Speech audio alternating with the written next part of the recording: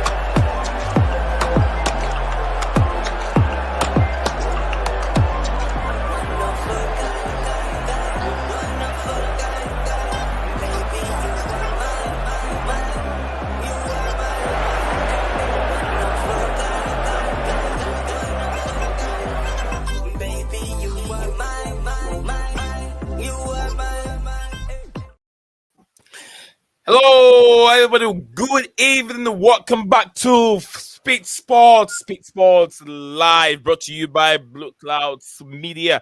Yes, Speed Sports is back on your screen again. Only come alive when we are getting ready for the European competitions like the World Cup, African Cup of Nations, Cup America, which is right in the corner. That will be taking place soon. And also, don't forget Friday. The Euro starts on Friday, where Scotland will be taking England, the host nation. Big game. And England, what was that statement? Scotland, Germany. You said England. Scotland and Germany, the host nation. So yes, we are gearing up for it. We are getting ready for that game. So that is when Speed Sports comes to life. So yes, you're watching Speed Sports live on Blueclouds Media. Back on your show again. Are you ready for the Euro fever? It's time to ignite the passion, unleash the prediction, and dive headfirst into the beautiful chaos of Euro 2024. Also, we'll be looking at some Chelsea finance and also some ex-Chelsea players. We'll be looking at Chelsea's finance, like I said, in the European competition. We'll look into the strategy and how it will storm itself. Will Kai Havertz becomes Germany hero? Yes, Germany hero. Will Kai Havertz become the Can Gallagher lead England to glory? Or will Cole Palmer be the midfield maestro for the Three Lions? Also, we'll be looking into breaking down the group, and we'll be breaking down and looking into the Group A and Group B highlights. Chelsea players in each group. We're breaking down the Group A and B. I said making the boldest prediction. And we're also going to look into your ideas, your predicted score lines, or maybe lineup. We're also going to look into the dark horses, as we say. Join the live stream, and then in the live chat.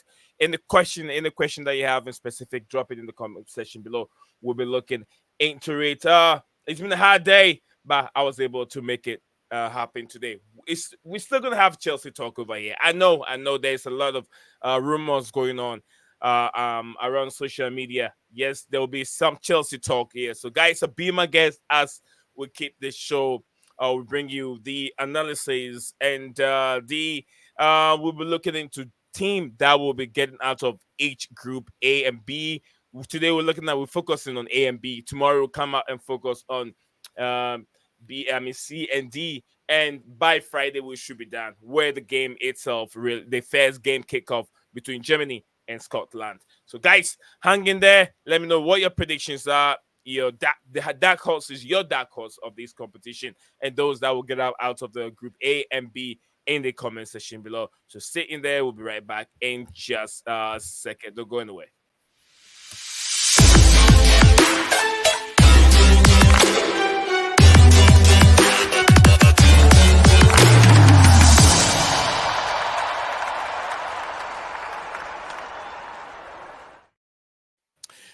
welcome back, beautiful people. Welcome back, folks, to the Speed Sports Live. We're live, brought to you by Blueclouds Media YouTube channel. We are lucky to be streaming on two platforms at the same time. We're streaming on X and also streaming live on YouTube. So be part of the conversation. And also, we have a poll that's been set up there. Let me know what your thoughts are on our wonderful poll. And the poll, I think it runs like that. As Chelsea, which Chelsea player are you most excited to see in action in the Euro? Petrovic also will be in action for Chelsea as a Chelsea player.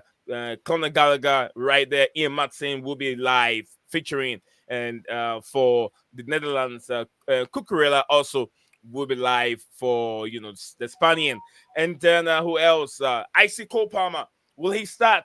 We're gonna look into the England squad later on, not today, but then we'll take it one at a time and look into the English. Why there's so much problem surrounding the English national team. But yes, Stephen is here with me. Stephen G, welcome again to the show, your show. And Stephen, big game, big competition coming up on Friday. Yeah, it all gets underway on Friday night, and honestly, I'm really looking forward to it. Hopefully, we'll get some shots throughout the competition, and yeah, man, I just can't wait for the tournament to start now. This is the issue, though.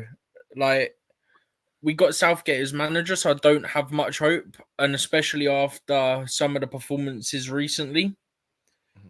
But then the issue that happens, closer it gets to the tournament, you pull me back in and it gets me excited again.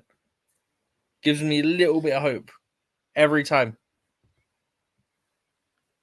I mean, that's what you heard from Stephen G. Stephen G. Southgate in England. There's always so much, talking point and controversy surrounding Southgate. I don't want to start with England right now because once we start with England, we're not going to end the show because England, the discussion alone, the midfield alone can take almost about 2 hours. Yes, trying to juggle between what Southgate had in his possession right now, between Bellingham, between Palmer, between who else? Phil Foden.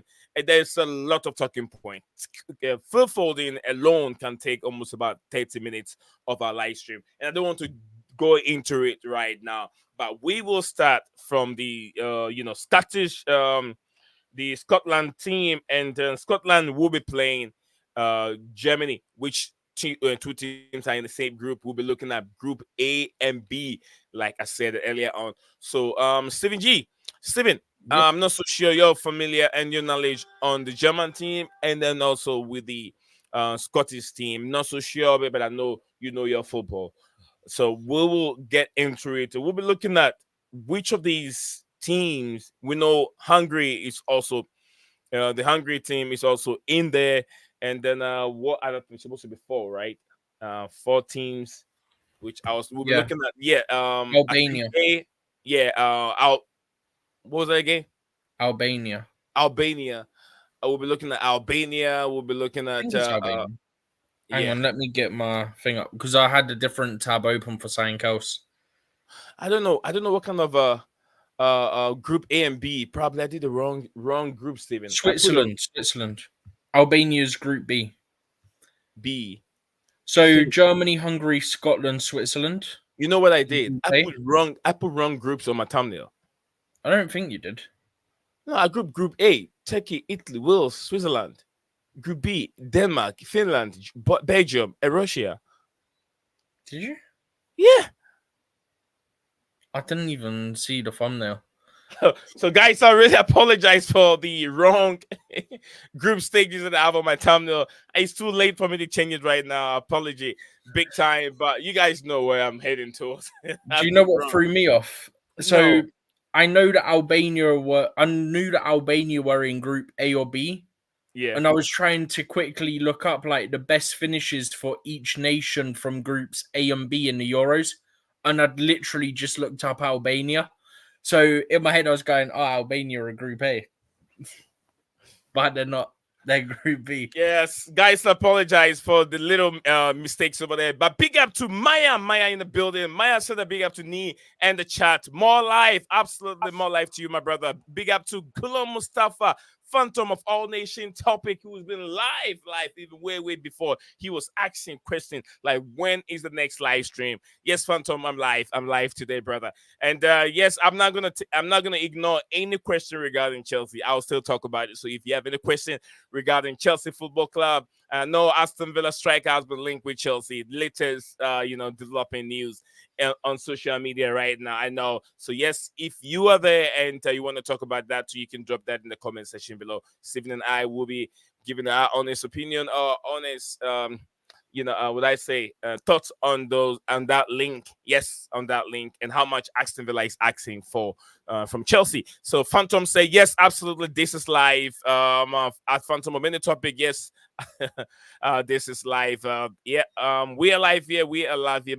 Maya, big up to you. Gula Mustafa said, who is your favorite team, guys? Yes, I'll give you mine here in a minute.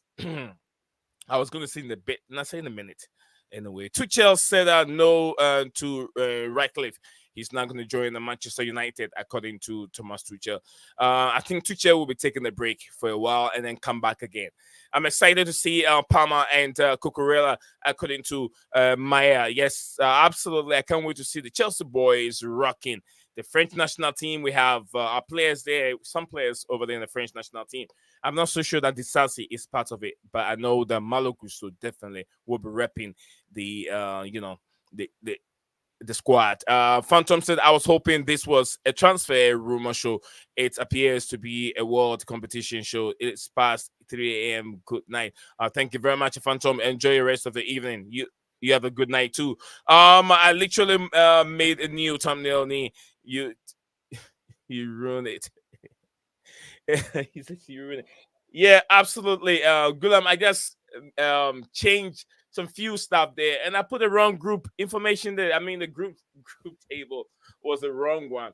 But besides, the thumbnail looks the same. Looks the same. But yes, guys, we are still on. We're gonna continue with it. We'll be looking at Germany, Scotland, Hungary, and Switzerland. Stephen, Yep. let's look at the German national team first.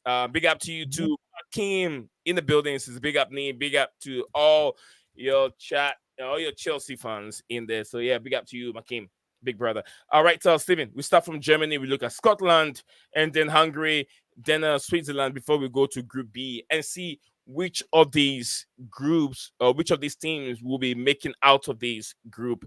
Let's start with Group A, Steven. Germany. Yep. Germany. Yeah.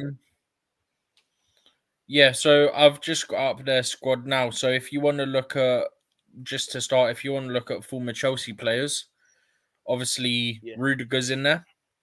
We've former got former Chelsea and current, whatever, anyone, and any of the current teams Real that has Madrid, Chelsea players in there, we can talk about it. and Kai Havertz is the only other one that I can see. So obviously Havertz now at Arsenal, former Chelsea, and Antonio Rudiger, Real Madrid, former Chelsea. They're the only two former Chelsea that I can see that are in the German squad. But you'd say that Germany are the favourites for the group for obvious reasons, especially with their history in this competition. 3 times winners of the Euros. You always find a way to Yeah, to get out. but one thing that's got to be interesting, yeah, is Hungary in their group. Now, there's a reason why I say this is interesting, okay? Yeah. They've played each other a lot in recent years, Hungary and Germany, right? This is why it's interesting for me. That's a game I have to watch because they've played each other 4 times from what I can see. Germany won the first one, that was a friendly. But now here's the important thing, right? This is Germany's second match of the tournament is against Hungary. Yeah? Okay. Germany, in the 3 games that they've played competitively in the Euros in 2021, that was a 2-2 draw. In the Nations League in 2022, that was a 1-1 draw. And in the Nations League in 2022 was a 1-0 Hungary win. So Germany haven't beaten Hungary in a competitive game. And they play each other in the second group game. So there's some storylines there that could be made for that game. Are Germany finally going to get their competitive win over Hungary? Or are Hungary going to do an upset and keep their good record going in competitions and potentially make it difficult for Germany? Because, as you know, 3 games in the group stage, you lose one, you could suddenly be in trouble. Yeah. I think I can't. Stephen, I do agree with you a lot over here. The German national team looks favorite in that Group A the Group 8. In Group A, they looks fantastic. They look favorite. They have lots of top players. But if you look at Hungary, Hungary don't have that much of a top players, but they have one top player who has shown what it's made of, what it can do in the English Premier League, which is Soboslai. Soboslai have helped the team go places and help the team qualify for. I think they're either, if I can look at it, I think that it's about the 5th time they've qualified for European competition. I think it's the 3rd time that Hungary qualified. And they've been in the World Cup like 5 times, if I can remember. I think Hungary have been runners up in the World Cup twice, by the way. There you go. So that was the first time was around 1962. They were runners up in the 1938 World Cup and the 1954 World Cup. But the first appearance was 1962. Yeah, and they've been in the Euros 3 times. Beautiful. So yeah, so if you look at team, when I look at dark horses, I'm talking about the Hungarian team. They could be one of the teams that can pull up upsets over here. Also, we cannot write off the Scottish team. The only reason why the Scottish team might look like the second favorite in that group, but I'm giving to the Hungarians. The Hungarians have players that are not well known. But when you're playing with a team that you don't know much about them, it becomes very, very difficult trying to predict what the outcome of a team. Let's say we all know what Germany can do in that group. We know a little bit about Scotland. The Scottish have a good team, but they don't have good, striker. They don't have any recognized striker. They've relied a bit more. They've relied a lot on McTominay for the past 2 years. Now, this season, McTominay did not really fire like he did last season. So, will they still rely on McTominay? I know they have John Miguel in the end. They have they have Billy Gilmore, right? They are Wales. Billy Gilmore. Scotland, I was looking at the Hungary squad because we were on Hungary. Scotland squad. Gilmore is in their squad, yeah. Gilmore's they have Billy Gilmore. They have Billy Gilmore in there. Then they also have Che Adams. Che Adams. They have some top players. Che Adams wouldn't start. He wouldn't start the game. I'm very, very sure he's not going to start. Just quick, right? Yeah, go ahead. So, on Hungary, you say they've got Szoboszlai, who we know what he can do, right? Yeah. There's a lot of recognized names in that Hungary team if you watch the Champions League. But I'll go back to the Champions League in a minute, right? The other thing is, as a Chelsea fan, right? There's a certain name here that's also from the Premier League that we've been linked with that's a left back, right? Milos Kerkez, the left back for Bournemouth. He's also in that Hungarian squad for the Euros. So you've got Kerkez and Szoboszlai from the Premier League in that Hungarian team. But outside of that, the names that you'd typically recognize if you watch the Champions League, which I'm sure most of us do, the Leipzig keeper, Galaxy. You've also got, who else in there? Willy Orban from Leipzig as well.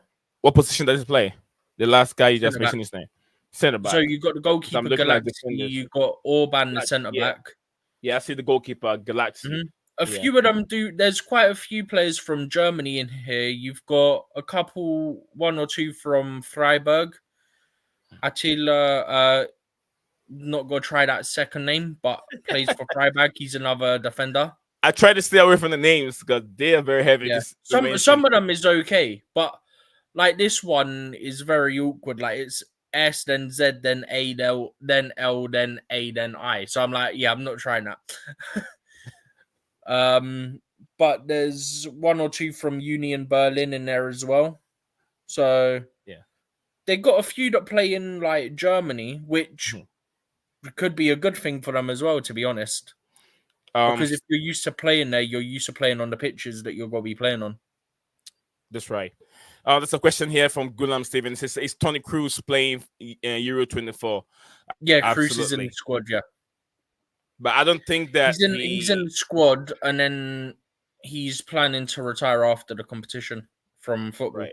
He has already retired from club football. So the international he's one done on club football. This is his last tournament. So let's see how much he plays. Let's see on any impact he can have on that team. Especially, obviously, we know how experienced he is as well. So it's got to be interesting, man. It could be a really exciting tournament. The best thing for me is the fact that, like, you won't agree with me on this, Nee. You never know what's going to happen. Like, Scotland could upset Germany. They could. There's no reason they can't, because you always got to think, right, for any team, that first game of a major competition, yeah, there's always got to be nerves, no matter how experienced you are, right? Yeah. Factor in Germany, the host nation as well, so there's even more expectation on them, right? You don't know how they're going to handle that. Anything can happen. That's the beauty of football in general, but especially on the top stage, you never know what's going to happen. Anyone can do anything. As I'd briefly touched on by saying that Hungary in competitive games have a good record against Germany, yet the one friendly they played, the one game they played that wasn't competitive, Germany won. Thank you very much, Gula Mustafa. Keep sending the photos. Yes, keep sending the photos, GM. Keep sending the photos for me. All right. So, Stephen, go ahead. There's one history here, Stephen. Probably you might not know this history. In 1962, that was the first time the Hungarian make their mark on a world competition or qualified to the World Cup. But do you know what happened, Stephen? They beat England 2-1.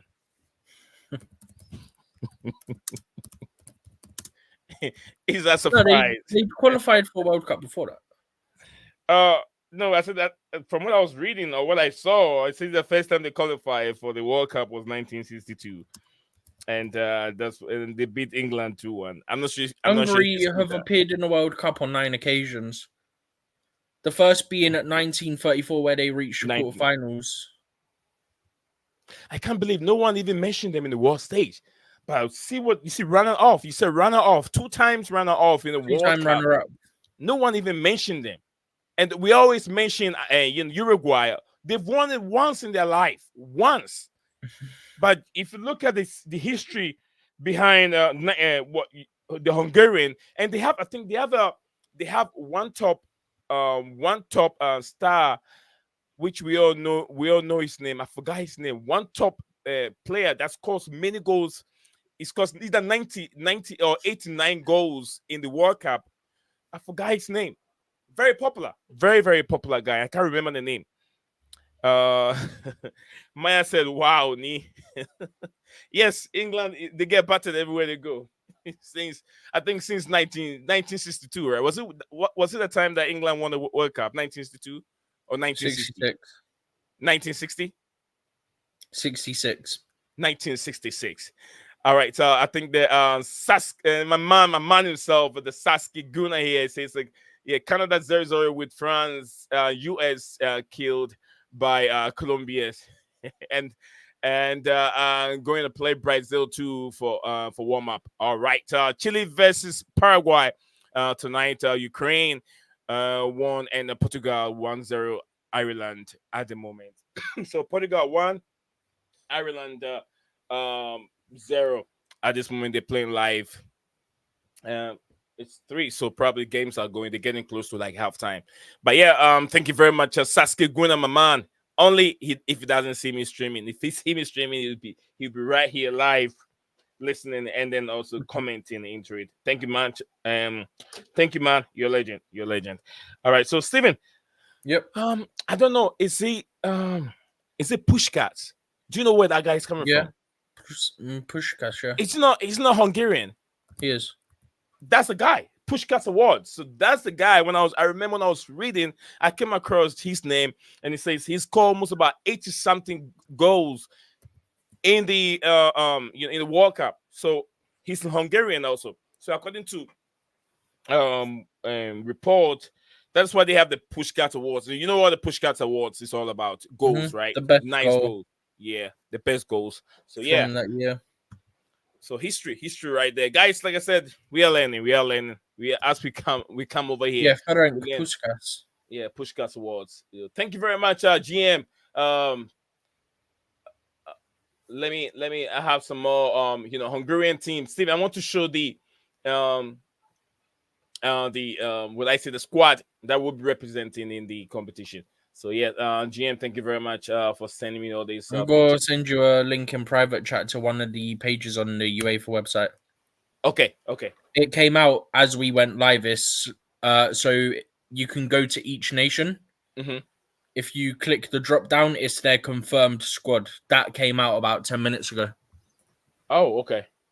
Because the squads had to be finalized on Friday. So they've just published this now.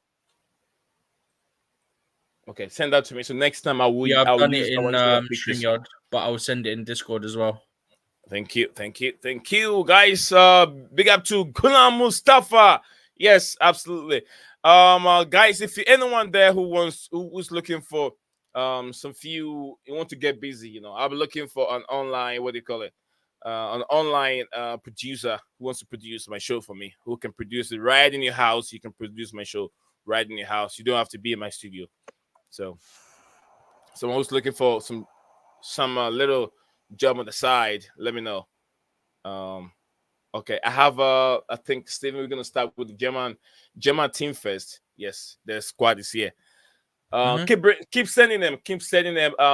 Gulam, keep sending the squad. I will be saving them. And Steven, I've seen your link also. Let me go back to the sharing screen. That will do it. I want this one. I don't want this.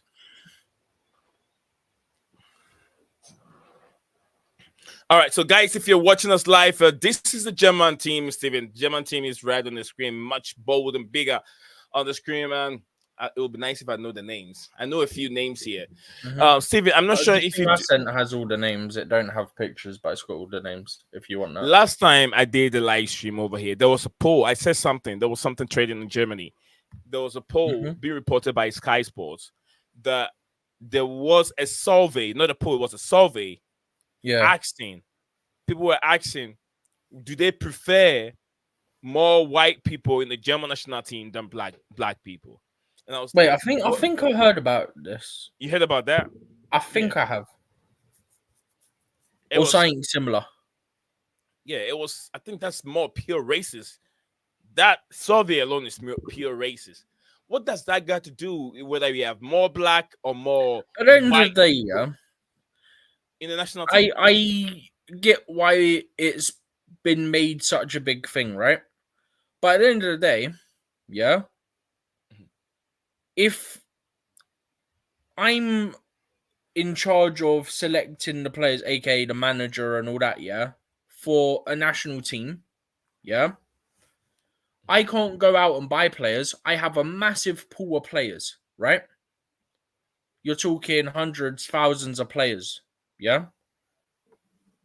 I, as a manager, I'm not thinking, this guy's black, I've got to pick him. This guy's white, I've got to pick him. This person's this background, I've got to pick him.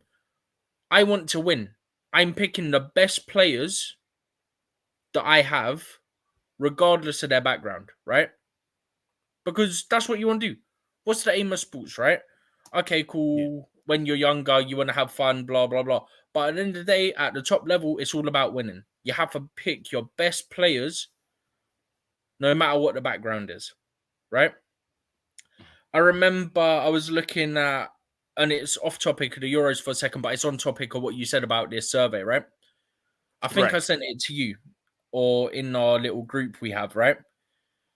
When they did the women's team's pictures for the season, I sent you the Chelsea one, which is quite diverse, and then I sent you the Arsenal one, not very diverse at all, right? And I think we spoke about it. Like, you can sign players as a club. That's different. You could, if you wanted to, go, okay, this person's best, blah, blah, blah, whatever, right? End of the day, it's always good to have diversity in a squad, right? Because then everybody from any background can relate, yeah, to somebody from that team, right? Mm-hmm. But factually, I want to win. I'm picking the best players. I don't care what their background is. If the Perfectly. best players are white, then they'll get selected. If the best players are black, they'll get selected. It doesn't matter. Like, at the end of the day, I know it's a big thing because that's the world we're in now, right? It's got to be a big thing. That's what's going to make the stories and all that. Yeah. But at the end of the day, if I'm a fan, I'm looking at it going, well, if they're what the manager deems the best players, then they're the best players, right? Right. I mean, typical Germans, they don't want to shy away from this racism being tagged to their country. Germans, Spaniards, same thing. I don't know why they want to Germans, Spain, and then Germany, Spain, and different. I mean, Italians. I don't know what's the problem with this racism thing, but I don't want to dwell on it anyway. But Sasuke Mhm. Guna, big up to you, Sasuke Guna. It says Moose Sports World. My channel will be doing a Euro draft for nations and players as a preview. Yes, I know I've subscribed to Sasuke Guna. I've subscribed to your channel, so yeah, I hope I get a notification for it when you post a video or go live or anything like that. So definitely I can join your platform. Kai Havertz up it says up top Or or Fulford. Fallsburg. Okay. Fulford. Canada, the best multicultural national team there. As it is true, Canada cannot do it. I mean, Canada, if even when they go to Canada, it's divided in two sections, if I can remember. I think that part that speaks English and part that speak French. But then at the end of the day, they just bringing all players together, just like the America will do. Can you imagine, Stephen? It was just a couple of weeks Mhm. ago. The American spelling team, no, not spelling team, American math team beat the Chinese math team. And when you look at the American math team, they're all Chinese, but they beat the Chinese math team. It's That's not just crazy. that thing of a stereotype, though, isn't it? Yeah, the math team for America, they're all Chinese. They're all Chinese looking. No even mix. They're all Chinese, but they beat See, the at that Chinese. point, right? That's different because in my head I'm going, there's an easy way to test who's the best to pick them. Yeah, that's Yeah, easy. You can yeah, quite literally prove who's the best and right. select them. But All that right, does so seem really dodgy. But I'm not getting into that because I'm not getting in trouble. Musiala, weak, sunny, German can be scary. Good if they can, according to Sasuke Guna channel. It's at Moose Sports World. Let me go on. On my Facebook. Yeah, I don't. I think I've subscribed to Moose Sasuke Guna's channel. I'm very very sure I have, but for me to be very very sure, Stephen, go ahead. Take over a little Mhm. bit. If we can move on from Germany, if we can move on from Germany and go Hungary or go to Scottish team, the Scotland team, we can talk about them if you want to, Stephen. Yeah, let's go Scotland. We've touched a bit on Hungary. We've not really touched on Scotland yet. Let's go to Scotland. Yeah, go for it, Stephen. Okay, so wow, Scotland have a player that plays in Saudi Arabia. I actually did not know that. Jack Hendry plays for Al Ettifaq in Saudi. I Artifact, did yeah, not I know know that. Artifact. Yeah, I did not know they had a player that played in Saudi. That is actually quite surprising. But yeah, who else have we got in there? Obviously, Robertson from Liverpool. Kieran Tierney was on loan at Sociedad from Arsenal. He's in their squad. Stuart Armstrong, midfielder from Southampton. Billy Gilmore, former Chelsea, now at Brighton, obviously. John McGinn, we all knew he was going to be in there. Mhm. Callum McGregor from Celtic. He's been at Celtic a very long time, if I'm not mistaken. Scott McTominay, another one, obviously from Man United. Who else have we got in here? Che Adams, another one from Che Southampton. Adams. Yep. Ryan Christie from Bournemouth. But yeah, when you look at it, right, a lot of the Scottish team don't actually play in Scotland. A lot play in England. Mhm. That's 4, 5, 6, 7. I count 8 players out of their 26-man squad that play in Scotland. 29. And 2 of those are their goal, and 2 of those are 2 of their 3 goalkeepers. One of their goalkeepers plays for Hearts, one plays for Norwich, one plays for Motherwell. I mean, from what you're saying, means that there are top players in the Scottish team that we have to look after, look up to them. Bro, they got a player there are at a lot of them. Copenhagen. They've got a player at Watford. Obviously, we all know Robertson. Liverpool. They've got Kieran Tierney. We all know about him. They've got who else have they got in there? They've got a player at New York Red Bulls. Hanley, Petrus, Billy Gilmore, all these players. Shankland in I think SPL Forest. A lot of them. Scotland, Robo and KT, and Chia Adams, McGee, McTominay, and bad. Yeah, but they don't have a striker. They have all these players, but they're in the Adams is midfield. their striker. That's who it's going to be. Shea Adams is not going to start for them. He's the striker, but he's not starting for them. It'll be Che Adams. He's not going to start for them. It will be Che Adams. Let's see. All right, Sasuke Guna, this is your platform. I'm on your channel right now. I've subscribed. If you look at it, I've subscribed to it. I've kept all my bell notification active. But then, there is no one there. Sasuke Guna, get the channel going, bro. Get it going. Find a little bit of time, at least once a video a week. Come on, Sasuke. Let's go. You can do better. Let's get a Gunas on the platform. Come on, Sasuke. Let's go. All right, so Sasuke Guna, big up to you, my brother. Stephen G. Mm-hmm. I've talked about, you said. Oh, actually, it might be. I nice know one, who they might play at striker. Actually, they might play the guy from Hearts. I told you that. I've already told you that because I've been reading a lot about The thing this. is, it Scottish could be team. the guy from Che Hearts, or Adams it could be won't Che start. Adams. They're the 2 options they have. But okay, I get you. But Che Adams will not be starting for the Scottish team. He'll be definitely coming from the bench, but he won't start for them. All right, Moose Sports World. I'll do video I do videos every day. Which one is that one? I think you're not chatting with that app. I mean that YouTube name, so I cannot subscribe until you start working with that one. Then I can subscribe. But I've subscribed to the Sasuke Guna platform. But anyway, so thank you very much. But Stephen G. Mm-hmm. We are talking about the Hungarian team, the German team, and I don't know if I have the Hungarian team on my screen. Let me see. This is Albanian squad. Do you wanna move to Switzerland, because we've touched on Hungary? We've not touched on Switzerland yet, but we did the others. Switzerland, sure, Steven. Mm-hmm. I think we can talk about Switzerland. Because Switzerland's the last team from Group A, and it's the only one we've not touched on yet. Oh, the Hungary. Oh, yeah, Hungary team. That's the Hungary team. But I'll get the Switzerland team, Steven. Okay. Go ahead. Let me get the Switzerland team. So obviously, a lot of recognizable names. Grana. I can remember Grana Xhaka, Switzerland, right? Huh? Yeah. Grana Xhaka, Switzerland. Yeah. There's quite a lot of recognizable names in the Swiss team. Okay. One thing that is gonna be difficult, right? Oh, they've got 2 good goalkeepers. They've got Kobel from Dortmund, who's good, and then they've got Jan Sommer of Inter, who's also very good. What is Shaqiri doing here again? Shaqiri is still in the national team. I hadn't even seen that. Is he? Shaqiri is still in the national team.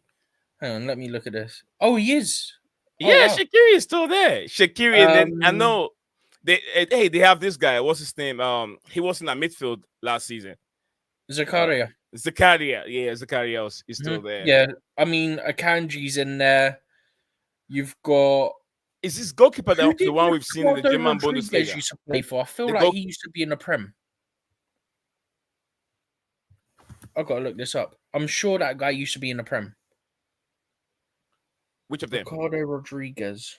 Ricardo Rodriguez. It doesn't. They don't have the names. Um, I mean, No, he wasn't. Why they did don't I have think he names was in on the it. Prem? Don't know why I thought he was in the Prem, but he never was. But I just recognize the name then.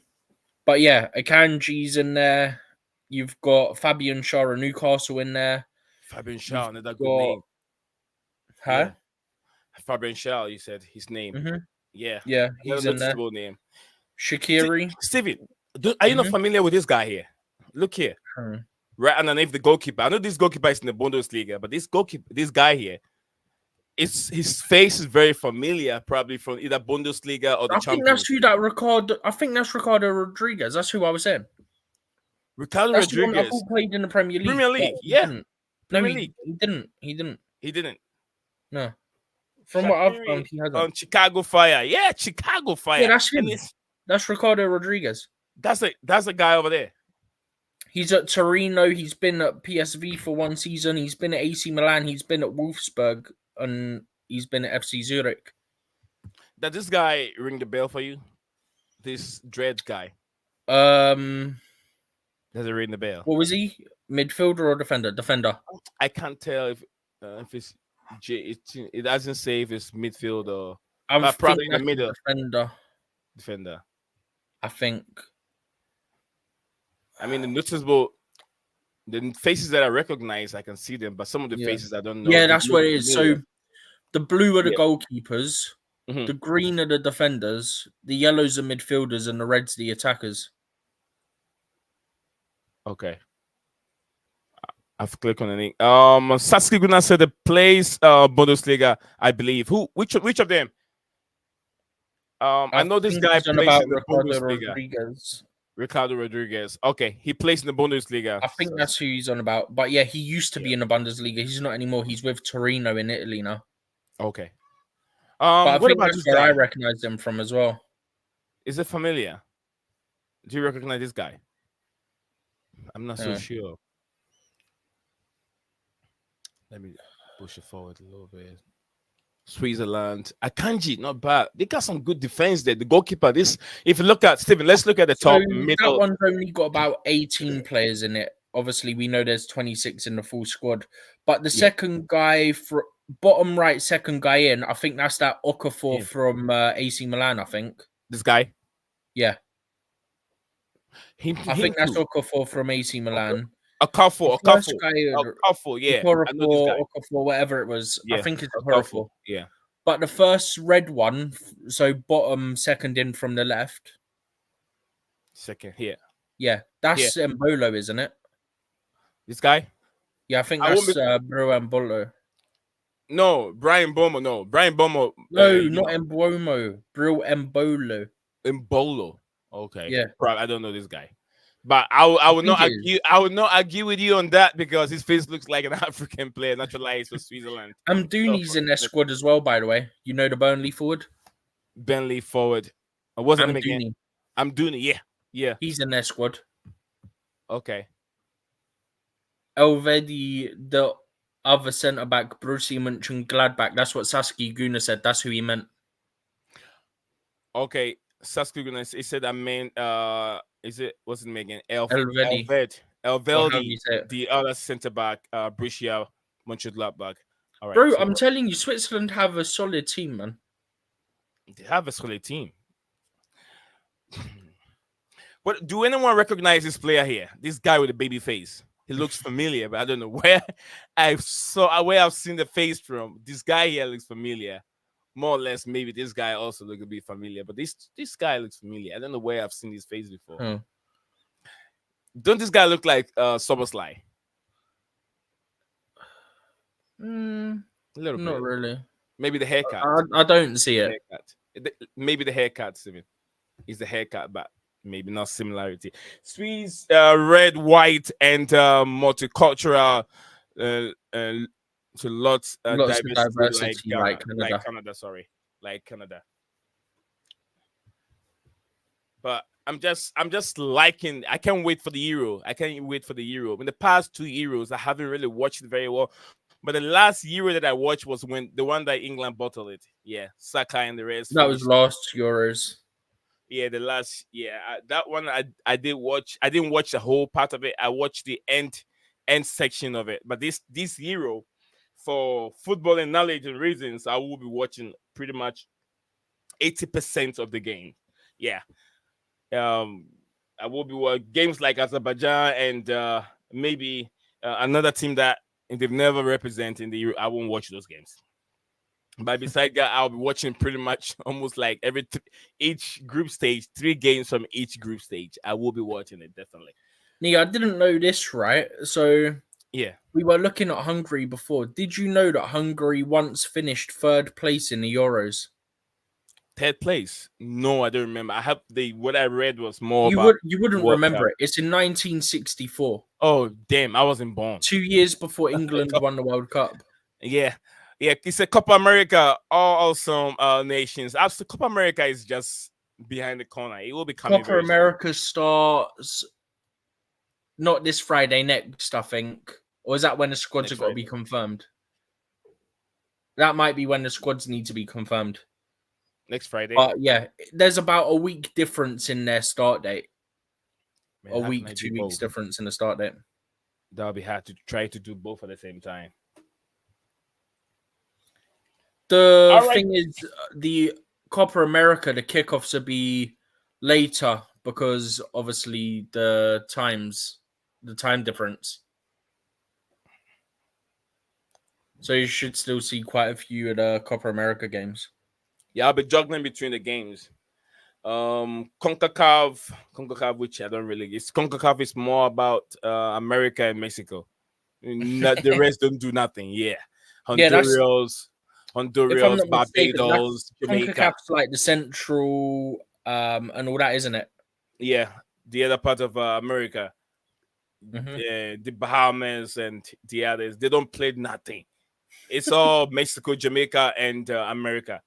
And Because Canada, yeah, Canada, you've yeah, got Canada also, CONCACAF, Canada. you've got CONMEBOL, and you've got another Too one many, as well. But there's like too 3 many of them. American ones, isn't there? Yeah, too many. CONCACAF, Canada, number 1, USA, 2, Mexico, 3, Jamaica, Panama, Costa Rica. Yeah, Costa Rica always also. Yeah, they're a very difficult team. I remember they used to have one dangerous, um, from I think Costa Rica. He played in the Premier League for a little bit. Either the Premier League, one dangerous player. He has the hypes, but didn't live up to expectation. He played a little bit. Some black guy. Um, No idea. yeah, I can't remember him. He's from Costa Rica. He played in the World Cup. He was very good. Maybe when I go looking for top, she's Joel Campbell, Costa Rica. You're right. Yeah, Costa Rica, Joel Campbell. Probably him. Let me see if I can get some Costa Rica players. Probably I can remember Oh, some. I think I know who Saski's on about now. Joel Campbell.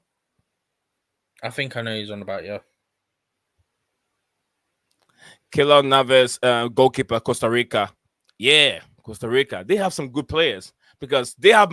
If you look at that teams that Saski Guna just mentioned, Costa Rica, Mexico, USA, Canada are the top teams from that region, and Costa Rica have made. Costa Rica is a football nation. I think they're even better than America if you talk about football. Costa Rica has more name in world football than America. They'll rank a little bit. They rank shoulders with maybe Mexico a little bit. When I say football nation, I'm talking about those that have done it in the under 17 level, under 23 level, then the senior national team level. Costa Rica have done it many times in the world youth competition, under 17, under 20, under 23s. And Mexico have done it multiple levels, the senior teams, the 23, 17, and then the 20th. They've done it. Mexico have done it. Canada have done it a bit in the national team, and maybe the 23 or the 20s. I haven't seen much of Canada in the 17s and the 17. They haven't done much. But yeah, Costa Rica have done a lot in from what I know. So like 13 years ago, right, Husky, absolutely coming from Saying about Afro. he was saying that Joel Campbell was at Arsenal. I think it Yeah, was about 13 years ago. It was about mhm. 2011, That's 2012. the guy. Probably that was the guy I was talking about. He was so good, but did not live up to that expectation. But he still did play. I think he played either 2 or 3 World Cups for Costa Rica because he was that young. He played either 2 or 3 World Bro, Cups he's for only Costa Rica. 31 now, you know. Yeah, he played 3 World Cups for Costa Rica. Yeah, he played for Arsenal, and now I'm not getting the picture. I'm not getting the picture. I said we beat Mexico and USA, Canada. Yeah, Sasiguna. Look, beating USA is nothing. It's not history, but beating Mexico can be history. Well, Mexico is more of a football nation. USA doesn't invest more into men football than they do with the women football. Can you imagine how the amount of money that the US women team, the head coach is making is the same as the US men national team coach is making? So, like I said, there's no way in any other country besides America that the US women national team make the same as the men national team, because the men national team doesn't bring nothing home. I think there is quite a few now. I think England do it as well now. The same amount. Yeah, I think so. I think there's quite a few nations that are doing it now. Yeah, but you would never see this. Maybe I'll say 4 nations that are doing it, but it's just recently. It was never ever the same, because a country just like Chelsea. Are you telling me that Bompasta or whatever his name is going to make the same amount as Enzo Maresca is going to make? No, right? Because the man brings in more revenue than the women's team, right, Steven? The men But do this bring in year, more revenue, yeah. yeah, but this year But it looks part like of this that year the is women has also done more. but that's because one, the men's game's more established, Yeah. and two, like women's football is getting big now. Like it is getting there. Like you see, Arsenal, for example, I think they've sold out the women have sold out Emirates multiple times now. I think, if I'm not mistaken. So it is getting to a good level. I think Arsenal even making the Emirates the women's home stadium as of next season, if I'm not mistaken. Like that's how big it's got. Like they're Want gonna to put make too it much like their pressure? regular home because of Want the to numbers put that too they're much getting. pressure, Steven? Want to put too much pressure on the field? The women are playing, and the men are playing at the same time on one field. No, because so they can't do it obviously on the same day. Well, actually, I Yeah. think Spurs did it on the same day once, but the kickoffs were like separated by like 3 hours, 4 hours, whatever. In terms of from full timer one to the kickoff for the other, I think there was like a 3 hour gap or something. I mean, Spurs done it, I'm but not a green grass expert, but to me, what I know is on the same day, it brings so much like a wear and tear on the pitch, because mm. the pitch Bro, doesn't get Wembley enough do it. You recovery know, time. Wembley do it. There's a thing called non-league finals day. So on non-league finals day, you have two finals played at Wembley on the same day. From what I know, also, if Wembley pitch is one of the pitch that you put them together, it's not a whole complete pitch that have the grass on it, but you can take one section away and then put one section back in there, like take part of the grass, take it back to the growing room, bring another one to replace the wear and tear. Then they can do it. You get what I'm saying? Because I know some pitches are like that. They have a whole pitch grass. They can. It's just like it's a puzzle. Like they put them together to create the whole pitch. But if it's not like that, usually it will bring a lot of wear and tear. If it's a natural grass, a natural ground, they're walking on it. They take the grass, they leave the grass like that. It will create so much patches on the pitch. But if there's one that they have a different section, they take one off and then put one there, move one from here, and then replace it, then I'm sure they can do that. Which, to me, I don't think there's anything wrong with that. But Anyway, Stephen G, we Mhm. have looked at the We've Switzerland done Group A. team. Makim in the building. Makim, what's Makim saying? Saskia Guna said Canada women defending gold at Olympics at France. Yeah, they, yeah. Oh wow, the French, the Olympics is still going on, guys. The Olympics is still going on. And Saskia Guna said that women and USA men and women make same money. That's good. That's good. Just last year started. Okay, they started that last year. Makim said, "Who is better in the air, Duran or Solanke?" Me. I think Solanke. I'll go with Solanke. Steven, go ahead. Steven just called me. He has something you want to say. Go for No, it, I Steven said G. me. Me better. Oh, you. Yeah, yeah, I mean, I'll go for I Solanke. actually don't Absolutely. have the data for who's better, so I can't help you. Makim, who is better to you? Who is better? Have you seen it? Who is We've better seen in the more of air? Solanke, so Yeah, I've seen more of Solanke. That's why I'm that's going for because Solanke. Duran hasn't got many minutes.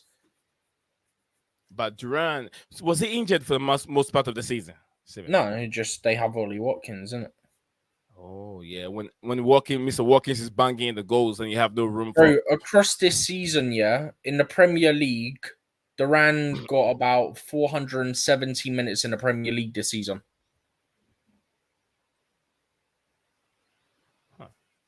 I sent you the names for all the like Group B squads from the article that I'd sent you. All right, so Steven, let's quickly get into the B squad, Steven. Then we can Hmm. move on from there. So a lot of squads. We have to tackle two group each and every day before we hop off from here, and they'll come back again tomorrow with another squad. You have to go make Hmm. more Yeah, research. so Yeah. just to sort of outline it in the quickest way possible, just because then it clears up what the plan is. So what the plan is for us to preview two groups. So we'll look at the teams, do a little bit of a dive into some of the teams here and there. So today, obviously, we're doing Group A and we're doing Group B. Tomorrow, we'll do Group C and Group D. And then on Thursday, we'll do Go ahead, Group Steven. E and Group F. And then obviously Oh, the Steven, tournament you were starts. gone. If you were talking, you were gone. Oh, connection's not doing good then. What was the last bit you heard? Yeah. Um, you said it with something about Group A and B. Oh, okay, yeah. So today we'll do Group A and B. Tomorrow we'll do Group C and D, and then Thursday we'll do the final two groups of Group E and F. We'll sort of look into who the final squad is, maybe do a bit of history on the nations, what's the furthest that they've achieved in the competition and whatnot. And then the tournament actually starts on Friday. So we've got a show for you every day up until Friday, and then that's previewing the groups basically. We got other stuff to come. Yeah, definitely. Guys, my screen.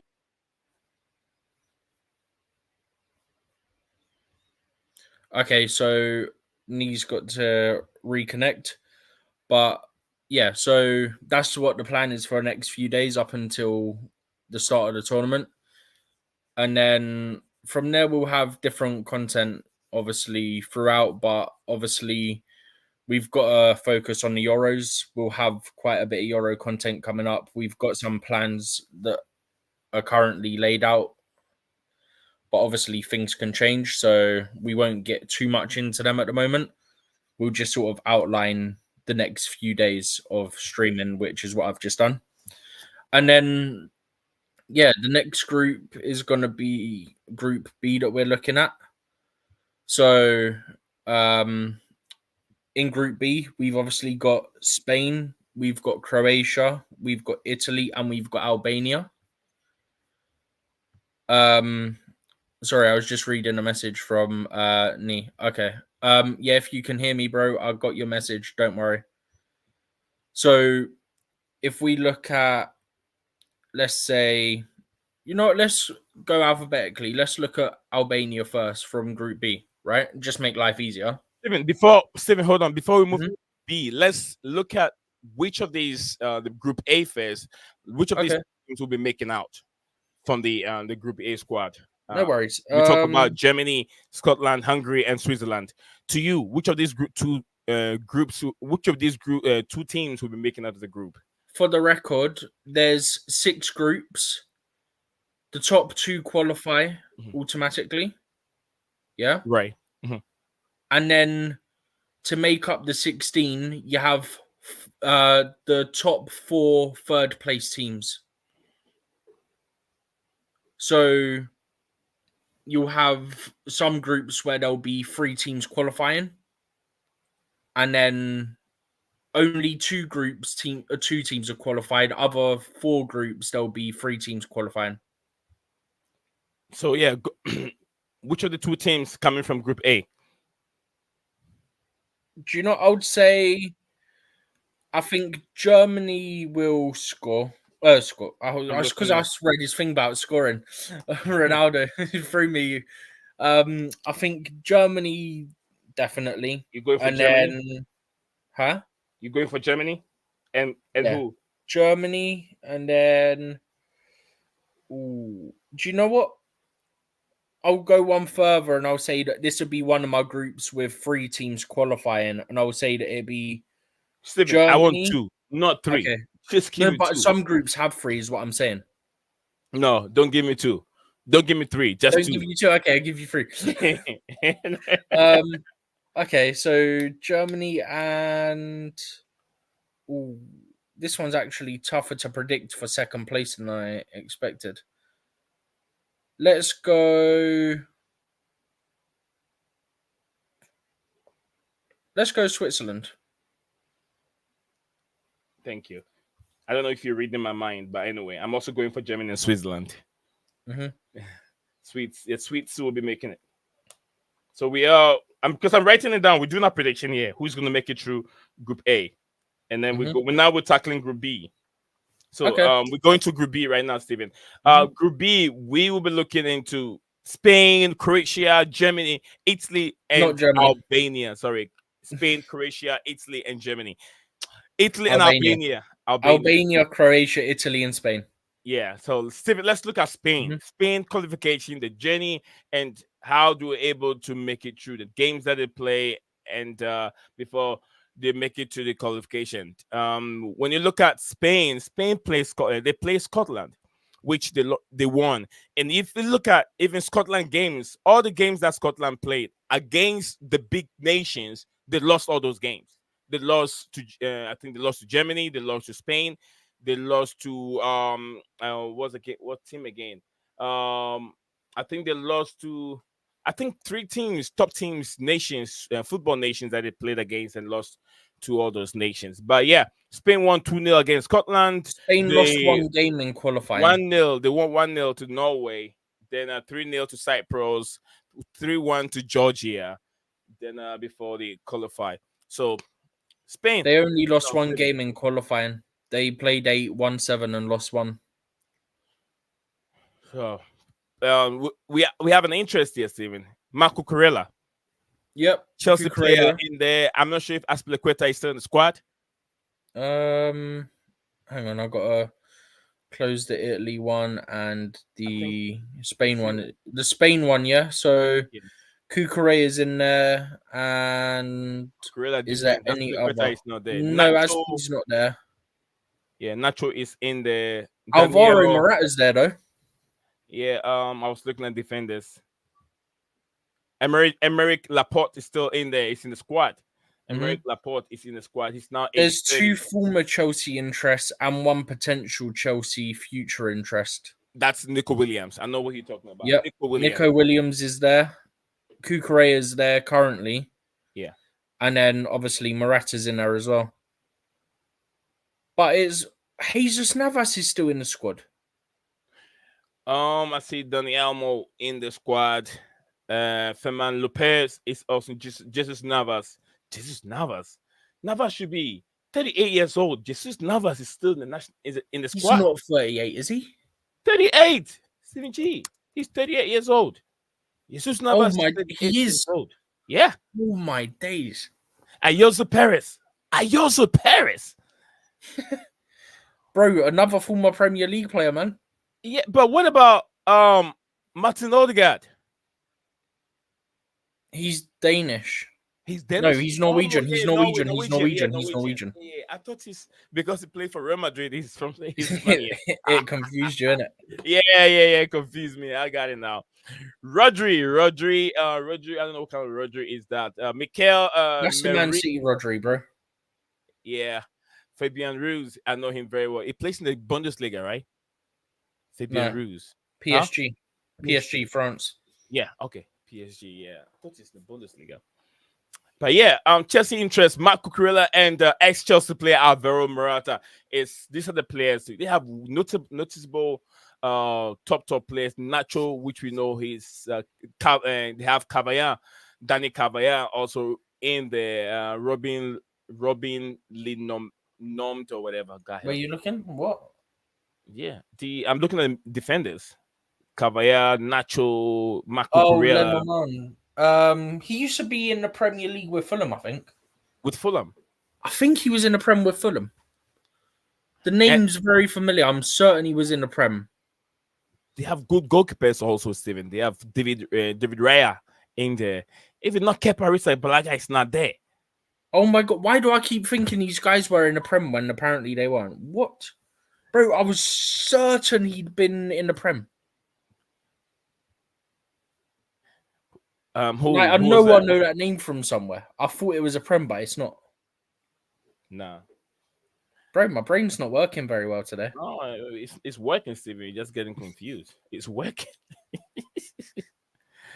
Not Oh, confused. Lamine, Jesus. I can't believe Luis Lafonte is the captain. I mean, is the manager.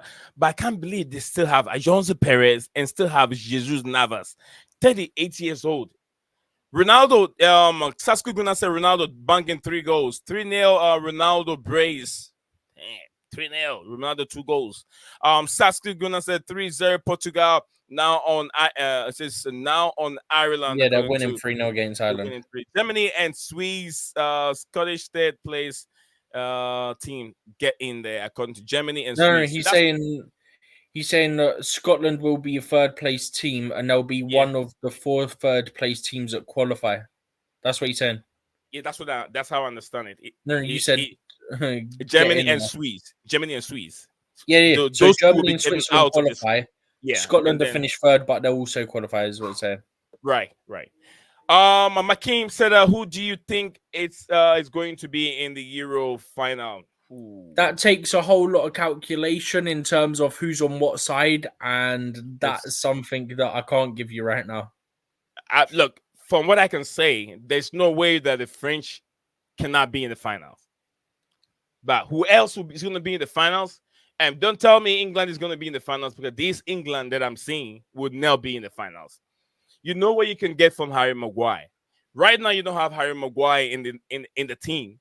You have young Gay and so many dodgy defenders in there.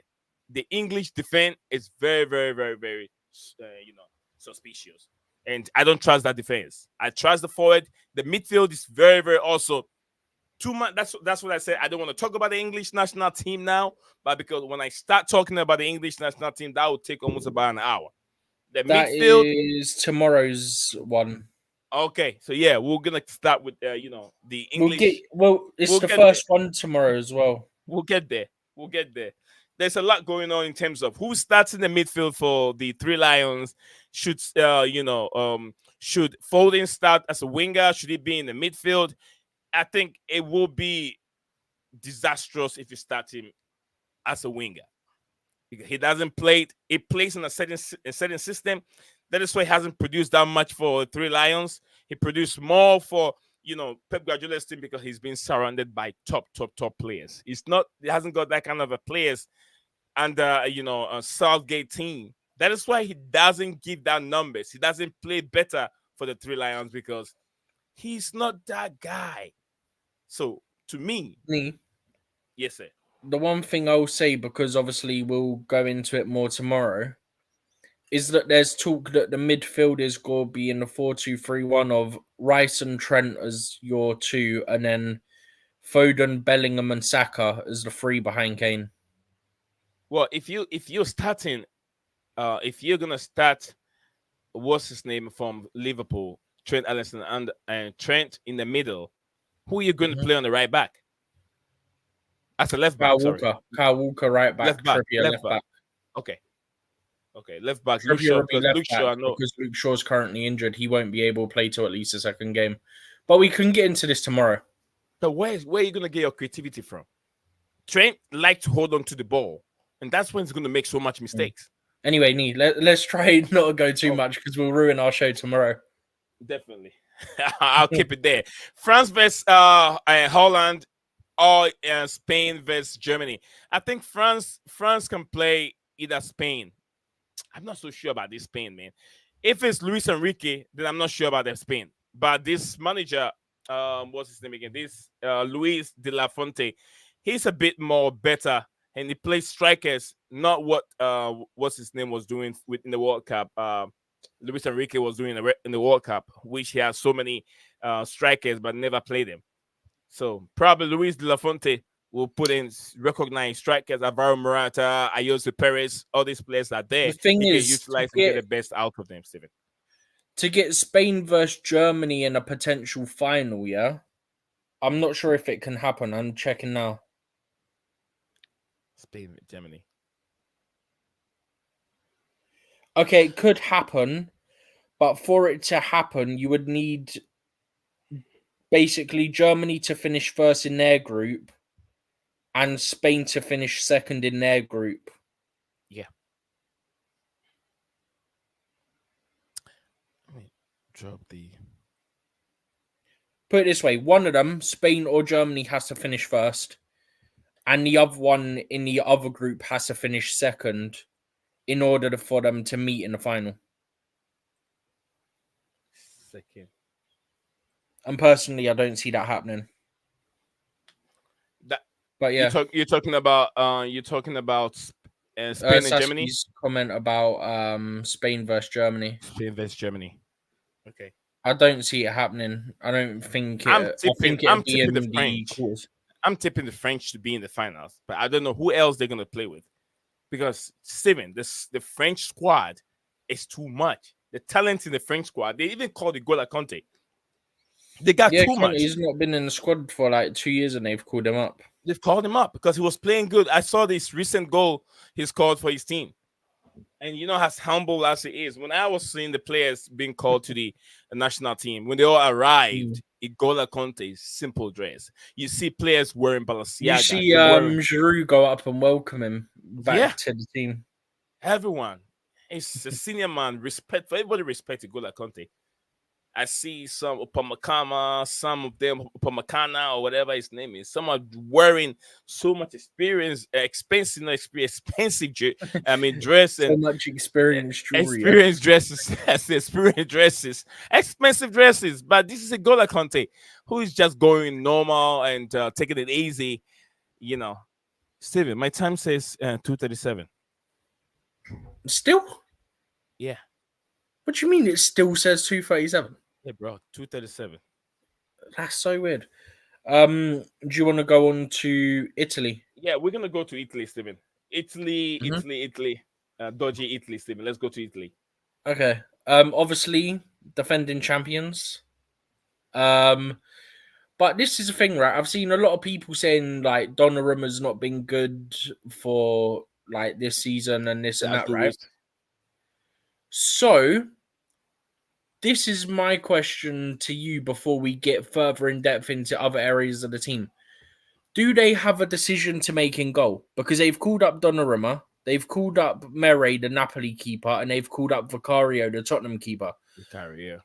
So if Donnarumma's been as bad as people say, Italy might have a question of who their keeper's got to be.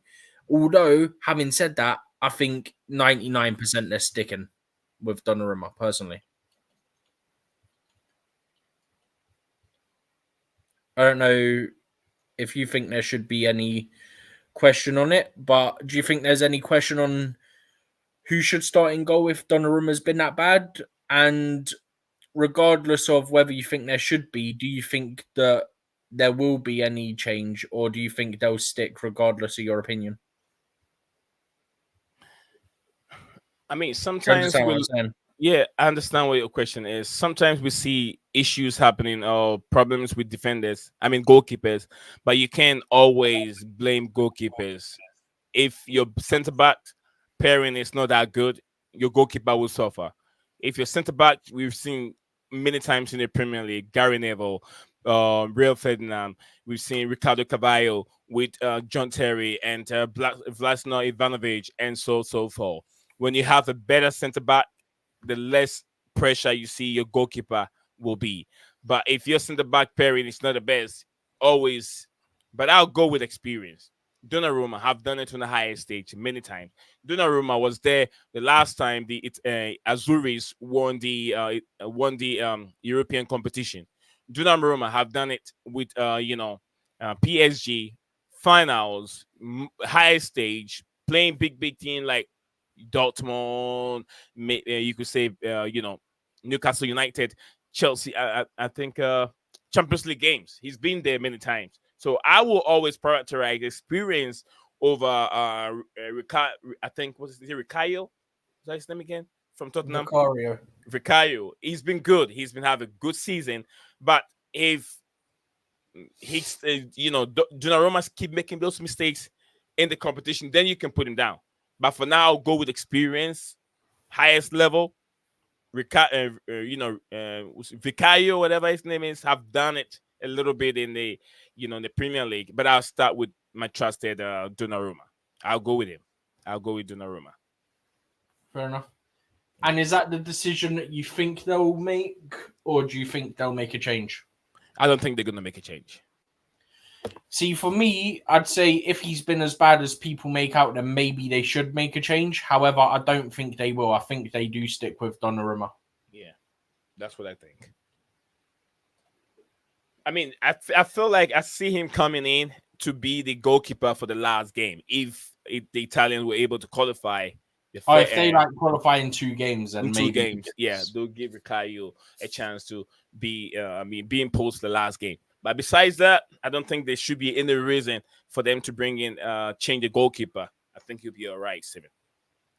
All right, Fair so enough. move on from Italy. Where do we go next, Steven? Well, do you want to look at the other players because we've only touched on Oh yeah, Vicario and Donnarumma? we talk about Jorginho. Yeah, Jorginho's in there. Who else is in there? Calafiori, who I've seen linked with Chelsea a little bit. He's in the squad.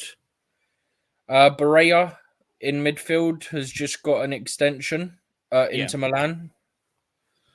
Who else? I mean, I thought England was light on midfielders. I mean, so are Italy, really. I mean, their midfielders are Barea, Brian Cristante, Fagioli, Fratesi, Jorginho, and Pellegrini. So they've not taken many midfielders either.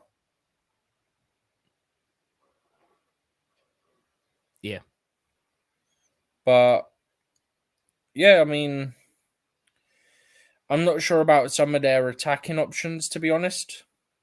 From what I've seen of them, not a big fan of some of those options. I think Skamaka's a good option for them. I think he's had a good season from what I've seen of him when I've watched him play. Yeah. But some of the Gianluca other options, when I've Scamacca. seen them play, I've not been that impressed with them. I mean, their forwards are Chiesa, El Shaarawy still in there. Cristiante. What about Cristiante? Cristante, Bastoni also has been good season. yeah. Antonio Barrera. Yeah, I said Berea's just got an extension at Inter as well. Yeah, Barrera should be number one. The star player will be Gianluigi and Donnarumma. Goalkeeping wise, Donnarumma stands as and just like you said, Vicario is the other guy there. But defense, if you look at the defense, they have They've got Giovanni a good Di defense, Lorenzo. bro.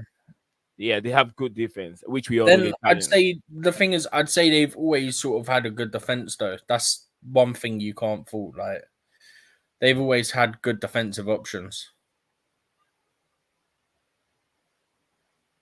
They still You have know what I mean? Matthew Damian. Yeah, Matthew. The Damian also Hmm. in there. Like you All right, look so at some of the I think. names there, right? Mhm. You've got Calafiori as I briefly touched on. You've got Bastoni. You've Mhm. got DeMarco. DeMarco's good. Like Yeah. DeMarco. Mhm. Huh? Mancini, DeMarco. Yeah. Yeah, Mancini in there as well. But yeah, Alessandro it's a, Bastoni. it's a Yeah. decent squad. I don't think it's a great squad, but Average. Good average players. Good average players. They're all on the same level, if you should put it that way. Oh, I are think we there's going by definitely a few well known? standouts from what I've seen. But from the limited stuff I've seen from certain players, Mhm. I don't think depth is all that great. And I think Okay. that could be a big struggle point. All right, Steven, let's take four out of the back the defenders. We have they have 20, 24. I mean, one, two, three, You've four, got five, 24 defenders out of a six, 26 seven, man eight. squad, yeah? They have, I think, about 10 defenders. One, two, three, four, five, six, 7, 8, 9, 10. They have 10 defenders. So Yeah. in this defense, we have to take 3 out of the 10 defenders, Steven. Which one will be your four? We have to take 4. Yeah, 4 out of these defenders. Which one will be your 4? DeMarco, Bastoni. Mhm. They're two that I'd definitely have there. As center back. DeMarco, Bastoni. Don't worry about the position. Just pick all your Okay. yeah. DeMarco, Bastoni. I'm trying to think. I need to think of two more, right? Yeah. DeMarco, Bastoni. Maybe Mancini, maybe? Big up to you, Nehemiah Mawel. Sorry, Fawel. Sorry, I said Nawel. Sorry for that butchering your name. Yeah, Nehemiah, big up to you. I hope you're doing very well. You And I okay? think Villanova's played quite a bit for them recently as well. Okay. I know much of Damian. Damian from Manchester United. I know Damian very well. So to me, he will go on my list. 34 years of age, a Mm-hmm. lot of experience. I'll also go in for Ricardo, not Ricardo, Alexandro. No, I'll go for Federico Di Marco. Yes, Mm-hmm. Federico Di Marco. DeMarco has to Uh, be there for me. Federico Di Marco will be in there, and I'm not sure about this guy. Who did you say? So you've Lobano. got Damian DeMarco. Yeah, Who else? I went in for Damia. Damia from Manchester United. I went in Yeah, for I heard you say Damian. I heard you say DeMarco. I didn't hear the other. Federico. Okay, yeah, Di Marco and who else? Alessandra Bastoni. Yes, definitely. Alessandra Bastoni. There was one more, right? Because you Yeah, needed to one pick more. four. Yeah. I think the first guy will do Giovanni Di Lorenzo. Giovanni Di Lorenzo will be my fourth one. So I got 4. So Okay. they have 10 of them. They're gonna I use mean, just 4, they have 10 because they typically play like a back three/back five, don't they? probably. And if you look at midfield, Stephen, they have a midfield. They have about 1, 2, 3, 4, You got 5, about 7. 6. Yeah, 6. I was one off. 6. Yeah, they have 6 of them. Jorginho is one of them. Nicola Fagioli, Nicola Barrera, then Brian Cristenti, then Lorenzo Pellegrini, they have Jorginho also over there. Oh Mm-hmm. man, David Fratisi or whatever. Man, today I'm doing Davide well with my Fratesi. French pronunciation, my Italian pronunciation. Not that bad, not that bad. But yeah, we have to take. Is it 4? 4 away from this midfield. 4 out of 6. Definitely, I know Jorginho will be in there, Steven G. I'd say Berea's in there. Beret, yeah. Surely.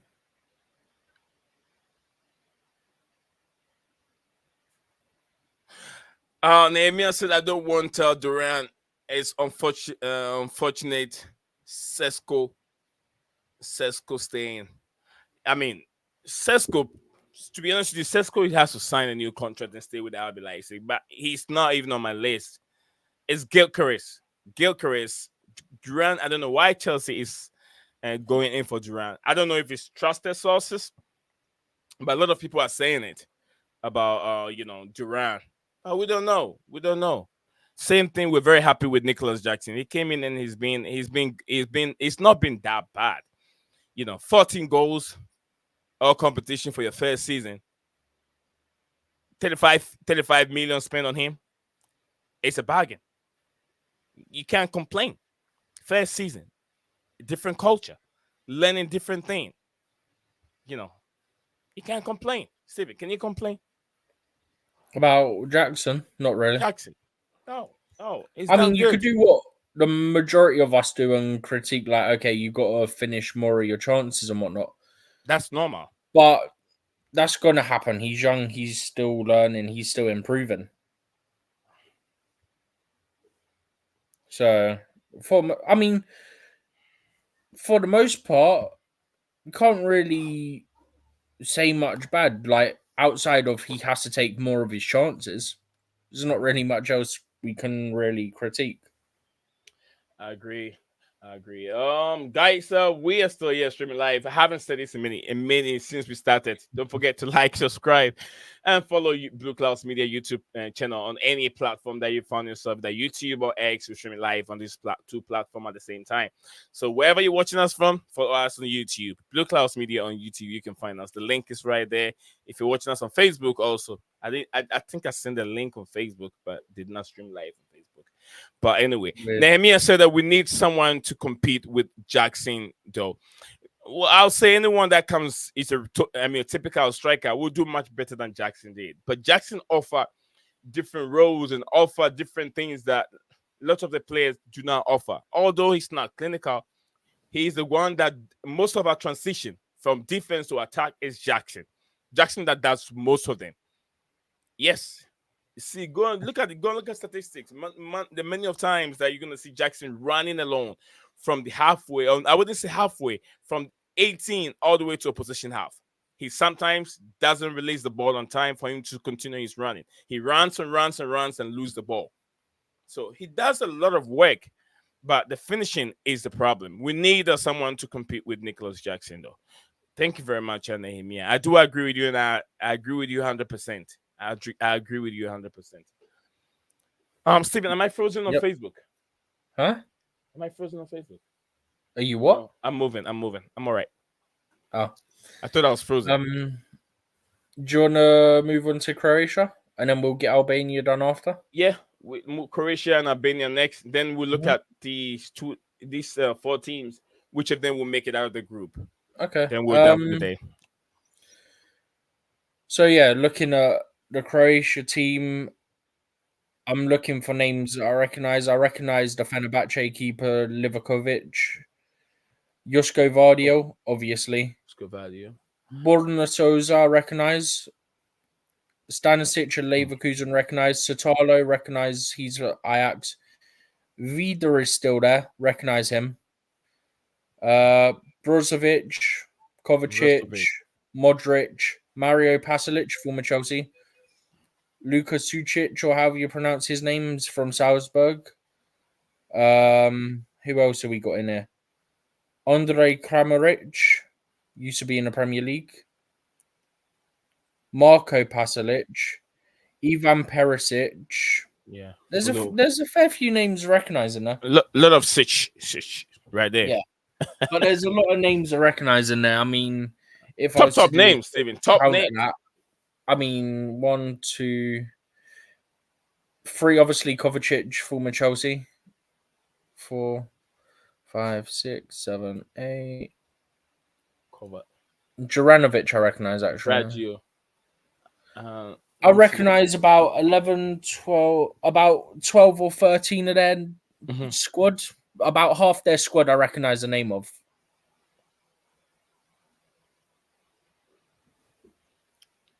They have Josip Stanstick, Marian. So no name. Josko Vadio, Martin. Is it Elik? Martin Ellick, I Joseph. don't know where you're looking, so I can't help. All right, so yeah, lots of the Czech Republic. They have lots of names there. Croatia, not Czech Obviously, Republic. Croatia. I always get confused. This Czech Republic and Croatia. I get Czech Republic will come later in another stream. I get confused sometimes. The jersey look the same. Czech Republic, Jankola, Peter Cech, and Croatia. Um, do you know? Do you remember The this? same. The kits are different. I can't let you say that. The kits are different. Yeah. Are you sure? Yeah. Czech Republic typically have like a red kit, whereas Croatia they have that checkered pattern, the red and the white. Czech Republic used to also and Croatia have. What are we looking at right Croatia now? have the checkered Croatia. one that's the red and white squares. Look at their badge. Look at their badge, Stephen. Look at their badge. It's You a said Czech. kit. That's completely different. Yeah, but when you look at the badge, Who we most on of the time about? I- Croatia badge- and Czech Republic, yeah? Yeah, The flags aren't even the same. They're not even close to the same. Stephen. Croatia. Sometimes I'm saying to me, I get confused a Oh. little bit. But anyway, if you remember, I'm not sure if it's 2000 and 2000 World Cup, 2000 World Cup or either France 98. If you remember this player called David Suka, he emerged as the golden. Everyone knows Suka. Even I do. You do? Even I know of Was he Suka. true history or you watch him play? No, Is it true history? Through history. True history, yeah. David Suka. I watch him play on TV when I think during the World Cup when he's is that Czech Republic, right? Or Croatia? Croatia. No, Czech Republic. I'm telling you, Steven. I remember when Czech Republic, either Czech Republic or Croatia, where David Suka team play, he won I think they placed a third place. They were that close to the finals. David Suka could not stop scoring. He scored plenty of goals and even took the golden boot or something. Nehemiah said, we will know about Gallagher's future and Chaloba. I think Gallagher will run down his contract. I don't think so. I don't think Gallagher is going to run down his contract. What I see happening now is Chelsea still believe and have so much future. They still believe in Gallagher, and they will end up, extending his contract because they believe in him. They think that this player can bring a lot of money to the football club. Maybe keep him for one more season, extend his contract, and have a release clause on him or sell him. Steve, don't you think that's what Chelsea will do on Gallagher if they end up staying? What, extend him? Extend his contract. Yeah, definitely. I don't think that's been ruled out by anyone yet. I think that's still on the table, but we'll have to see what happens. I mean, the ideal thing for Chelsea, if they are looking to sell him and not renew him, is for him to have a very good Euros for England. The good thing for the player, regardless of whether he stays at Chelsea or he goes elsewhere, is also for him to have a good Euros because then he gets more money.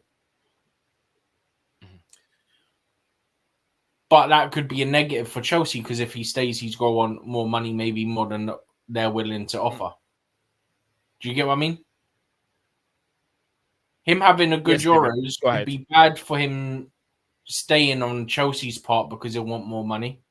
That more than they might be willing to offer is what I'm saying. But it'd be good if they're willing to sell him because then his market value goes up. It's good for the player because no matter what, his wages will increase because he had such a good tournament.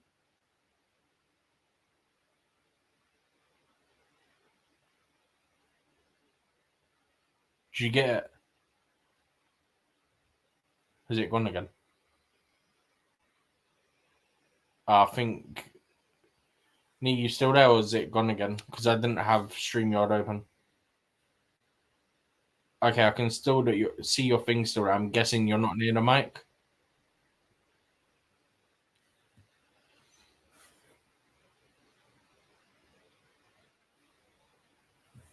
Oh, okay. Don't know what's happened there. But Yeah, as I was saying, there's quite a few names that I recognise there. So I don't know. I mean, we've touched on Croatia so far from this group. So I think there's only one team left that we haven't touched on. I've got to get another page open again because I accidentally closed the page. Yeah, I think the only one we haven't touched on so far is Albania. Any names that I recognize here? Probably not, to be honest. I mean, Broyer, actually. I should have remembered that. I didn't even realize he got picked because he had such a terrible season that I didn't think he'll get picked. Got Strakosha from Brentford in there as well. So a couple Premier League players. A Chelsea interest in there in Broyer as well. But outside of that, Hysaj from Lazio, or however you pronounce his name, recognize him. But yeah, outside of that, don't really recognize any of the names. But I mean, to me, it's pretty clear that they should, on paper, I'm saying on paper because you can't predict these things, right? On paper, they should be the worst team in the group. They should be finishing bottom. Who's in here now? Chelsea Dan says, big up to Nee, how's the family? And for everyone to smash the like button and subscribe to the channel. Big up Chelsea Dan.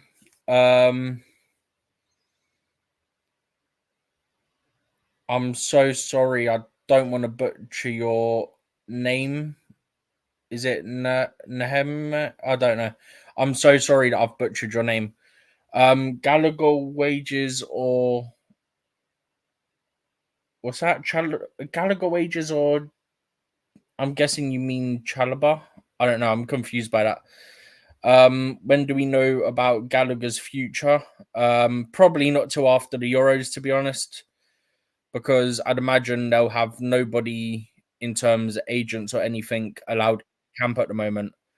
So they won't want any distractions for the nation. So I'd imagine we won't know till after England get knocked out, but we'll probably get some hints of the direction it's going throughout the tournament. Chelsea Dan, there's the only team might win in it has to be France out their home turf, Germany. I mean, definitely would have France as one of the favourites for sure. Be silly not to, right? In terms of Germany, I'd have them up there. I don't think they've got a magnificent team all round, but if you look at it in terms of the whole picture, I don't think it's particularly great. I need to get up again, so bear with me. I mean, realistically, they've got a few very good options defensively, but then from what I've seen, I'm not sure on their depth too much, to be honest. Actually, I quite like their depth defensively. Well, that nearly got a tongue twister. Their attacking options is my issue, to be honest. That's the big issue for me from what I've seen of them. I'm not sure their attacking options are very good. They've got the attacker from Hoffenheim. I'm not going to try and pronounce his name. They got the Dortmund guy, that Krug, which has been decent. Havertz, let's not even touch on that. The former Chelsea link there. Let's just not get into that because it just turned into me going on a rant about him again. Thomas Muller, don't think he'll be starting many matches, honestly. And then Undav's been decent, to be fair, from what I've seen. Don't think he's great, but he's definitely someone solid that they have in their team. But yeah, I mean, midfield and defense, I would argue, is very good. But then I also don't have much faith in Germany in terms of in tournaments the last few years. That's where I'm at with them. I don't know what your stance is on them. Germany in recent tournaments haven't been that great. Agree or disagree? I'm trying to get I get a dodgy screen that was hiding somewhere. I couldn't. I tried to open new screen, but it won't let me talk. Oh. And I was like, Steven, don't tell me you can't remember Mando Broja. But No, anyway, no, no. I remembered him, but because he's barely played, like I think he played like maybe 2 games for Fulham. yeah, I didn't think he'll be in the squad, and then when I opened the actual squad, I saw he was there. I was actually shocked. Like I couldn't believe he actually got selected. It wasn't that I forgot about him. It was just because of how difficult a season he had. yeah. I wasn't expecting him to be there. I mean, you Was always more have the to point. know, Amanda Broja with one, I mean, one leg is probably better than someone that's fully fit in the Albanian team with 2 legs. Probably they count on his experience and whatever he brings to you in the league. But big up to you, Mr. Chelsea Dan. Yeah, big up to you, Dan himself. You were talking about the German. You asked me a question on German team, right, Steven? If please, if you can help me out, get Say that that. again, sorry. You said something about the German team. You asked a question related to the German team. Oh yeah, I was saying, like, in my opinion, you'd expect them to be challenging, but in recent tournaments, like the actual Euros, the World Cups, not the qualifier rubbish, the actual tournaments, they've not really performed. So I expect them to perform, but based on recent history, they've really significantly underperformed. So I was curious, sort of, where you stand on that. I mean, Steven, everything you said, I cannot disagree with you on that. I do agree with you because this is the host nation, Steven. Host nation. They're playing on one Mhm. of these prestigious stadiums. They play in Allianz Arena. I think they're gonna host a game at Sydney Iduna Park. Um, Also, I think I'm getting the either match schedule up now. I can tell yeah, you where they're going to play. yeah, top, stadiums, and they've been Mhm. around. So definitely pressure will be on them to be able to make it up Their to the at first least the game's in the final Allianz in Munich. Allianz Arena. Yeah, Their second game is in Stuttgart Arena, obviously in Stuttgart. And their third game of the group stage is in Frankfurt. yeah. So yeah, Steven, there will be pressure on the German team. Mhm. Adney out, Todd Eggs, kicking him off the YouTube, for Buffalo Soldier eating his waffler Waffler syrup. syrups. Hmm. Steve in Steve in doing a great show. All right, I hear you, Dan. Yeah, and they'll say in every successful man, there's somebody there. So in my successful being on YouTube, there's a Steven G for me. So yeah, if I'm out, Steven will be there to take over. Yeah, and he's doing good. Yeah, he's doing good all by himself for a few minutes that I was gone. He was doing wonderful. So we guys are gonna see Steven G streaming the live hosting the show by himself one day very soon. Dan. Dan, you need to get out too. Get out of there. Get out. All right. Anyway, yeah, Steven, Needs hashtag Dan out. hashtag, yeah, I'm gonna do it. Hashtag Dan out. Mhm. Yeah. Steven, Okay. there'll be pressure So on them. yeah, I've touched on the Albania side. I don't think there's really much more we can add. I mean, it's the team we know the least about in the whole competition. Well, not the competition, in that group. Sorry, I should correct myself here. It's the one we know the least about in that group. We obviously know about 4 players, 5 players. I don't know if Nino's more or less than that, but for me, it's about 4 players from their team. I know. For the But Albanian team. huh? From the Albanian. Albanian team, yeah. So I said for me, I know one of their goalkeepers. I know Broja. I know. I think it was 1 or 2 of their defenders, and that was about it. So I knew like 3 to 4 of their players. Um, but yeah, if you haven't got anything to add, what's your prediction, Lee? Top 2 for the group. Bear in mind this group: Mhm. Spain, Italy, Croatia, and Albania. Spain, Italy, Croatia, Albania. Um, I'm not. I don't want to undermine the name Albania, but it doesn't seem to me that they're gonna get anywhere.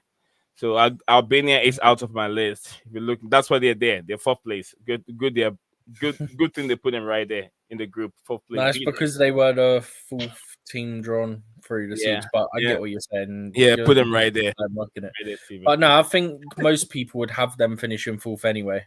Yeah, yeah, definitely. They don't have any missiles over there to pull a threat. But I'll go for Croatia and Spain to qualify from that group, and then Albania and Italy will be fighting for the third spot. Okay. I'm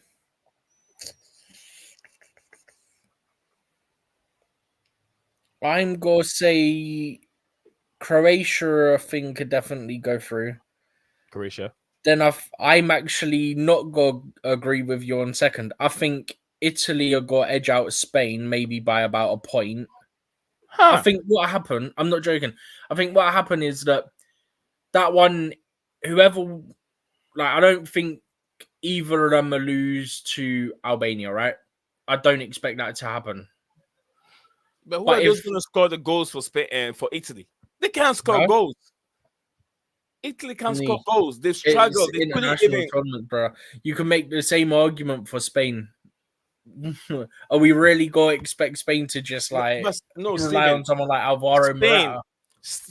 Spain under Luis Enrique is different. Spain under this new manager, so I'd still style is say different.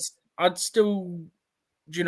go Croatia, Italy, but Spain to get third and qualify through third is what I'd say. Dan said, "Don't fight off Italy." I'm not. I don't rate Italy because this is a team that have struggled to even qualify for World Cup.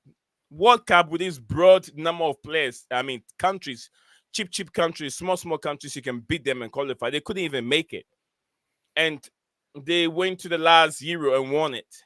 If England hasn't bottled it, the England were way better than the Azuris, but they stood there and then normal England, they can't make it through. Penalties. Normal Do you want England. to know something odd that I've just found out about this group? You tell me. Yeah. So on the FIFA World Rankings, right? Yeah. So you've got Spain, world rank number 8, Italy, world rank number 9, Croatia, world rank number 10. And that is that's not a group of death. That's a group of death. I'd say group of death, and then I think it's group E or F is also one that I think could be quite tight as well. Was it E? Oh no, group D's the other one I think could be quite tight. Dan said, you are waffling syrup. They still have a good side power. They only got 3-star players out. Italian team, they have good defense, but which of these players that you can talk about being deadly as a striker? Chiesa? Where's Chiesa all this season? Oh, who are you gonna talk about? What's his name again?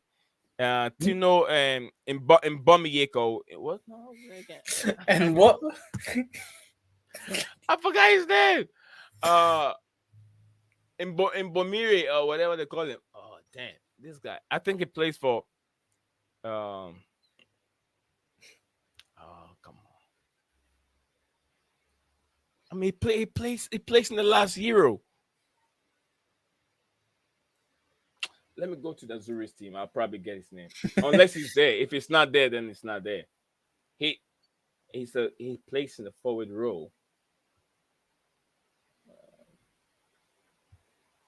Full squad. I don't think he's in the squad this time, Steven. He's not a defender. I don't even know who you're on about, so I've got no idea.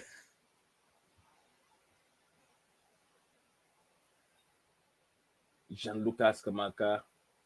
Scamacca's decent. I like him. Yeah, forward.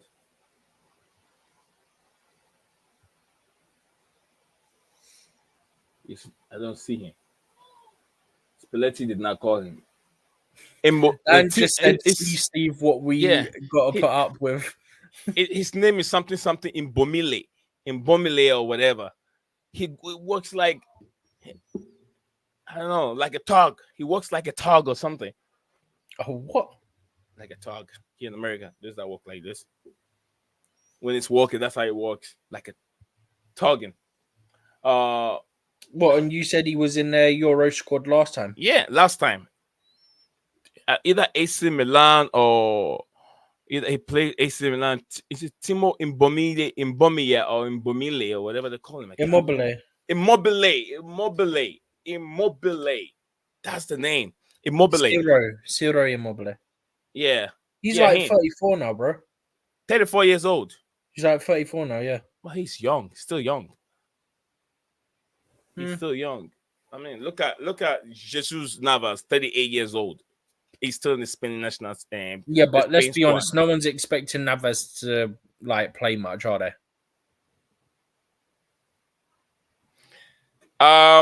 Dan said, "See, Steve. Okay, what you got? Put up. Pull up with. He's saying, "See, Steve, what we got a part with."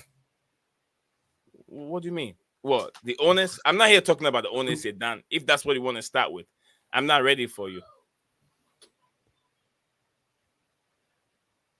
It says, say what you want. You said me again No, he's saying, before "Say what." Steve said it.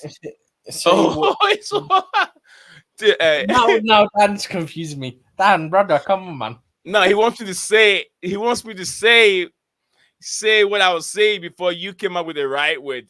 Oh, Imbomile. what when you said Yeah, in Domile or something, wherever it was. I can't remember the name, but when Steven said it, I remember the name. Big up Nizal, Steven, everyone in the chat.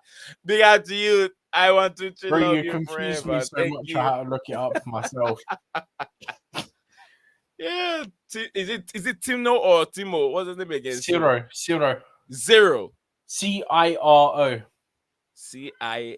Zero. All right. IRO. Zero Imbomile. Immobile.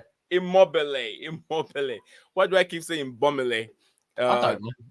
Dan, Bro, I got no clue. I can't read minds. Dan, can you turn your tablet off and stop listening to me, please? I don't want you to listen to me now. Tomorrow you can come back tomorrow, Dan. Turn that phone off, Dan. All right, Stevie G. So we've tackled pretty much of everything. Yeah, we touched on both groups. We done our predictions on who would be top two for both groups. Yeah.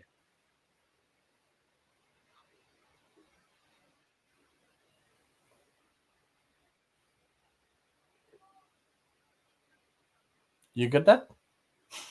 Yeah. It's like you zoned out for a second there. All right. All right. So, Steven, let's get on it.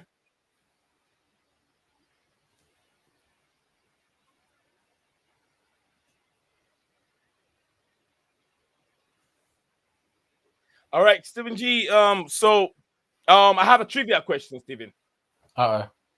Let's end with a trivia question. Okay. Dan, you're listening, right? Dan said Immobile. Yeah. Dan, Immobile. Zero Immobile. Steven said that's it. All right. Dan, open your ears. I got a trivia question for us. So everyone that is watching and listening live, if you know the answer, drop it in the comment section below. Which Chelsea player is the only one to have won both the UEFA Champions League and the UEFA Championship in the same year? The Europa League or Champions League? You mean Champions League? Let me say it again. Which Chelsea player is the only one to have won both the UEFA Champions League and the UEFA European Championship in the same year? Oh, that's easy. All right, keep it. If you know it, keep it for a bit. Mm-hmm. Let me see. Dan, what's your answer? Dan, click on the link. Come on. We're about to end. We got 9 minutes. Just 9 minutes. We have to end the show at exactly 2 hours. So yeah, we got just 7 minutes. Now it's 6 minutes to go. Dan, click on the link. Let us know what your thoughts are or what your answer is. Not your thoughts. What's your answer for it? Steven, you can don't say it now. Let me see what the audience. I already know because I'm the one looking at it, the trivia question. You can send the answer to me privately. Do not do a Google search. Oh, you're typing to me. I see it.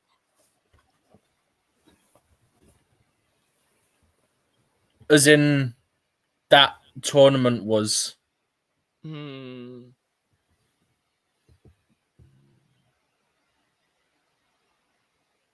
Wait, that means there's two. I know the. No, I got it. There is two. Wait, no, there's. Is there two or is there three? I think it's two.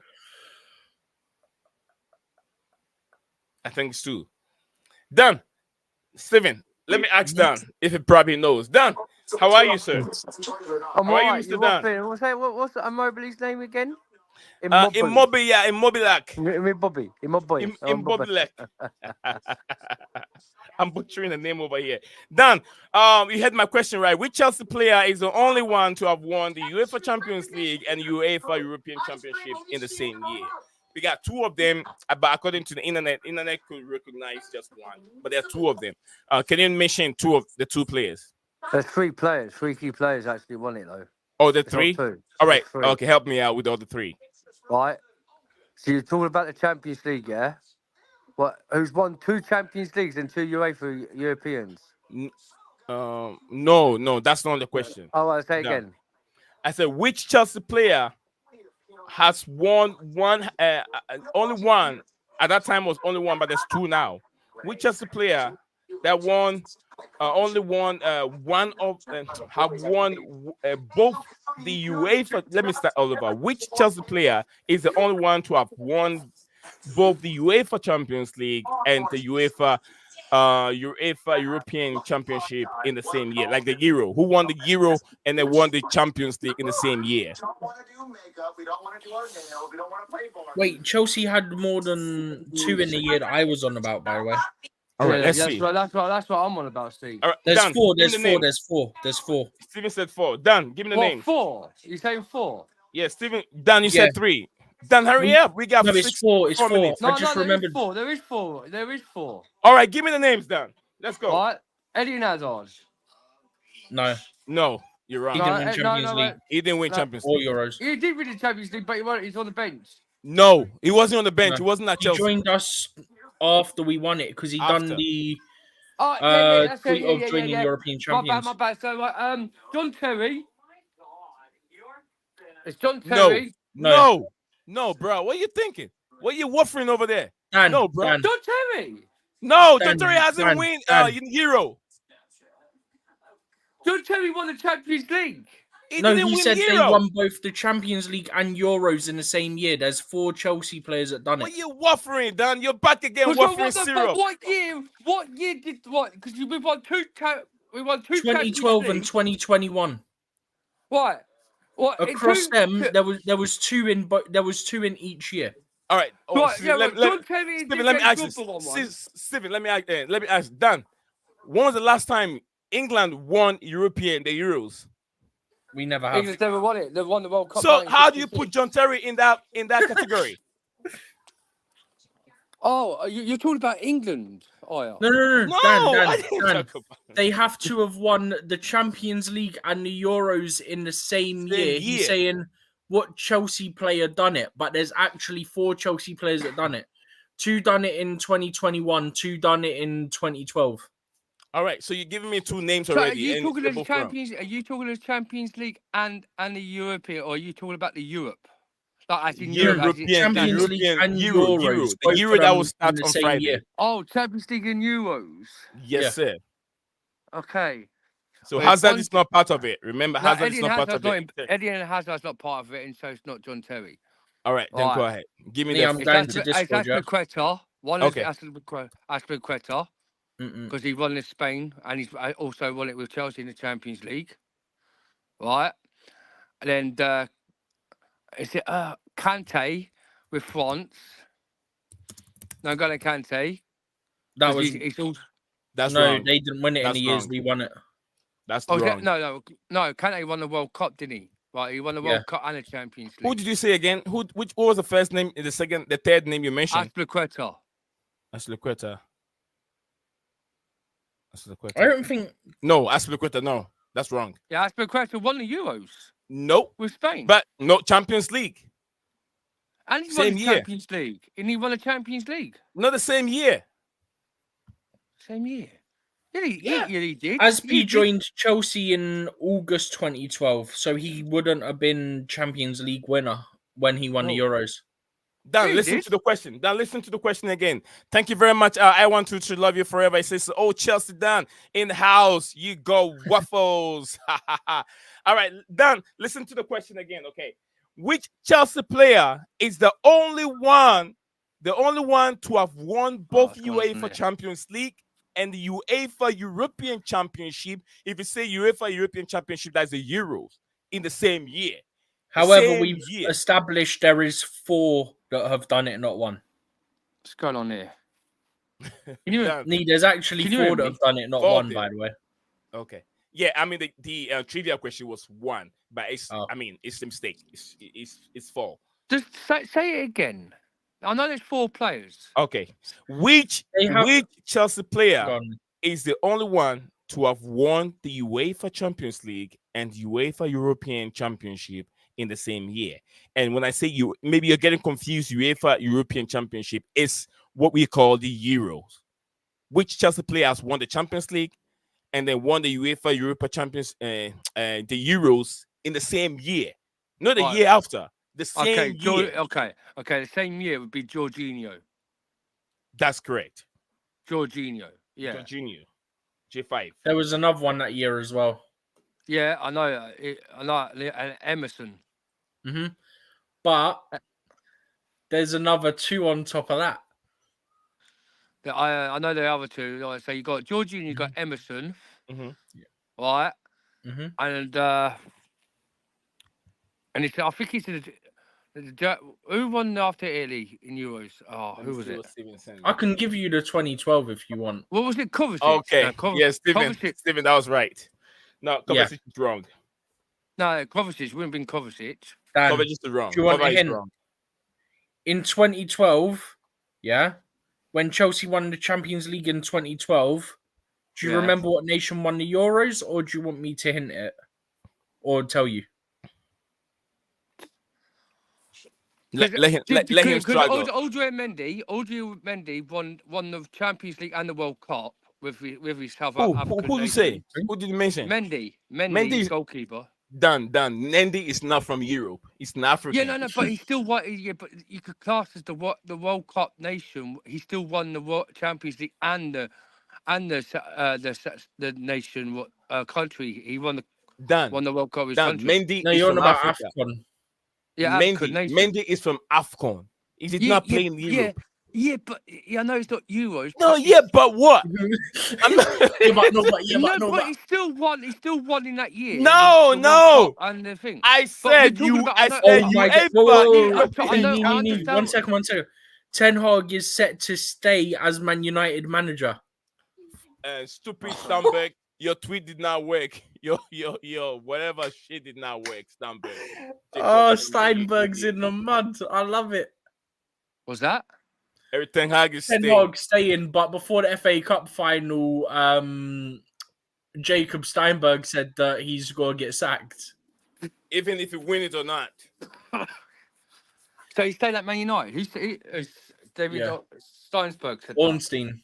Ornstein just tweeted. I don't listen to Ornstein. He's the best. Ornstein don't lie. Yeah, Ornstein don't lie. You know what? I'm going. No, wait. Go and look at Twitter. Fabrizio will tap in right now. Fabrizio will tap. Oh yeah, you know it's coming. It's coming. Dan, I want you to use this as an experiment right now. Now go on Twitter and look at Fabrizio's page. Fabrizio will tap in within few seconds after Ornstein have given the news out. Fabrizio will tap in. Now go and look. And he will never give the credit to Ornstein that it was being tweeted by Ornstein. I don't listen to Fabio Rito and Mario, no. And only. But I'm telling you, this is what this guy does. He tap into other people's information right now. Ornstein has tweeted Ten Hag is staying. Well, I'm going to tell you now, Nee. I don't listen to any ITK journalists. It's up to Man United. And Man United are looking at looking to get a new manager in. They are looking to get a new manager. DJ Sav is typing. Big up to DJ Sav. DJ Sav in the building. He's watching. So Alex Ferguson is begging to get go ahead. Pochettino. Dan, let's not go. You're going. Anyway, back to this quickly, right? Yeah. Right. 2012. I'm just gonna say at this point, Torres and Mata. Yeah, I was gonna say Torres and Mata. Like 2005, most of you weren't born yet, but that's what you kids would call a banger. Oh, Dan, Stephen, you see what DJ is saying? No, but yeah, even Aspilicueta. So there's 5. There's Aspilicueta. Nehemiah said 5 tweets about Ronaldo. Aspi wasn't here for the Champions League in 2012. He was. No, he wasn't. He joined us August 2012. After we've won the World Cup. Dan, don't you remember those that won the World Cup for us? I'm telling you now. Yeah. Aspilicueta joined that year, but didn't play that game, and he was on the bench. And he was not on the bench. He wasn't part of the winning squad. He wasn't with Chelsea. Aspi was not with Chelsea. Aspi won the Champions League with Chelsea. In 2021, he won it, not 2012. Not 2020, and in 2021, Italy won the Euros. I'm going to have to type this up. What? Bro, he joined us August 2012. I'm telling you, trust me.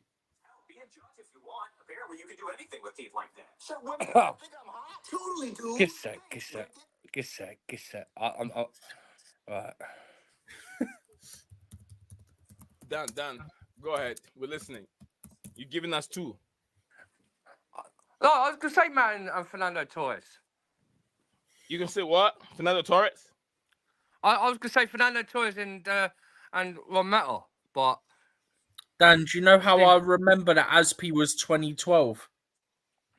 When he was unveiled, he had the Chelsea kit with the gold writing, which is what we got after we won the Champions League.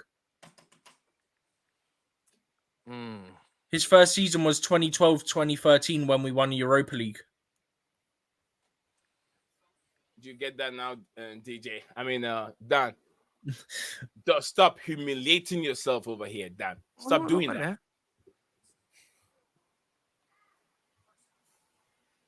Stop humiliating yourself. Dan, one more. There's one there. Wait a second.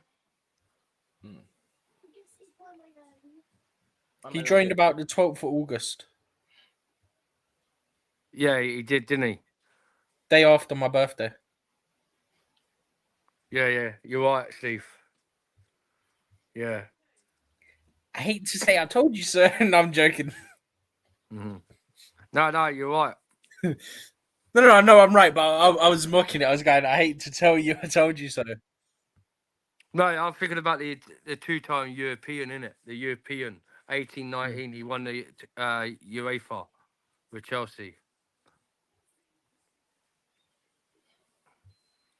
Yeah, I think I know what you're on about now, yeah. Yeah, I mean in that one, not the Champions League. He's only won one Champions League with Chelsea. Steven, has Fab tweeted yet? Not looked. 1 sec. But there's also one more. There's 5 players. I know there's 5 players. No, it's not 5. It's just 4. Only 4. Yeah, Fab has tweeted, but it wasn't. Oh yeah, Fab just tweeted. 37 seconds ago. Yeah. It's been made. He credited Ornstein. Oh yeah, it says at David Ornstein. Hey, Fabrizio. Good job, Fabrizio. First time for everything. First time Fabrizio is crediting. No, it's not the first time. We're just mocking it. Yeah. I don't listen to none of these ITK wafflers. Dan, one more. Let's go, Dan. One more player. That's I've won the Champions League in the same year and won the European competition, the Euros in the same year. One more player. Well, I just did 4. You're giving me 3. No, I gave you Jorginho, Emerson, Fernando Torres, and that's 3. No, and then one Mata. One Mata. Yeah. Oh, okay. Yeah. All right. Yeah, Neil, I told you that. Torres and Mata done it in 2012. Emerson and Jorginho 21. DJ is coming. Let me ask DJ. But the thing is, though, yeah. Probably DJ had me. But DJ, Steve, hold Steve, on, Dan. well, no, Dan, no, but Steve, Dan, be quiet. Let me you ask know DJ. Fernando Torres didn't actually win the Champions League because he paid. Yeah, listen. He paid. He's not gonna listen. Stay in there. I don't want him to give the answers out to DJ. He's not listening. Dan is not listening. Dan, wait. Stay in there. Wait. When DJ, you're muted, DJ. DJ, Big up, guys. I got a question for you before we get into anything. Yeah, go for it. What's that? DJ, I have a trivia question for you. I want you to give us an answer. Dan, stay in there. Dan, I can see you. You're giving me a thumb up, thumb down. Anyway, all right. DJ, I have a trivia question for you. Which Chelsea player is the only one to have won both UEFA Champions League and the UEFA European Championship in the same year? Actually, there are 4 of them. So I'll give you a clue. There are 4 of them. How many can you give me? Okay, let's have a look. Who won it? 4 times. Dan, don't talk. Are we talking about 2012, then 2013, right? 2012 and 2021. We won the Champions League 2 times. So. And you mean the same 2 years? And the same they players have to won the Champions League and the Euros in the same summer. Oh God! And there are 4 of them. Let's have a look. I think Fernando Torres. That's correct. One of them. There's one. Yeah. Who else? The other one. One Mata. That's correct. Mata is one of them. Who else is there? One Mata, Fernando Torres. Who else? They're all Spanish players, aren't they? That they've done it. No, they're not. No, there's 2 Spanish. And there's let me give you a clue. If you remember, the Spanish team, if the Spanish team won it in that year, and the Italian team won it the 2021 year that Chelsea won the Champions League. Can't give no clues. That's cheating. I'll give you the clue.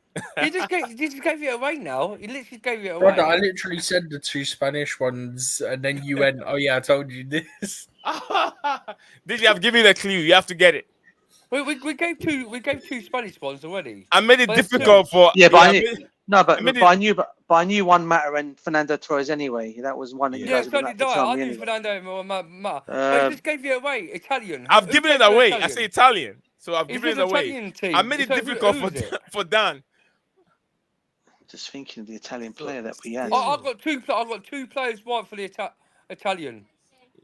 Still, DJ can't figure it out. DJ's got a long way to go. Tired from work. I'm thinking. No, it's going to bug me now. I'll give you another clue. Is he okay? Hold on. Let's stop there. Hold on. It's not. Oh God, the right back who scored that goal. What's his name? The Italian defender. The right back. The guy who plays for West Ham. Yeah. I know that's the guy I'm talking about. Oh mate, I said it already. I thought he was.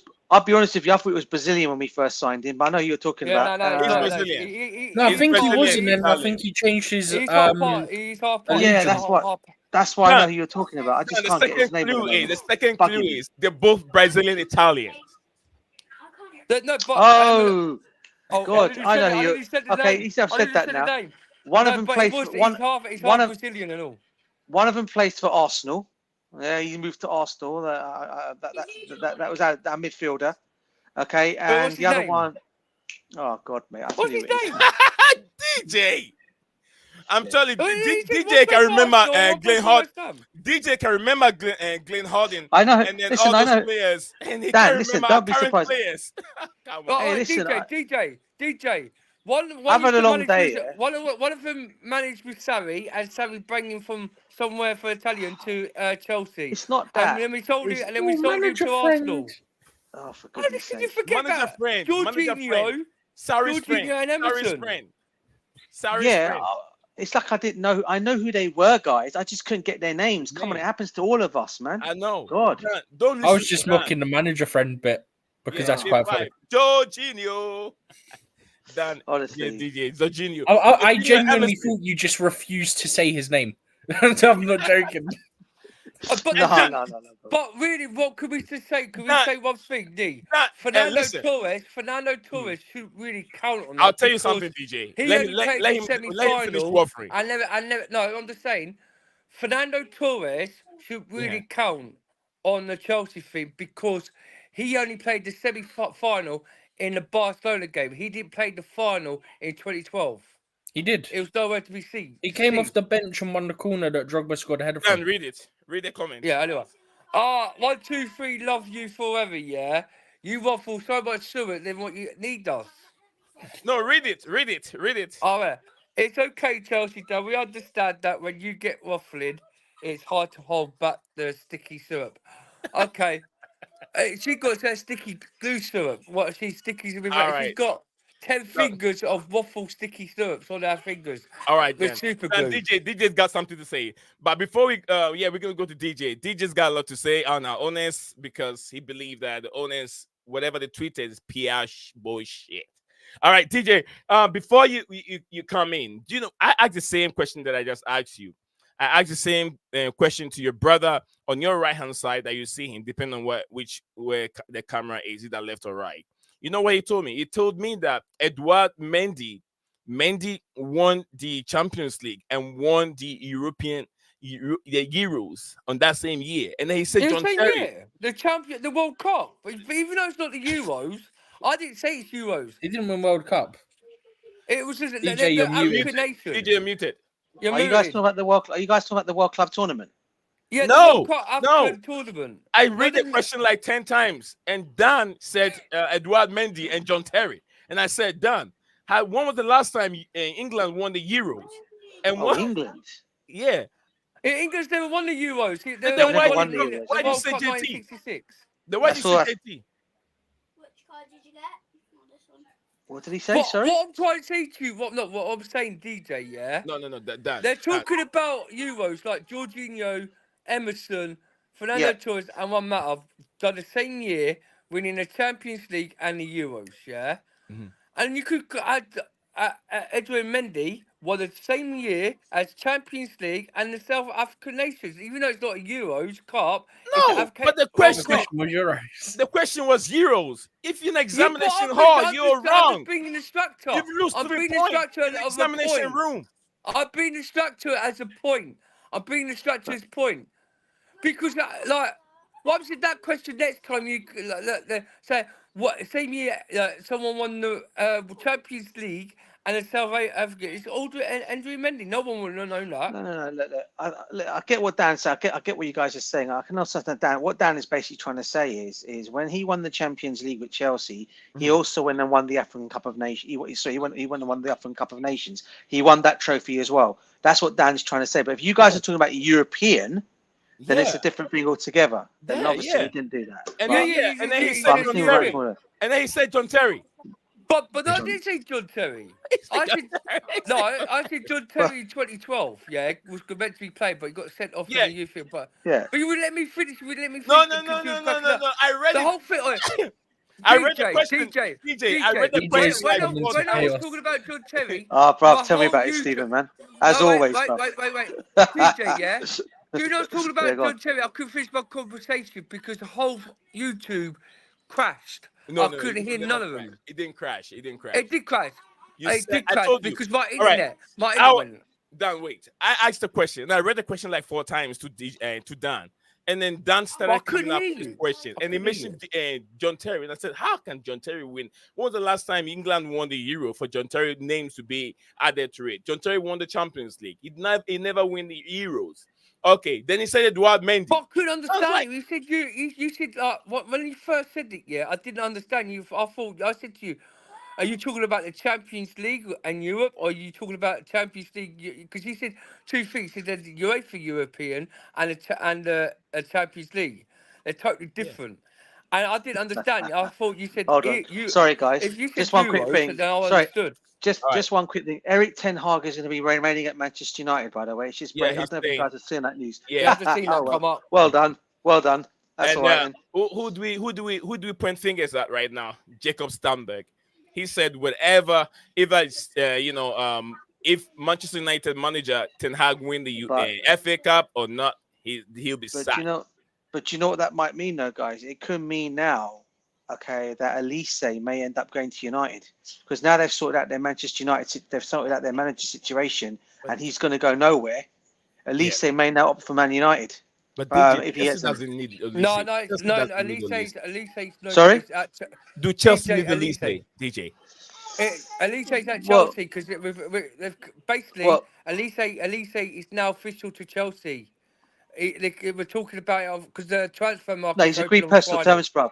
He's It's agreed been personal agreed. terms, but Yeah, any it's been player agreed can agree. terms. As you know, though, Dan. Any player can Agreeing agree doesn't personal mean terms, bruv. it's a done It's- deal. But and if you We'll think wait about it till this way, Friday. right? We'll wait till Friday. 'Cause that's If when you they think about it sign this way, date. right?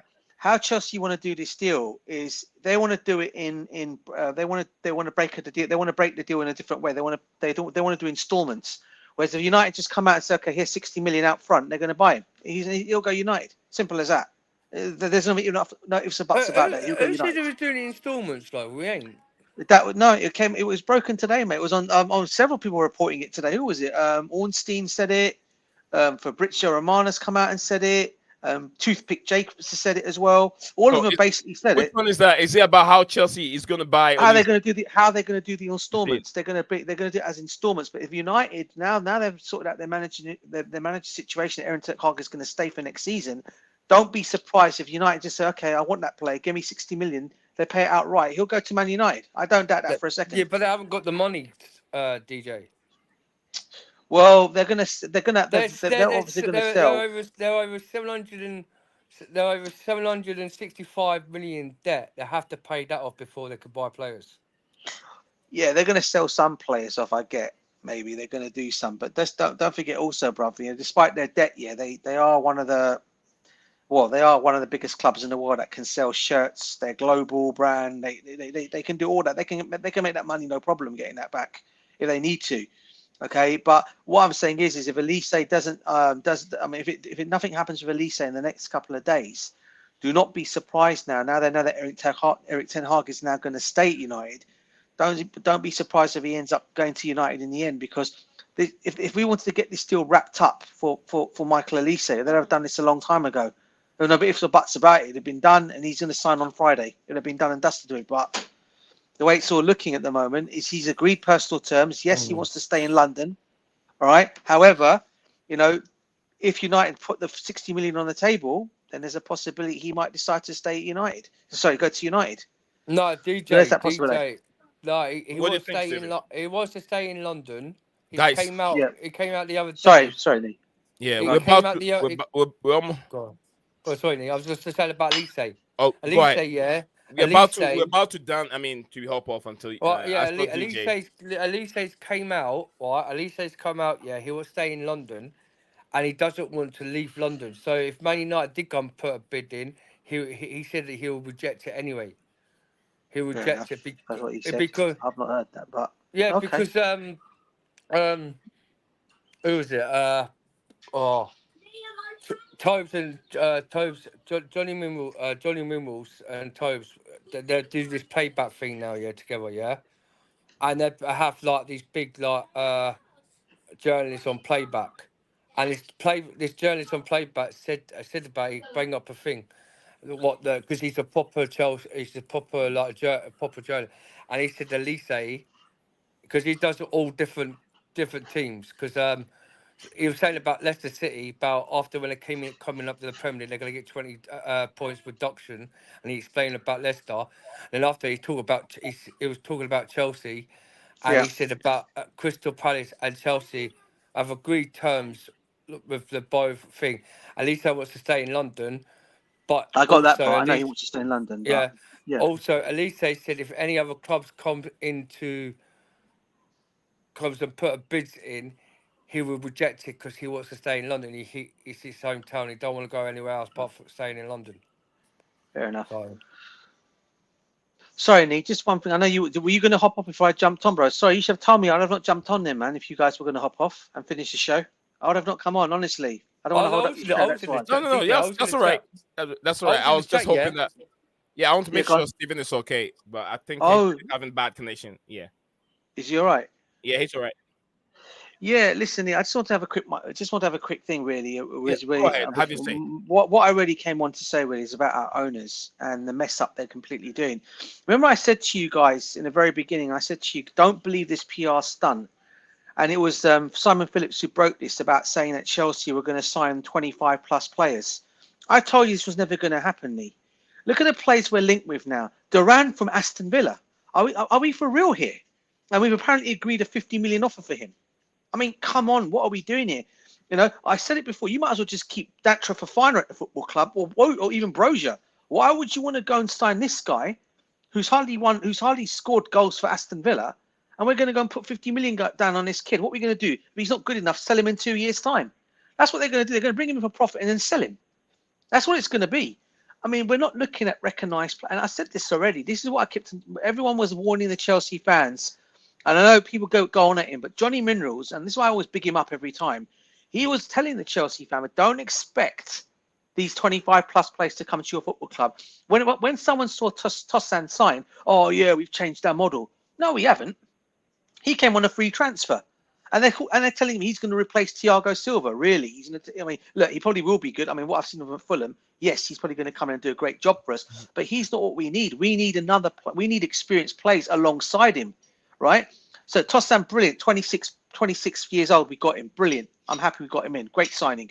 But if you look at the other players we're getting now in, we're signing Lima from a Brazilian club who's going to be apparently loaned out to Strasbourg when we do get him. Okay, you've then got obviously now just Duran guy coming in, who's now going to come from Aston Villa straight into the Chelsea first team. We're going to be selling off Brozier. Okay, we're going to get rid of Datro Fofana.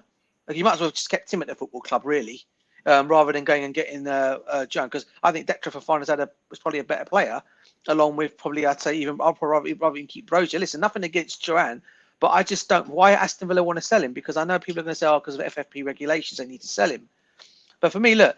When I was looking at the players that we were linked with, Benjamin Sesko, okay, he's now signing a new contract, possibly till 2026. No, sorry, 2025 to 2026, when he could be available for a transfer next season. But Leipzig know then that his money's going to go up. So they're going to get more money for him. That's why they've done this deal pretty well. All right. And obviously for his development, he says, I'll rather stay there and develop more. Fair enough. But then you're looking at the other players that have been mentioned. We're no longer getting Osimhen, who I think was a big mistake, who was the number one type our owners came out and said was a priority signing in the summer. Victor Osimhen. Well, what's happened to that? All of a sudden, he's gone completely off the list now. Not even now on the radar anymore. Right? We're now looking at Benjamin Sesko, who's not going to happen. Now today, Alvarez has come out, who was our other link for Man City. The man's come out and says he wants to play for Real Madrid. Right? If he does leave, if he does leave Manchester City, he wants to go to Real Madrid. How he's going to get in that team, I don't know. Especially when you've got like the likes of Jude Bellingham in there, and then if you're going to play him in that forward role, there's no way he's going to take Mbappe's place. And then you've got Endrick, who's there as well. So how I'm looking at the situation, I'm thinking to myself, what exactly are we doing here, and what strikers are we getting, and what players are we looking at? Because again, we're going down this young thing again, and we've got no experienced players coming in. I mean, does that not worry you guys at all? DJ, what I'll say, this is what I'm gonna say. I know the transfer window's got a long way to go. It's not even open yet. It's not even open yet, and we get a long way to go. I'll only say, have patience. Don't panic. Do not panic. I'm sure the owners know what the problem was last season. And just like you say, I wouldn't go negative on the owners right now. And I'll keep saying it's too early to start going negative against these owners. And also, it's very, very early in this stage where we are in terms of the Premier League season just ended. The European competition is there, but they're looking for other options. It says link. Every season, almost about 100 to 200 players have been linked to Chelsea Football Club. But how many do we get in the season? So let's take it as one of those links that has been tagged with Chelsea. But I don't see Chelsea going in for Duran. I don't. But then like DJ, just low to your ears and say Musa, because the thing with Duran, right? As the thing, it's fake news. We're not getting him, DJ. We're not getting him. It's just all rumors about it. Yeah, it's rumors. The thing with Alvarez, Alvarez, right? As you know, the Chelsea and Man City have a good relationship with Joe Shields, right? Joe Shields, all It's a right, player's now, decision, yeah, bruv. It's a player's no, decision but now, bruv, yeah, isn't it? but I haven't heard anything about Alvarez. What's going on with Real Madrid? Real Madrid, yeah. The only thing about I've heard news is that Chelsea Or now in in Spain. for Rodrigo. Or he'll go to Spain. Or he'll go to Spain. Yeah. What he's Yeah, basically but saying. DJ, what I'm trying to say, what I'm trying to say is, yeah, that Yeah. same guy you're talking about saying about Chelsea are interested in Rodrigo, and Rodrigo doesn't want to leave Real Madrid. He also said that Tchouaméni is getting sold to from Real Madrid. Chelsea are in talks with Tchouaméni this season to get him in the DM. 10 minutes down the line, some of our other journalists said Tchouaméni's there's no Tchouaméni. time to be sold. Tchouaméni. Tchouaméni's no way. Yeah, Tchouaméni's nowhere to be sold. Because that's they've got his main priorities to play for Real Madrid next summer. Because once Modric goes and Cruz goes, because Cruz now is gone, he's nowhere to be seen. So these journalists, what you like listen to, some of them, yeah, just don't believe what they say because Alvarez, yeah, because Alvarez like knows Esco Marasca, and That's the only thing I know about that deal would happen because of that right. reason. But It'll happen. The thing with Enzo Marasca, it'll happen with Alvarez. Dan and DJ, I got a question for you guys. Have you guys seen the trending video on Reece James mopping? What's the reason of that? What's the meaning for what he was doing? Basically, I don't know. Basically, my understanding is what I've seen is apparently he's been sent to America, by the owners because they want him to be some kind of a how to put this, a model, inspiration or something. A model, like a model to just do model. I mean, what are these owners doing, bruv? I mean, you know, that's what I mean. These owners, I know what like DJ. I know what DJ. I mean, what are we doing here? Well, I don't know the motive behind it. That's why I'm not criticizing anything. That's why I want to know what is the reason behind it. Because all the videos that I'm watching hasn't explained much to me. Because obviously, I think going forward, we all know next season he's going to be our captain, right? We all know this. So obviously, he's going to be the face of Chelsea next season, probably along with Cole Palmer. They're going to be the two faces of Chelsea next season. Let's be real here, right? Okay. Conor Gallagher, if he stays, hopefully he'll stay, but I don't think that's going to happen. No, he's going as a thriller. Yeah, if that happens, yeah. I mean, well, again though, remember one thing, Dan. They've got to sell before they can buy because of FFP regulations. They don't. Well, that's Sky have said it already, mate. No, they don't.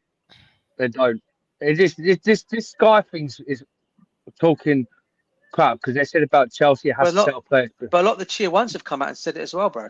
No, I've got a mate who's an active Villa fan, yeah, and I spoke to him about it, and he's told me it's all waffles like Chelsea because he said you sold the hotel, didn't you, Dan, and the car park, and you don't have to sell the players now because they're talking about we had to sell players before the FFP by a trial this season, right? Well, we don't because we sold. No, we don't have to sell. No, we don't have to sell. Yeah, we don't have to sell. But these owners are going to sell. They're going to get rid of. Yeah, we all know that. And Chalobah's going to go as well. Yeah, we all know that from last season. Yeah, but the situation is when they came out with the Chelsea, Newcastle, Aston Villa, and I think 2 more clubs. Yeah, they had to sell players for the FFP rules. Well, we don't because we've just sold the hotel and we've just sold the car park. Well, with Aston Villa, they've actually just done the same. They've sold the canary of a training ground. We sold their assets, bro. We sold their assets. DJ. Yeah, they sold their assets. They sold their assets. How the Premier League have reshaped the things or the way they've structured financial the rules in English football is making all these owners be able to sell assets to be able to run the football club. Look, you get what I'm saying. Bro. I get what you're saying, Lee, right? But because for me as a Chelsea fan, look, Dan will probably share this with me because I've been with this club and I've supported this club for such a long time and seeing what's happening to my club. All right, with assets of ours being sold, which was never ever in the game, even under the days of Ken Bates and Roman Abramovich, where we had to sell assets of our football club, right? Yeah, facts. When you're seeing owners like this coming in, I don't see even Manchester United even selling their assets. Yeah, but here we are as Chelsea Football Club, just to pass, you know, the FFP rules and this sustainability and profitability nonsense. Yeah, we have to sell our assets and to our sister club, to who? To Blueco. Yeah, I mean that for me in itself is a worrying 100%. aspect. And if Chelsea fans can't wake up and smell the coffee and see what's going on with these guys, okay, they're never going to see it at all. And look, as much as people want to come to me and say, "Oh, you got to give these owners a chance," I'm trying to give these guys a chance. But every time I'm seeing them, what they're doing at this moment in time, and what they're doing to our football club since they've come in, they've more or less gutted us out with everything that was all under Roman in terms of getting rid of all our winning players that won us trophies. They're bringing in players that are not at the Chelsea levels as yet. Yes, some of them are great signings, but they're not at the levels of Chelsea yet. And then when you're seeing them saying, "Oh, they're going to be doing this and they're going to be that different in the transfer window," and then you're seeing these other players that are coming in that have been linked to us. I mean, it is worrying. It is a worrying situation for us because Maresca's come in, and let me just say one thing right now to all Chelsea fans, right? I don't want a single word said about Maresca next season if this guy doesn't do anything, right? Because it's not the guy's fault. Just like it wasn't Poch's fault, just like it wasn't Potter's fault either. These guys want yes, man, yes, sir, no, sir, 3 bags full, sir, and that's exactly what they've got with these guys that they brought Oliver in. Twist. And Maresca's going to be the same thing. And the next season, if Maresca fails, I can already see. I've already heard some Chelsea fans on their platforms saying they're going to come at the manager. Don't come at the manager. Come at your owners that are causing this problem. But no one wants to challenge the owners. This is the problem. They're scared because they're worried about getting their channels done over or something like that or another. Yeah. But people have got to start to wake up and see what's going on with these owners. And I tell you what, until I said it already, Nee, right? They have got a lot to change my mind about them. And from what I'm seeing so far and what I'm seeing thus far at my football club, I'm seeing nothing like that. And it's not because we're not winning trophies. I'm not saying that's not the reason why I'm complaining. And where we think it's the way they're running our football club and the way they're selling our assets just so we don't fall behind the FFP roof. That's my concerns, bro. That's my only concerns. I'm so glad you said that. This is what I'll say on that. You know, if we don't have someone on the other side and other one on the other side, our conversation here is going to be just true. Just, you get what I mean? I'm trying to encounter what you're saying. I'm trying to give you some hope to really believe in these owners. You get what I'm saying? Although it's not there yet. Maybe, to be honest with you, I feel like these owners have sold these assets to be able to develop some better assets somewhere else for the future of this football club. From what I'm hearing, I'm not in England. I was told that this hotel and the parking is too narrow and it's too small. It's not wide enough, but they have a lot of space. And I saw the map. Someone was telling me, I saw the map of what Chelsea have already acquired, the military base or whatever they say they have acquired now. It's a big property. In case Chelsea wants to expand the stadium, they still got enough room to be able to build something more molding a facility that they can use for the hotel facilities or some complex better than what they've already sold, in my regards, because they've sold it to themselves, isn't it? So it's not like the money is gone anywhere. It's still within the football club. You get what I'm saying? No. Oh, what's no. The thing is with these owners. No. You said no regarding what I've said. Don't say a thing. No. I agree. I said what I'm saying. No, the hotel and the car park wasn't small. They had to sell that because the hotel, what Roman put into heart to build for the Chelsea fans to come and stay, right? They sold that because the thing is, with the money crisis, what they had to say, they need to reach 100 million by June. Yeah, we're in June now. They had to sell that hotel. They didn't have to sell it, but they sold it because they have so much the money. Give me by 2 years. Like what Johnny, I'll pick up. Like I'm so glad. Right, 2 years by now. Yeah. We are debt free. You know, we're still debt free from Roman, what Roman's done for us, yeah? I'm telling you now, these owners. And that's not talked enough about, Dan, by the way, bro. People don't talk about that enough. No. Yeah. Then people start giving it. No, they don't. So give it by 2 years, we'll be in debt by these owners, right? They'll be putting a lot of debt in our owners by 2 years. there'd be confidence of the board, yeah. They wouldn't have to rebuild the stadium because there'd be so much debt, and the financial stuff what they're doing is what it's doing wrong, right? The thing is with these owners, what they have criteria. I will never back these owners ever. I see what they've been doing. I've heard a lot of things what they've been doing to this club, right? They're destroying the club financial, and people state Roman so much here. You've got to understand, if it wasn't for Roman who put the money in that table to be us in debt, yeah, these owners wouldn't got nowhere. They would have to pay the debts and all this stuff. The situation what they doing is right. They've ruined the financial or fair play, yeah, and that's why FFP are going to come in soon by next year or a year or so with a lot of debt. Because I'm telling you, we're going to have a lot of debt. These lot are going to make us proper in debt at Chelsea Football Club. And what DJ said about the manager, Enzo Maresca, they're bringing a Chelsea manager because they know they want a proper yes man that is going to be a criteria of a job of the fan. And situation, I'm going to back DJ. I'm backing him. Yeah, I'm not the other day because I know it ain't going to be his fault.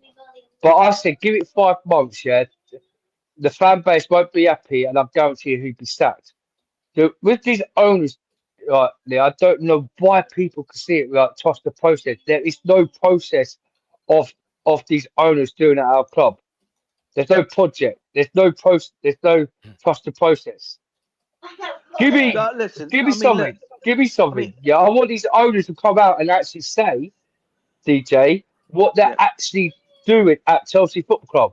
Tell the fans what you're doing, so we can understand what you're doing. I mean, what I was saying to Dan's thing on what the only thing I'll disagree on one thing Dan is saying, and everything I've said is good. The only thing I'll say, the only people that are going to make sure our clubs are winning trophies and doing things if the players have got a heart and a soul of the football club, right? Like your Reece Jameses, if Conor Gallagher be stays, your Chalobahs and players like that will be leading this chase to the rest of the players in that squad, all right, who are obviously not from the Chelsea academy. Okay, if they can start putting on like John Terry did, like Frank Lampard did, Ashley Cole when they were all there, Didier Drogba, they put the heart and soul for this football club, and that's why we were successful every time we stepped onto that field. We were not scared of anybody. We'd go into every game, play. Other teams would not even want to play against us. Now, it's one of those scenarios now, yeah, where every team now wants to play against us because they know our situation, right? They know we're not the same as we used to be. And so for myself, look, what I'll say is that our players, like your Reece Jameses, like your Conor Gallaghers, like your Trevor Chalobahs, the 2 players, by the way, that our owners want to get rid of, by the way, and don't be surprised if Reece James is on that list to be getting rid of next season as well. Okay, these are all the heartbeat of Chelsea Football Club, and these are the guys that will hopefully get us through the stages that we like your John Terrys, as I said, and all those players like that came through when we were successful, right? But these owners at this moment in time, the reason why I have no confidence in them at this moment in time is because they've been here now coming up to what, 2 years now? 2 years? Yeah. Right? 2 years. How many managers have we gone through in the 2 years that they've been there, bro? 4. Tell me. 4. 6. Yeah. 6. How 6. 6. I think what 6. No, Thomas Tuchel. Hold on. Thomas Lampard. Tuchel. Graham Potter. Then Frank they had Lampard. that. No. After Graham Potter, they had that. What's his That guy name? Who played Liverpool for one game. Played Liverpool. Yeah, for one game. Yeah, For one game. For one game we had. Yeah. Did he not come after Lampard, or was he before Lampard? Or Yeah. after Lampard? No. He came before. Then Lampard came in before him. Frank Lampard to finish the rest of the games after that Liverpool game, right? Yeah. And then you have Pochettino, and there's Enzo Maresca. It's 6 managers. Oh, you just counted Enzo Maresca. But Thomas, remember, Frank Lampard came in the second time as a caretaker. He wasn't the manager. And manager. It was a caretaker. It wasn't hired as a manager. But what we're saying, what my point is, and I get what you're saying there, but what my point is how have they changed the model to what this? Because see, what part of their thing was we're not going to sack the managers. Dan and DJ, if we're talking about sacking managers, it's what the owners are doing now.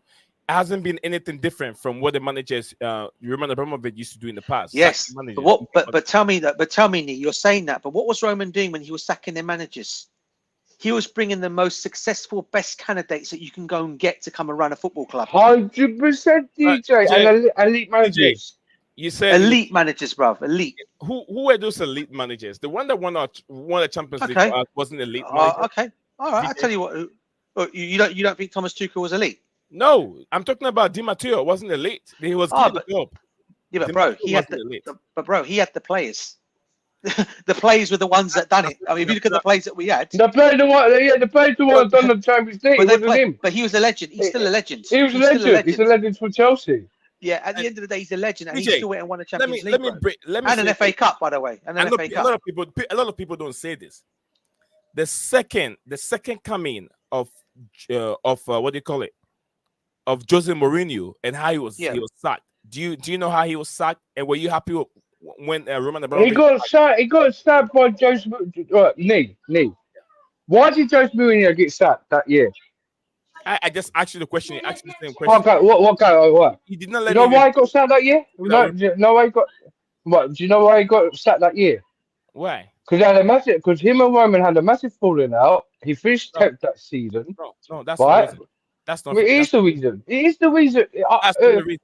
That's not the reason. They had an argument. They had and because that woman, that nurse, it was that nurse, Dr. Ivan Canero. Yeah. No, Dr. Ivan Canero.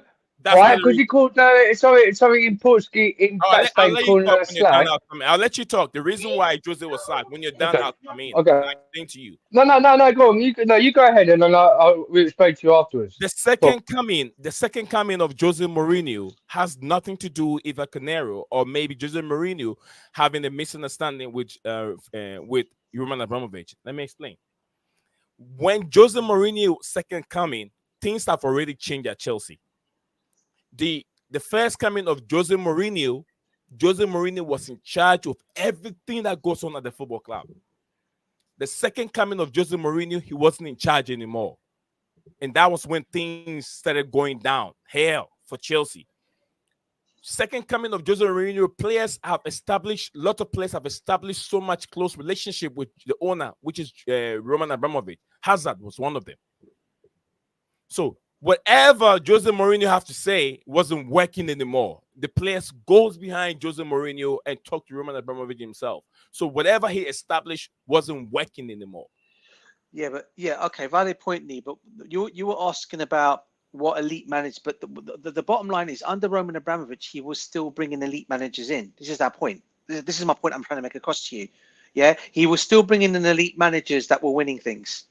Even Rafa Benitez, who I don't rate one bit at all, who no Chelsea fan liked, came in and won the Europa Cup. Yeah? It was also a wrong appointment.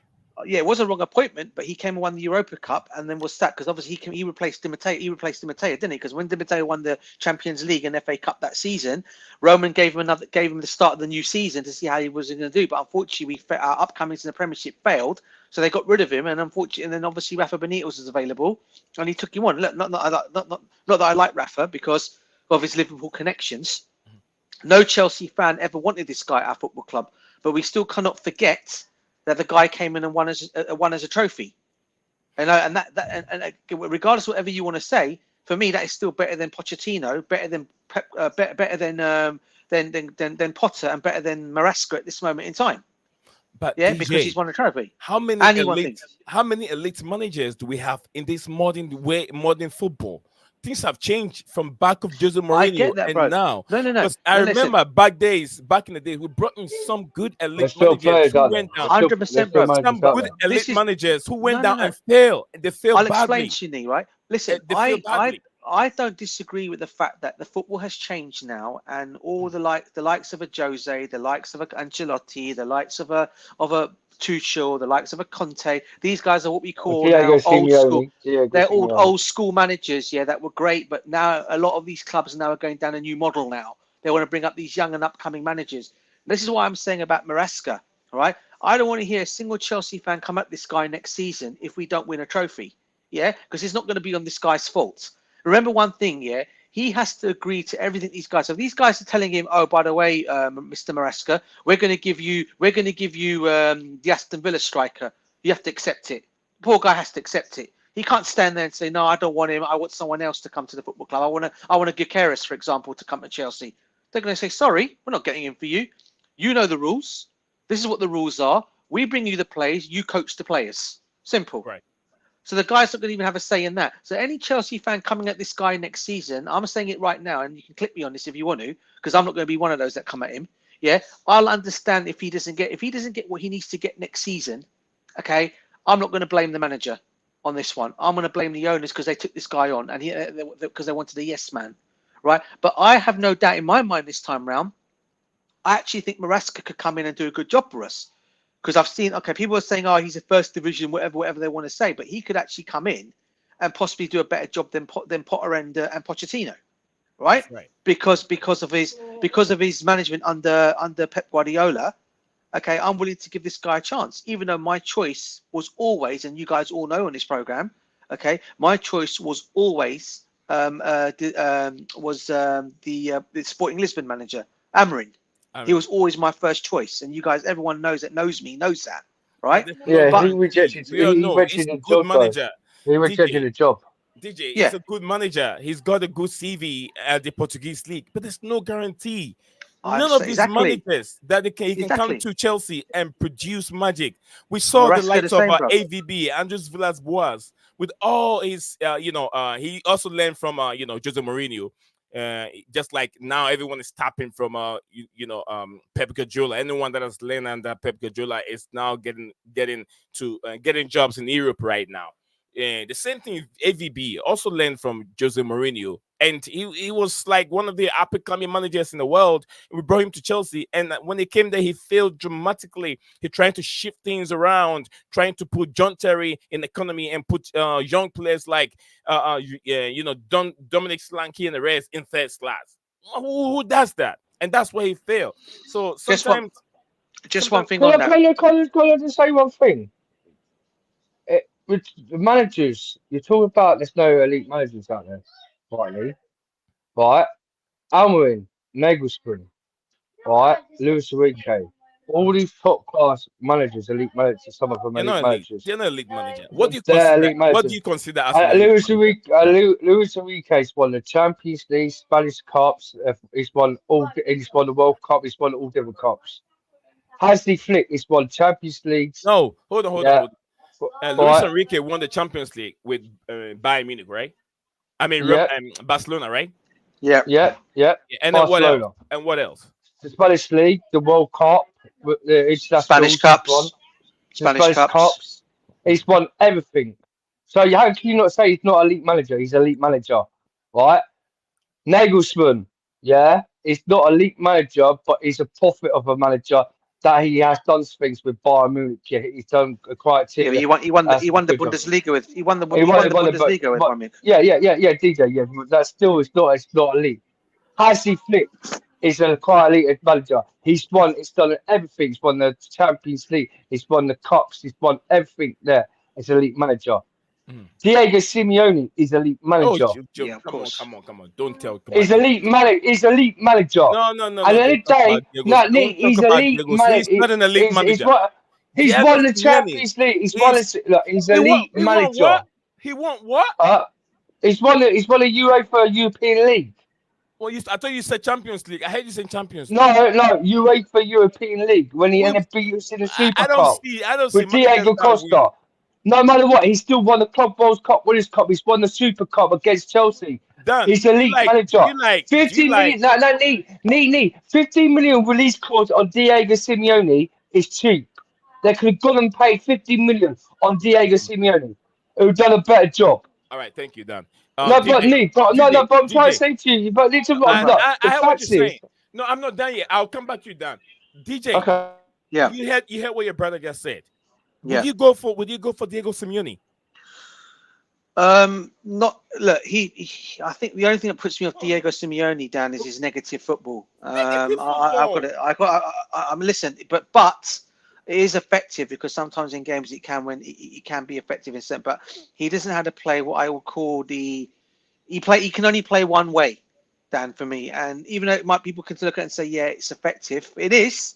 Don't get me wrong. I would still have him at Chelsea despite that, because I think a manager like that would come in and obviously other players around him, he might change his philosophy of playing, because obviously Chelsea have better attacking. For me, they have more, I'll say, more attacking players, more flair players and stuff. Maybe he'd come in and change his way of doing things. Stop buying defending players. Right. So I'm not going to say he's a bad manager, because he's an excellent manager, Diego Simeone. Let's be real here. I think any other club, every other fan that I talk to from rival fans would say they would love a Diego Simeone in their setup if they couldn't get another manager, because he might not play the football everyone likes, but he does play that. He plays. They call it the army style, sergeant style football. It does the same style of tactics with Jose Mourinho when he used to part the boss at Chelsea, and people say he used to be boring style. So you can't go there in that way. So would you happy with Jose Mourinho when he parking the boss at Chelsea and it worked? He does the same style what Jose Mourinho does at Atletico Madrid. See, with Those days are gone. And Chelsea fans, Roman Abramovich, let me tell you, Roman himself did not like the style of Jose Mourinho. After winning for a period of time, he started wanting to bring in a manager that can play interesting football. So this is top Abramovich now. This is Italian, it's not Roman. Abramovich did not like everything that Jose was doing. He wanted to change the style of football. He wanted that negativity away. Although he was winning trophy, that's why he brought in managers. No, he didn't. No, he didn't. Oh my God, dude, what am I hearing? No. What do you mean no? How could you slate Roman? When Jose first came to Chelsea, right, Nee, you would know this, right? We're talking about players like Damien Duff, Joe Cole, players like that on the wing, Iron Robin on the wings, mate. You're talking about entertaining football. Scoring goals. That's not. You didn't get what I'm saying. I'm not talking about the individual players.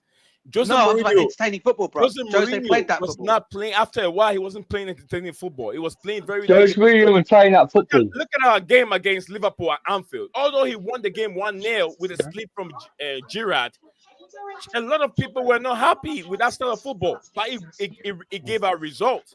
But our best times, Wait. First of all, Diego Simeone is elite, I'll go back around to it, Thank you, Marking. See this thing about negative football, if anything, we are the pioneers of negativity, and we have let go of that title. 100%. We are the team, that thrives in that will make United play negative football and beat them at it. We have lost that in the recent years. Diego Simeone reminds me and Dan of that time. He's like an upgrade of what Mourinho was. He might be negative, but he's like an upgrade to Mourinho because he's got very tactics, He knows how to win. He knows how to win. This is the reason, why he's the most paid manager in the whole world. He doesn't win 100%. Of course he does. This is the manager. He has only 2 teams. He's muffin syrup. No, hold on. I'm making sense here. This manager has only 2 teams, Real Madrid and Barcelona, to be able to win La Liga. But we've never our best times have never been under positive football. We got rid of 100%. Someone that played positive football. We got rid of Sarri. If we wanted positive football, we would have kept Sarri. We didn't want that. We thrived in negativity. Got rid of Conte. We make the game dirty. No. Sarri was not fired. Sarri decided to leave. That is why he came up with so many. Because of his style of football. We don't want that. We want physicality. It wasn't Chelsea. We wanted. Sarri decided to leave. Sarri could have been Chelsea manager. Who was the boss? Kepa? Who was the boss? Kepa or Sarri? Who was the boss at the final? Guys, can I just say something quickly? Sarri didn't leave Chelsea because of the football. It was nothing to do with that at all. I don't know why that's been even mentioned in there. But if you guys actually know how he was sacked and how he went, it was nothing to do with that. He left because he left because he wanted to go back to Italy. That's what I just said. He was homesick. It was so blatantly obvious. He even came out and said it. It was a press conference. He even came out and said it. He was homesick. But then the media didn't make it easy for him. But then he never really settled in. We never really gave him the chance, Sam. We never gave him the chance to settle in. Even though he won stuff, we never gave him the chance. And he was bitter about that. Dad, you got to admit that was and it's fair enough, that he did that, isn't it? Sorry, but we have to admit, if we wanted positive football, we would have kept him. But we don't care about that. We want to win. 100%. I mean, I was liking his football. Sarri himself said it one of the biggest decisions has ever made his life by leaving Chelsea. Yeah, he said that recently, didn't he? Yeah, I saw that. He left Chelsea because of the situation with Sarri, right? He left Chelsea, he's gonna. And he wasn't happy with Kepa. It's like, who was the boss, Sarri or Kepa? What are you talking about? No, but in the cup final. When he's Sarri do with that. Sarri was a wuss. Sarri, No, listen. Dan, he was listen. Bruv. Come on, he was. Yeah, no. I don't. It's all crap. Homesick, my ass. It was what it was. Yeah, he got fed up the day in that cup final when Kepa disrespected him. Because when he asked Kepa to get subbed off that pitch, he said no. Who's the boss, Sarri or Kepa? Suddenly he wanted Caballero to be in the goals, for the penalty shootout. And then the next minute, what did he decide to do? Walked down the aisle, to walk out Wembley. Because all the commentary said, he's going to be leaving his job now. He's walking out the job. Who's the boss? This is ridiculous. How he ain't got he hasn't got the players in the back staff to respect him. You had Kepa disrespect him, right? And suddenly, 2 weeks after that, he goes to the press conference and pretends he's homesick for Italian. No, he got sacked for the moment because he couldn't get the job. He could not get the job done with these players. Where do you read that? He lost the change room.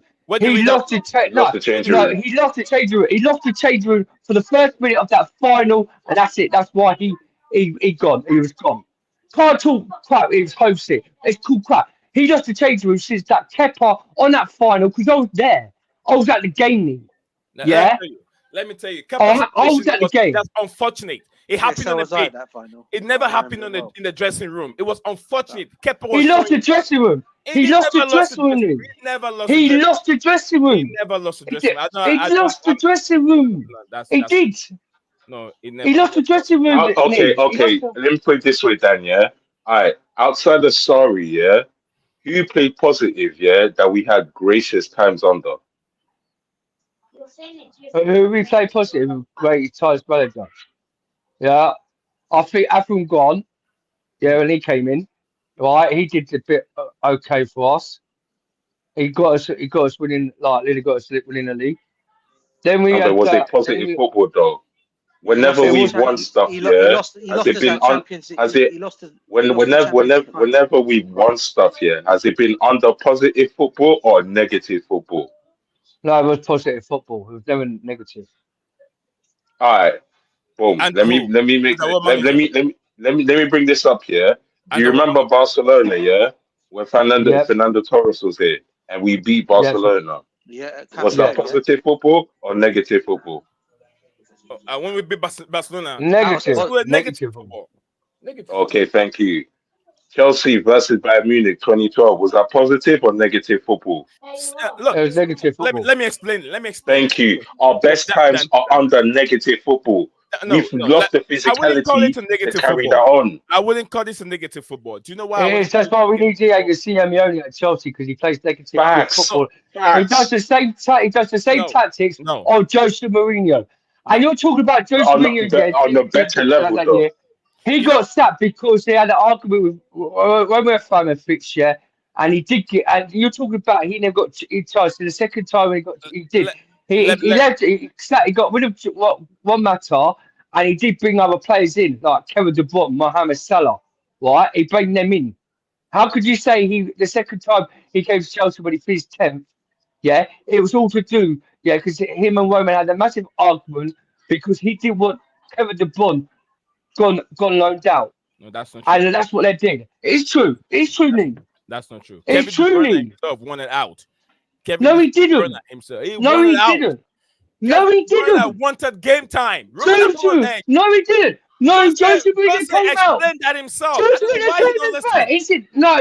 Jose Mourinho Need my bro. Oh no. Jose Mourinho came out facts, yeah. Too many times. No, I ain't listen to Johnny Mourinho. Right, listen. No, I haven't. I don't go on Johnny Mourinho's show that much, yeah. Listen. Jose Mourinho come out. You've already said it. You're saying it's not true. No. Jose Mourinho. Listen to your brother. Listen. Jose Mourinho came out of his own statement that he did want Kevin De Bruyne to go out on loan that season. Sudden, the owners decided to loan him and then went and sold him. That's what Jose Mourinho came out with. It was Salah. But do you know what? But Dad, do you know what? But do you know what Mourinho also said though? Mourinho said, that De Bruyne, was on the verge of leaving because he wanted minutes, and the next minute, all of a sudden, he handed in a transfer request, and the next minute he's gone. That's true, bro. That's so true, Mourinho was technically saying that it was out of his hands. Dan, Wikipedia is killing. It's killing. It was true. Mourinho regretted. And also, guys, remember that. Also, Dan, also take into consideration. Kevin De Bruyne did a recent interview. I think it was a couple of weeks ago. It might have been a month ago, where he was actually talking about his time at Chelsea, and he said he even came out and said the reason why he left Chelsea because he wanted more minutes, and he wasn't guaranteed it at Chelsea, so he had to move on. Otherwise, he would have stayed on there. Yeah. But he wasn't given the minutes. They make the same comparison with Cole Palmer. Cole Palmer won game but he was fed up. He was fed up. I think Dan's talking about Salah though. I think that happened with Salah that way though. It happened. I think Salah happened like that. Salah. Salah is different. Salah. I'm talking about Salah. Yeah, Salah. That's why Jose Mourinho and Roman Fabian had that argument. Because of Salah. I think Salah was still selfish. He didn't want Salah. He doesn't like Salah. Style of play. He did want his Salah, Huh? He did want his Salah because he's been begging Roman to buy that guy from Benfica for ages. And as soon as we got him, he played a few games, and Salah came out and said that I want to play more games. If you don't play me more games, I'll leave. All right, but this is what I was gonna say. Makim and then DJ Salve. When on the night that we won our Champions League, Chelsea did not organize themselves to go to Munich and play negative football. No. Chelsea were... Oh my God, really? No. Oh my God, really? My God. I did not land. I did not finish. All you had negative football and then you coming at me. Let me land. Let me explain. Oh my God. Okay. You don't even know what I was going to say. Dan, you I don't It's already bad. Dan, I don't blame Dan. It's really bad. It's really bad, Makim. You're reading Wikipedia. And then you're watching wrong Wikipedia. You watch Wikipedia. You listen to Wikipedia. You look into Wikipedia. Because you talk about Diego Simeone. Yeah, Dan. I was at that final, bro. I went to Germany for that final. So do I, DJ. So do I. Let me finish it. No team will get into a final stage of a competition and go and play negative football. The problem is Chelsea. God. Chelsea was missing their number one defender, John Terry. Madrid just won it on negative football. Chelsea, but Madrid's style was a bit different. There was no way we can compare ourselves to Bayern Munich. No way. Bayern Munich was so better than us. So what do Chelsea have to do? What do Chelsea have to do? You can't match them. You can't open up. Because when you open up, you'll be left with inexperienced players on the pitch. You're playing Ryan Bertrand. Inexperienced player playing as your was it left back? He was excellent, bro. He was excellent in that game. He was excellent in that game. Bertrand was brilliant. Why Bertrand? Should we open up? DJ. DJ, should we open up and play attacking and attractive football? We will be murdered on the pitch by Bayern Munich. No, sometimes your opposition. Because they're attacked. But what I was saying is sometimes you have to look at what your opposition is bringing up and adjust your game towards the way they're playing and be able to contain them. Because we cannot match Bayern Munich at that time. And the reason why I'm saying this, I'm not just saying it from what I'm watching it on. I listened to what do you call it? Upfront when Samuel Jordan had one-on-one with John Terry, and he has to break all that things down. That's where I'm taking some of my points from, and I'm sharing it with you guys. It's not just I'm just making. Okay, Neil. So Neil, let's ask you about the Man United Chelsea Champions League final.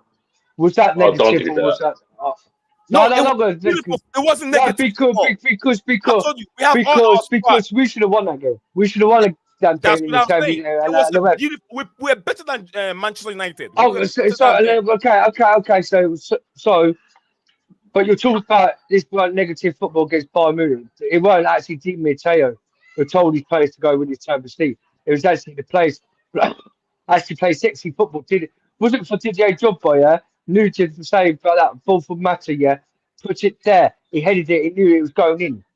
Then Drogba get away with a penny. Peter Cech does a wonderful save against Iron Women because he knew Iron Women from back in the day at Chelsea. They've won that by heart. That was negative football. They won that by heart against Bayern Munich. And they beat them on penalties. Because at the time, at them stages at Chelsea, we wasn't really good at penalties.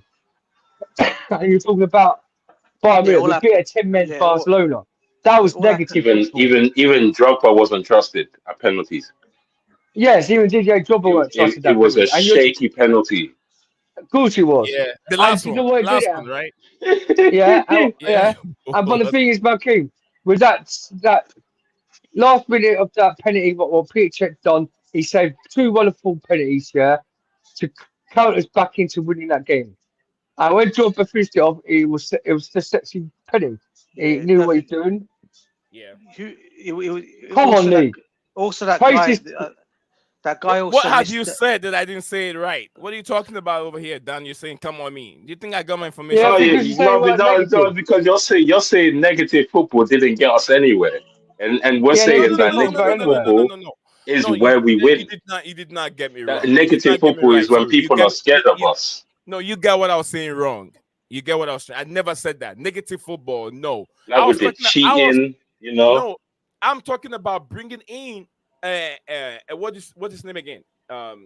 Diego Simeone that plays negative football. At that time, negative football was trending. It was working for Chelsea. But this current manager that we have, maybe you can bring in a Diego Simeone. He cannot. Maybe his style of football will not work in the Premier League. You get what I'm trying to say? It would. It would, man. What makes you think it would? It would. No, it goes like bread and butter. No, if it goes together. He has it's like salt and vinegar. Look at the players that he has at Atletico Madrid. He can get the best out of them playing negative football. Oh, what? Knee. He's made good players too, Well, so how many players are at Atletico Madrid still there for a long time? Griezmann's old. Oblak's old. They've got loads of old players that they've got dead routine now and they need to get rid of. No. They were not rebuild. Old. Don't tell me Joao Felix was old. He used Joao Felix. Joe Felix had a bad attitude problem. That's why he didn't like him. That's why he got rid of him. Because it's not playing it right. He's playing negative. Don't tell me. Joao Felix at Chelsea. I'm listening. What am I listening? Okay. So, Dan, admit this. Come on, bro. Joao Felix was a wrong fit for Atletico Madrid. It's as simple as that. It wasn't because he was crap. No, it wasn't, mate. It's his attitude. He was the wrong fit. He was wrong. He was the wrong fit for them because he wasn't the kind of player that needs to go into that kind of team. Not the way Simeone plays. For me, we all know Joao Felix. But DJ, if he didn't have that attitude, we would have not noticed. He would have just been banging goals, and that's it. Facts. Attitude. When you say attitude, I mean when it comes to Simeone, I understand that. I have to side with Dan on that one still. No, but I'm not debating. I'm not debunking that Diego Simeone is a good manager, guys. I've not turned around, sat here, and said he's a great manager. No, you didn't. But he says he ain't an elite manager. He said he ain't an elite manager. All I basically says is, you said that he was negative as well, DJ. Negativity is where we play our best football. That's what if you let me finish, I was going to say, bro. But I said the only thing I didn't like about it was his football was negative. But yes, it was, but effective because he was winning games out of it all. But Dan, McKean, the kind of players that we have that we play negative football, we don't have those players now. So Diego Simeone will be a real football club. You know what? In fact, on about, Gallagher would not be a dog. Gallagher would not be a dog. He would have been a Rottweiler. That's what he would have been. Yeah, he'd be a bulldog, but like a American pit bull.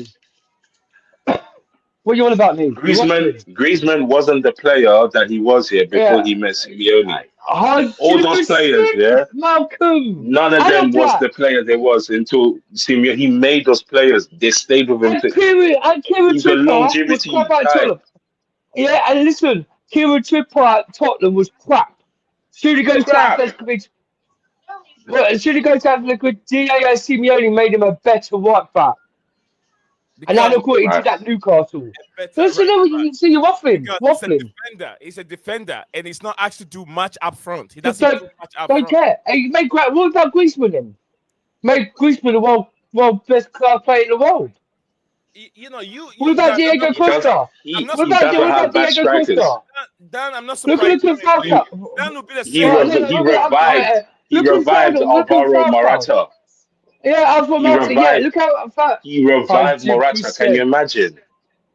Yeah, Morata. I look at that Corres. Corres, was it that Belgium? COR. I know you're the winger, yeah. The winger. Torres? Yeah. No, the Belgian winger. The Belgian winger, Corres. He went out on loan. He went out on loan. Carrasco. He went out on loan. He went out on loan, didn't he? He didn't stay there. Ricardo Carrasco made him a better player. And then he came back. Yeah, it made him a better player. And look, listen to me. He's already a good player. He's already a good player.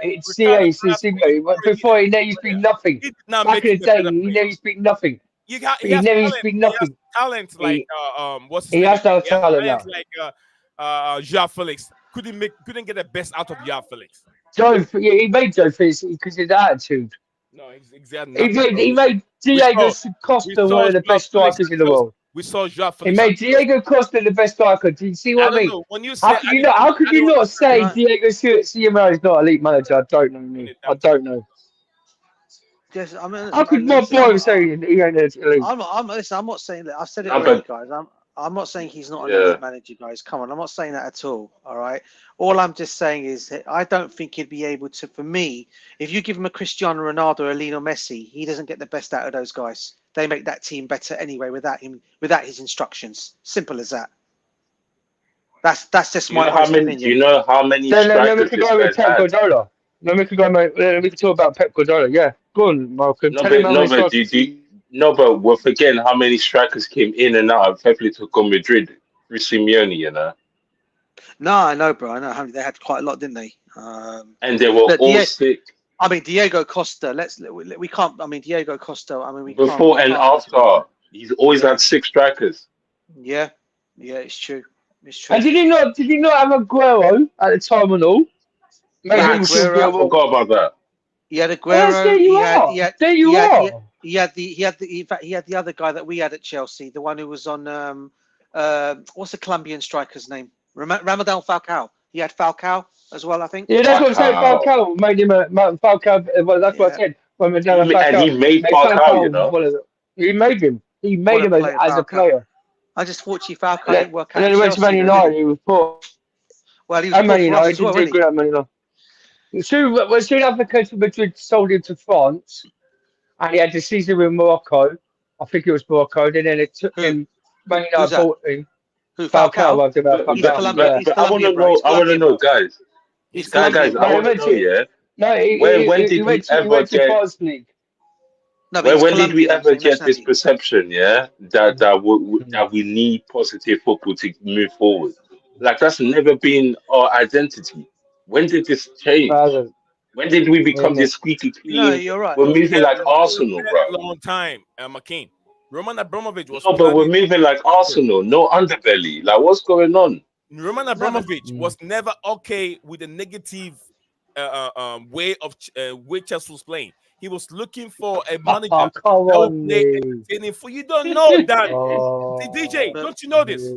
No, I know that, bro. But on what I'll say on that, you don't bro. know it's hard to believe, man. But what I'm saying, I do know that. I do know that. I know Roman. You're right. You're right, bro. You're right, on that, right? But what what was changing is when the club was winning trophies. That's what was making Roman happy. So 100%. even if it was negative football, bro. Yeah, to be fair, as long as we were winning a trophy, it didn't really matter. But yes, I agree with you on one thing. He did want positive football as well. He wanted a manager that will come in and play Yeah, he did. an excellent way of playing. He wanted that as well. I'm not gonna lie. Like our main thing, yeah,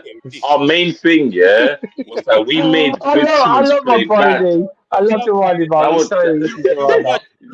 You know what? see, It's that's so hate. easy to That's wind hate. up. Makim, 1 minute. Tell your brother that you're supporting today that he needs to stop reading that Wikipedia books and stop watching Wikipedia videos. Well, Clay, Nick, you're the Wikipedia Buffalo Soldier waffle I'm shirt. surprised when You're Dan. talking about it. I asked him about. I gave him 4 managers to welcome. I gave him Luis Enrique. He said he's not a league manager. I gave him Hansi Flick. He said he's not a league manager. Luis He's been on Enrique. Wikipedia too much. Yeah, Luis Enrique, because the amount of cups he's won, yeah, and he didn't know that, and he's been looking at Wikipedia on that one, right? I said his Nagelsmann a league manager, yeah. I said no, I said yeah, Nagelsmann's not a league manager, but he's got there in front of. But the situation this year, all the stuff I said to you that he didn't know if you look at Wikipedia, right? The thing is with me, he's telling me that Diego Simeone you're watching Wikipedia that's come out with me saying he's not a league manager, even though if you go on Google, I do go on Google, he's the top tier, one of the best managers out there is a league manager. It's probably because he hasn't won the Champions League. Let me tell you, it's probably if you say elite manager, probably why. It's defined by how you see what. It's not a European. Hold on, elite manager. It's your definition of how you see an elite manager. I think my way of seeing who an elite manager is. I can define my way. Yeah, on your Wikipedia. Wikipedia. Yeah, on my Wikipedia page. Diego Simeone, to me, is not an elite manager. To you, he is. The fact that someone has been in the business for a long time doesn't make. Listen, guys. I think what we got to remember. I think this word elite, right? Yeah. I mean, I have to say, for me, so I want to know, yeah.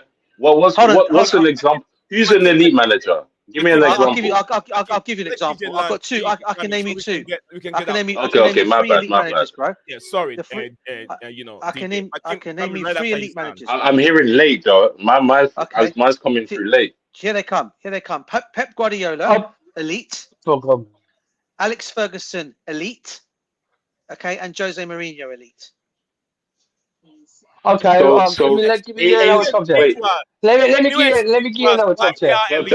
Simeone, who's the better manager then? Thomas Tuchel or Diego Simeone? Guys, hold on. Guys, hold on. Let DJ explain to us what makes those managers an elite manager. Then we know what we are driving at. Okay, fair enough. Okay, Pep Guardiola, number 1. The guy's won the Spanish league. He's won the German. He's won the Champions League. He's done it in all countries. That's what you call elite. The guy's just gone everywhere and been a winner. Simple as that. You can't dispute that. Yeah. Thank you very much, DJ. Yeah, Mourinho. Sir Alex Ferguson. Okay. Yeah. People say, "Oh, what did he do?" Well, he won the Champions League. He won. Let's be real. Yeah. Look how many trophies he won. One for Manchester United. Okay. He done it on a constant basis. That's why I call him elite for that reason. He did with Aberdeen. Aberdeen as well. Jose Mourinho. Well, let's be real.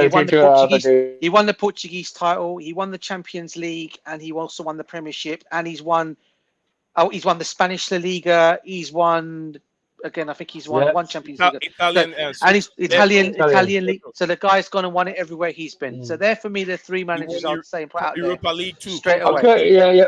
Can I just say one thing? All right, I just want to tell DJ one thing. It's not your turn. Let Makim come in. Then you also take. All right. Boom. Just one thing, Dan, and you can jump in straight after. Yeah. What I want to know, yeah. These managers that you have mentioned, yeah. All of them, yeah. Guess who was a nail? Guess who was a thorn in their side, yeah.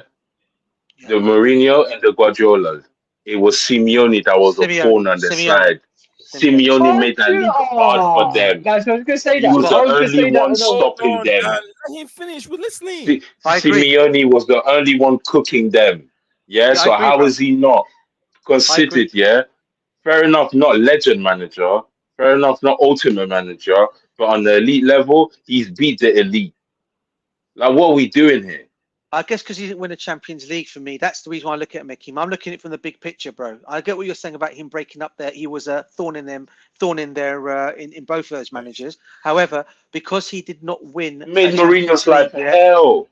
I get that, bro. But my way of looking at elite and yours could be different. I don't know. I look at the big picture of what managers have won and what they've done successful in their career. Right? For me, he is an elite. I'm not saying he's a bad manager. I think he's a world-class manager. Diego Simeone. But if you want to put him up there amongst the likes of a Jose, a Pep, or even a Sir Alex Ferguson, I don't think he touches them because he's not won a Champions League.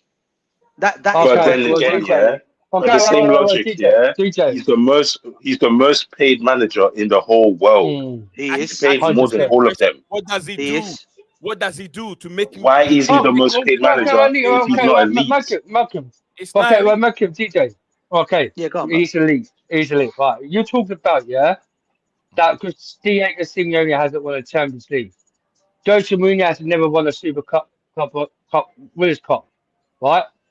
Diego Simeone's won that with Athletic Madrid. He won the UEFA, not just out the Super Cup, and he won the World Cup, Winners' Cup with Athletic Madrid. Jose Mourinho never did that. He did for Real Madrid, bro. He did for Real Madrid. I did it for Real Madrid, okay.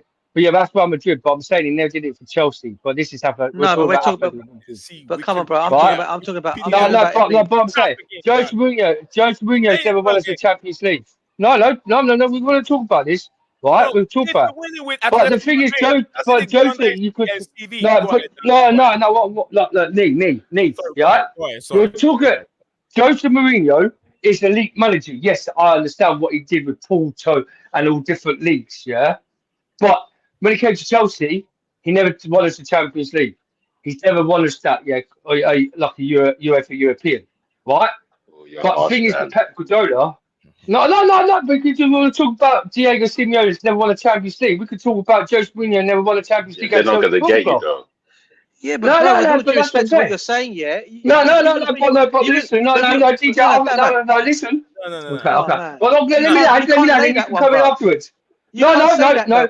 But Pep Guardiola, it does make sense. But Pep Guardiola, right? He agrees elite manager, but he's the only elite manager because he brings in the world experienced players in. He don't bring come on, Dan. Are we really going down this avenue? No, I'm not going down there. Come on. Because he can't handle if he went to somewhere like Everton or Brighton, like Carlos Ancelotti is a elite manager. Because he knows he went to Everton. Thing is with Pep Guardiola, he only likes to go for oil money. That's about it. He likes to go to big names. It's not.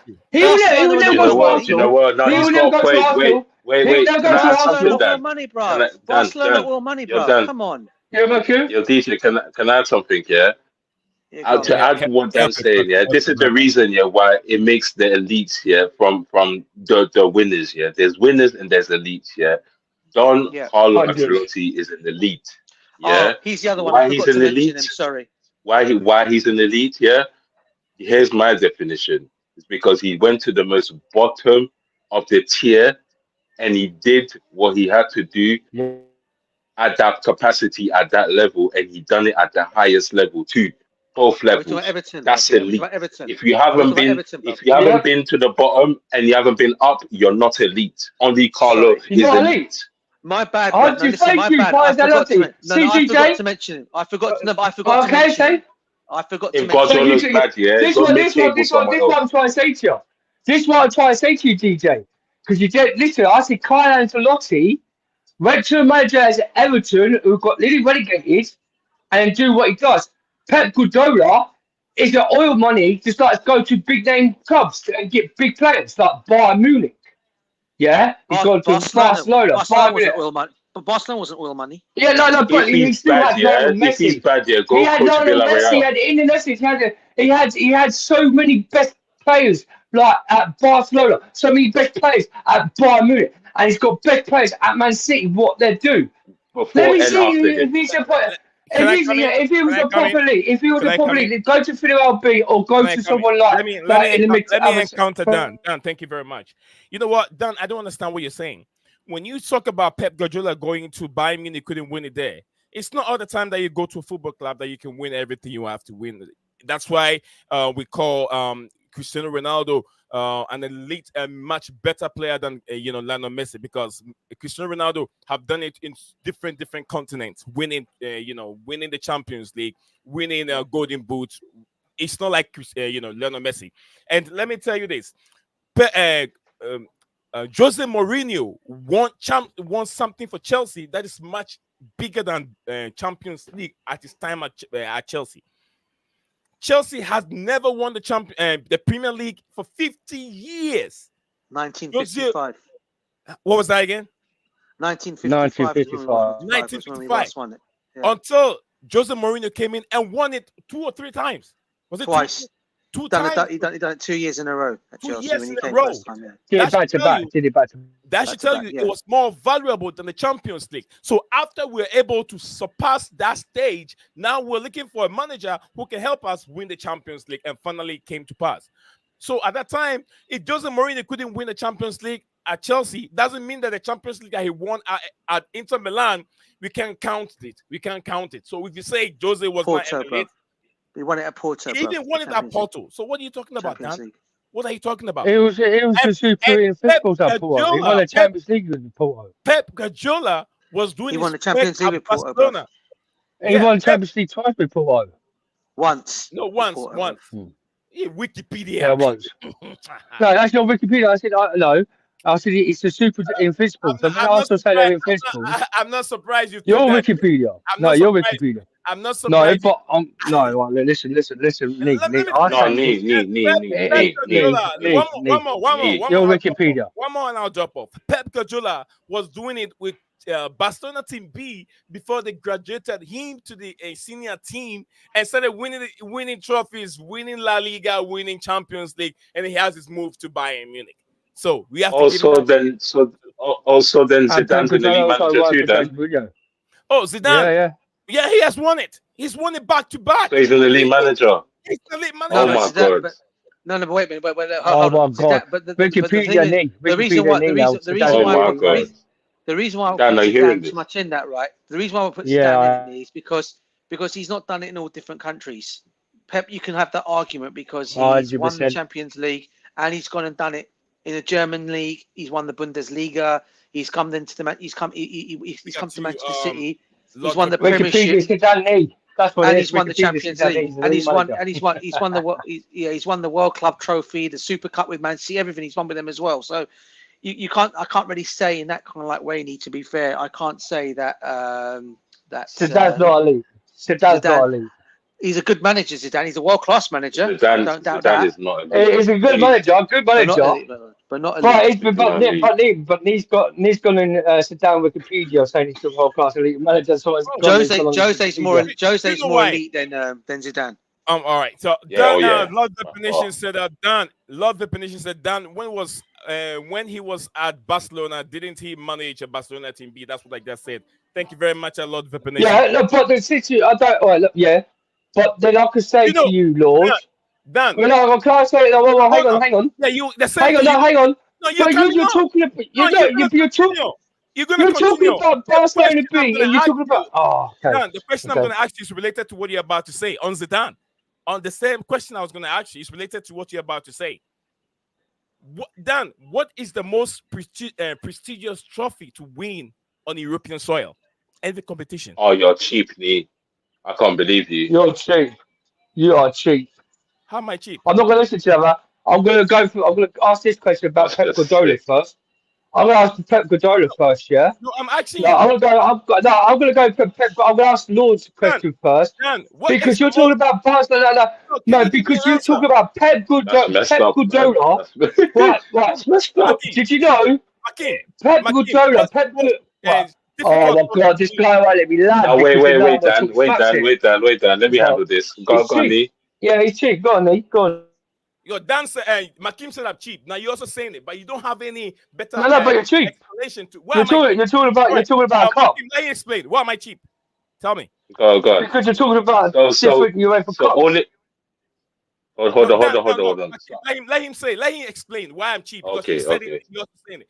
Man, Dan, say it. Why do you think I what just I said said it. makes sense? Because you just said about different kind of tiers of cups, trophies. It's What cheap. about it? What about it? What you said. You said You said Yeah. about. You asked me a question about these cups, all right?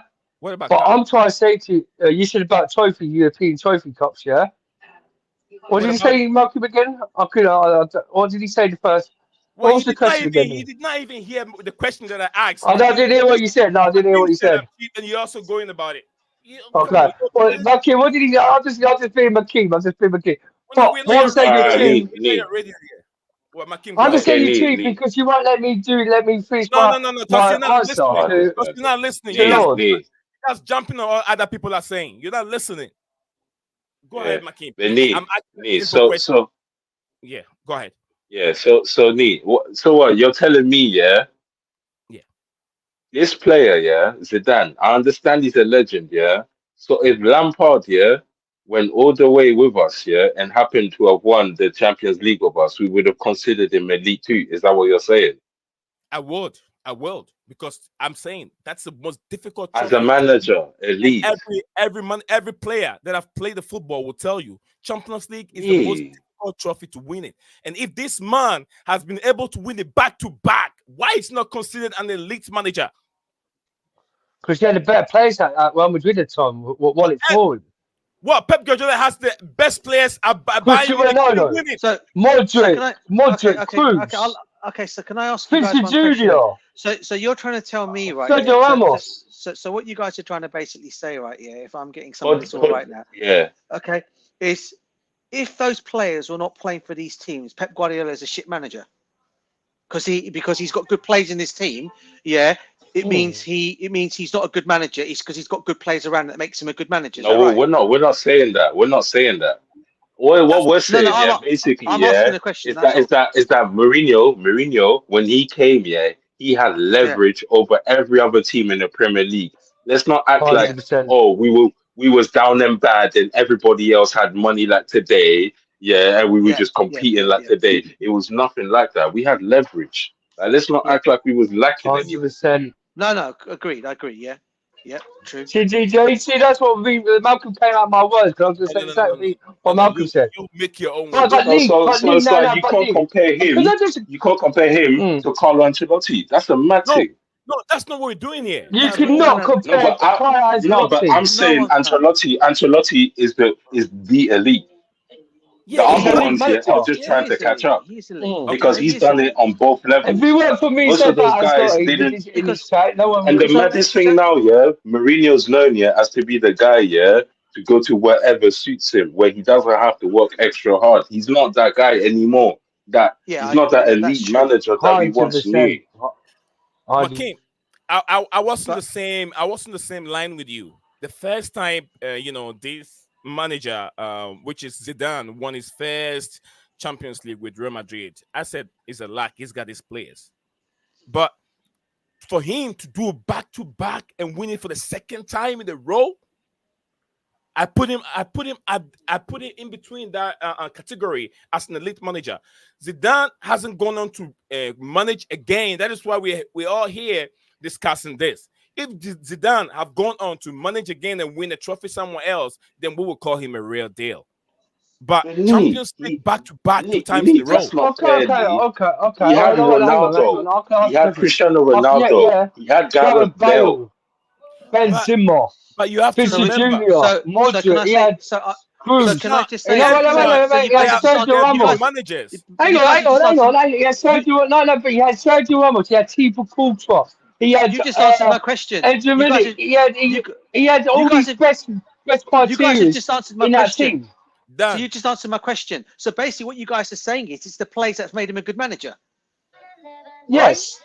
No, we're not only saying that. We're saying that he. No. What we're mainly saying, yeah, is that all he had to do, yeah, was to adapt to a model that was already made, constructed, and all he had to do is be the face. That's what we're saying. We're distractor. If you say that, that's what we're saying. Yeah, if you say that, then Pep Guardiola himself, before winning the Champions League with Manchester City, then Pep Guardiola was not an elite manager That himself. cheated. Because He is. the team. He is because he's done it with different teams. Zidane didn't. No, hold on. Big name star players. Big name star players. That's what you can buy. Different egos. Yeah, Let me Zidane say did it. Different ego. Zidane did it with one club, don't he? To be fair, Zidane's not really improved it with other clubs in that way. Other clubs. I understand Zidane hasn't coached anymore. He hasn't gone on to coach anymore, so we cannot really go hard. So would you say did? Would you say Didier? Would you say Didier Deschamps is elite manager for winning a World Cup and the Euros with France? But that's his level. He always want to manage, he hasn't managed a club. He's managed a national team. No, but you're talking about Zidane. You're talking about Zidane as the elite manager, yeah? Where you compare Zidane hasn't done it on a different level to different countries to go do it. He did it at Real Madrid. It's like Didier Deschamps. He's done it with France winning the World Cup and the Euros. If Didier Deschamps level as being a national team manager goes on and win the World Cup again, he's one of He's done it back to back. He did the World Cup and then he's done the Euros. Yeah, he's not like Zidane did it back to back with the Chicho. So Zidane's not a league manager, isn't it? But what I'm talking about with Pep Guardiola, what I'm trying to say with Pep Guardiola in the year, if you wasn't before Jose Mourinho, because he managed with Pep Guardiola, and who's the other manager? Was it? Hold on. You said Jose Mourinho. He wouldn't be working. Hold on. Yeah, he was assistant coach. Yeah, he was in Barcelona. In Barcelona, he was interpreter. He was an interpreter. No. Yeah. Pep Guardiola was not with Barcelona's senior team. It was with the junior team. Let's get it right. I'm trying to tell you, if it wasn't for Jose Mourinho, Pep Guardiola would have his name for as a manager. This is the question I was asking. I said, before Pep Guardiola, if he hadn't won the Champions League with Manchester City, Pep Guardiola, would we say that he wouldn't be part of the elite managers in this world? Because before he took over, before he took over Barcelona, someone has already cooked all the work, done all the work for him, which is Regular Rijkaard. Rijkaard has done all the job for him. He has assembled all these players. Messi and all Ronaldinho, who were all there under Frank Rijkaard. You can't say that because you can't say that because he was a part of it. If he wasn't a part of it, then he wouldn't be credited as such. He's the same. He bleeds Barca in and out. He's the same thing related to Zidane. Because Zidane, you guys said Zidane don't deserve the credit because he had all the players. According to what Dan was saying, you said Zidane doesn't deserve the credit because if Guardiola didn't leave Barca, he wouldn't be considered elite. 100%. He never left.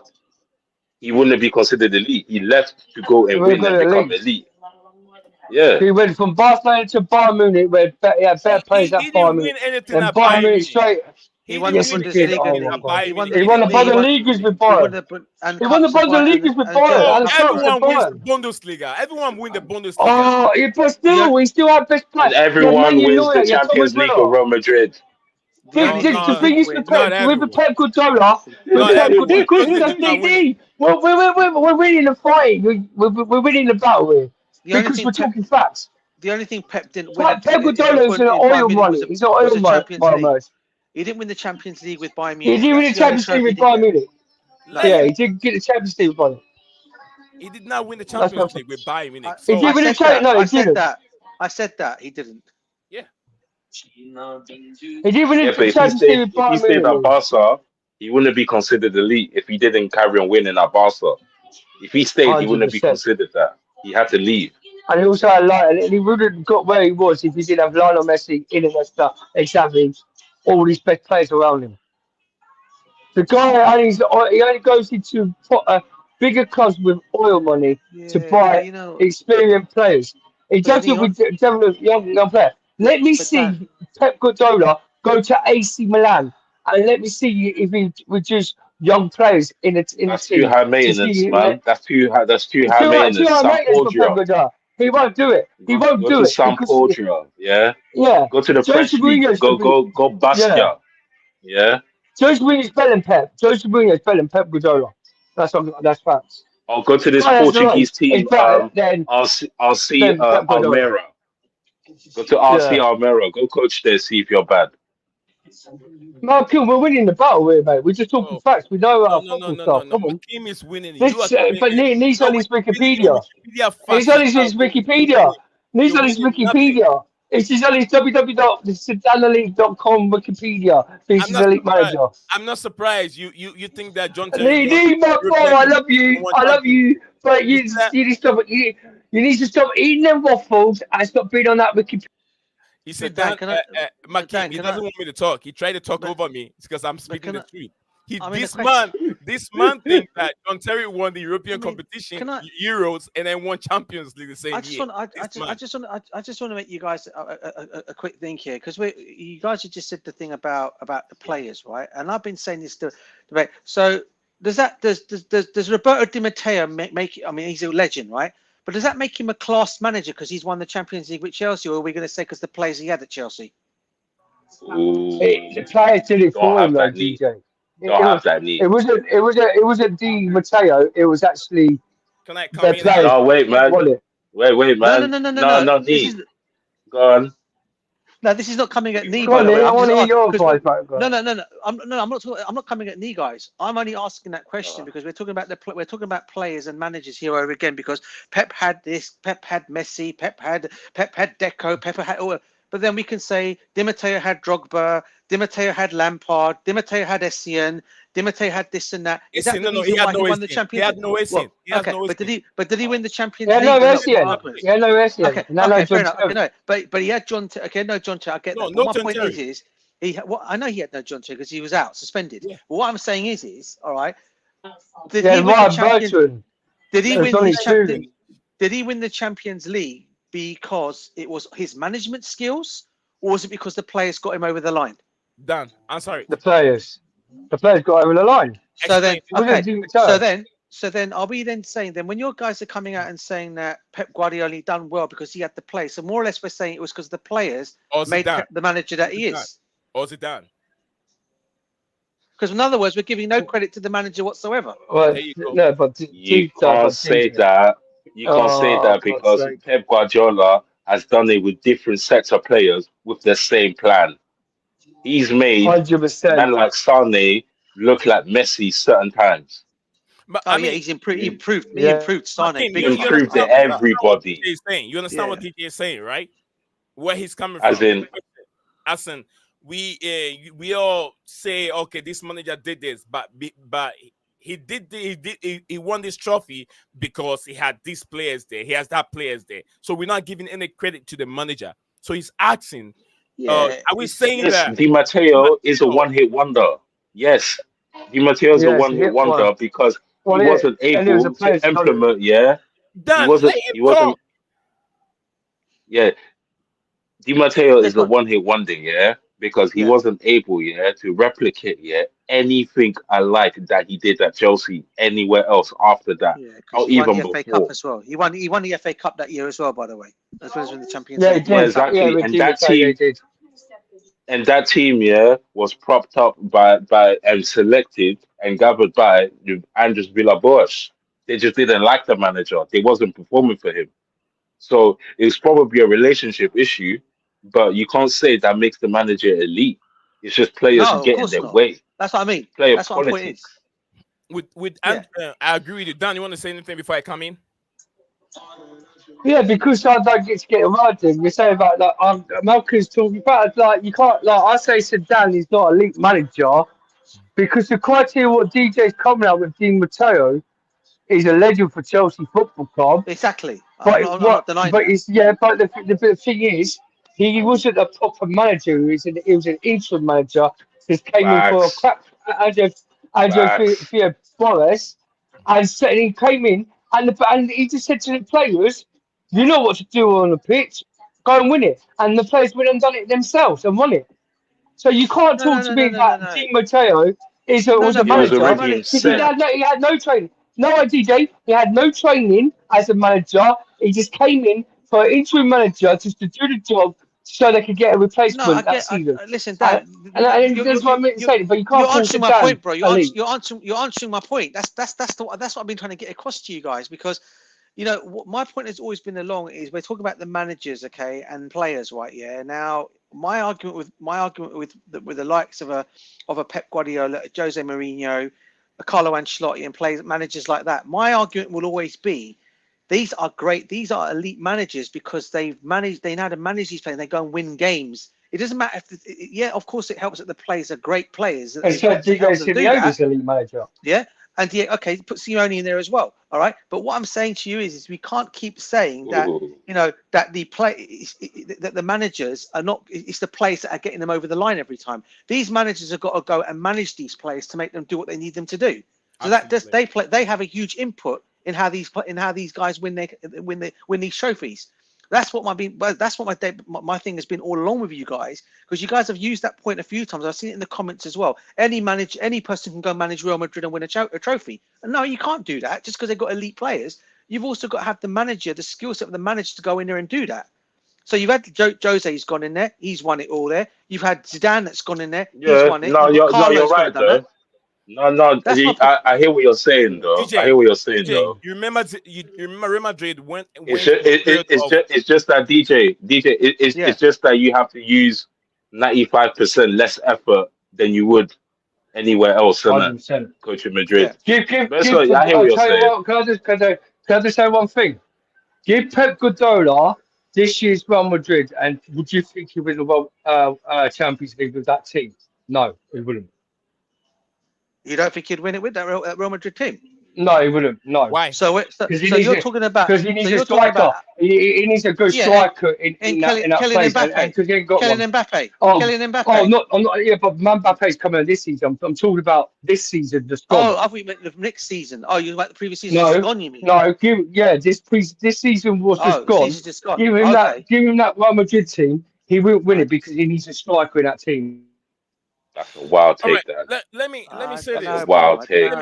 Let me say this. Wow. I don't know. Makeem, DJ, and then Dan. Before Real Madrid started winning the Champions League again, it looks like they went on the period of either 5 to 6 or 7 years without winning the Champions League. And at that period of time, they had lots of top managers. They couldn't win the Champions League. So but then they had all these players. They had the Galacticos, they had the Gutis, they have all those top players there. Could not win it. So it's not all the time that the top players that they have can win you Champions League. And there's no way we should compare Roberto Di Matteo situation to Zidane. Roberto Di Matteo won it one. But you can, D. You can. No, you cannot. You can. No, you cannot. Why can you? What's his name? How? Zidane went on and win it back to back. How many if Di Matteo, if Di Matteo, ended up staying, that time, let's say he ended up staying and ended up winning it again. So the difference makes it's just that he won it one more time. The difference makes he won it one more time. Because we all know that winning Champions League back to back wasn't ever, no one has ever done it before. Zidane was the first manager to do it. To go and win it back to back. Zidane. So the number he had better players. It is called. No, wait. Management. So him winning one more Champions League than Di Matteo, because Di Matteo didn't stay. So if Di Matteo stayed for one more season, we would have to consider him elite. If he was is that what you're saying? He hasn't done it. Yeah. If he has done it, we will consider him as an elite because he won it back to back. And even before, and when he was staying at Chelsea, it means that he was winning games. Di Matteo could not win games and wasn't good enough. That's why he was being fired. And to be honest, let's make this correction. It's just a number, Di Matteo was not an interim manager. He was appointed as Chelsea coach. He wasn't. That's even worse. That's even worse. It's even worse. Like what I'm saying, the only difference here is that if Di Matteo was in Zidane's situation, he would have done the same thing Zidane did. Zidane was in the Farmers League, where the only restriction he has, is Barcelona or Atletico Madrid. Everybody else is in the mud. Zidane Di was Matteo playing. had to do it in the Premier League, No. Let's and forget he about the. won the Let's forget Champions about League. the La Liga. We're talking about Champions League. Winning Champions League back to back, Makin. It's So do never you not think that it's easy. harder to win the Champions He League has with Chelsea Bayern than it Munich. is with Madrid? He has Bayern Munich to beat. He has Chelsea. He has Manchester United. He has Arsenal. He has all these top teams in Europe to beat, and he beat almost everyone to win the Champions League back to back. So it's hard. It's easier to. So you're saying it's easier to win the Champions League with Chelsea than it is to win with Real Madrid. Is that No, what you're saying? I'm not saying that. I have not So said then that. how can you not mention Di Matteo?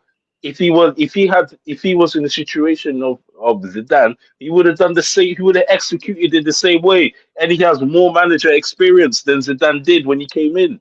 Let's put it this Zidane way. had none. I'm not taking the credit away from. The vehicle was moving already before Zidane came. I'm not taking If the Di credit. Matteo came, he would have done the same thing. Zidane wouldn't be able to do what Di Matteo did if he came to Chelsea. No way. Okay, okay. I'll ask these. Sorry, I just want to ask these. I was going to ask these. The triumphant of Zidane, Di Matteo winning the Champions League. I'm not taking anything away from because he put a team together. But we have to know that this is the team that Roman Abramovich has invested heavily. They've never won the Champions League before, but Real Madrid has won him, I would say, maybe 10 times before the back-to-back Zidane and back-to-back Ancelotti, making it 15 or 14 now. But Chelsea is the football club. They miss out on a slip penalty shootout in 2008 at Moscow. So psychologically, these finals is a do or die, a win. We are winning this match. So that's what I'm saying. I'm not taking anything away from Roberto Di Matteo. He galvanized the team for them to just go and win it, putting his formation. So can you admit, that Di Matteo is much more of an elite manager than Zidane is? No, never. Because he never. did it. No, because he's done. Wait. He's done it in the Premier where the competition was a lot higher. Yeah. What did he win in the Prem? Yeah. 100%. He did not win it. No, he's done it. He's done it with a Premier League team, the Champions League. He's won it with a Premier League team. He did not do anything. You think Zidane, would have the cojones here to come and do that at Chelsea the way Di Matteo did? No, Di Matteo is a much more elite than Zidane. Did not do anything in the Prem. He did not do anything. And Di Matteo had experience as well. But Di Matteo did not do anything in the Prem. All right, Nick. Let me ask you a question then. You're talking about Zidane's team, yeah? I just looked up the team what he had. Ronaldo, Benzema, Gareth Bale, right? Yeah, Gareth Bale, Cruz, Casemiro, Modric, Marcelo, Ramos, Pepe, right?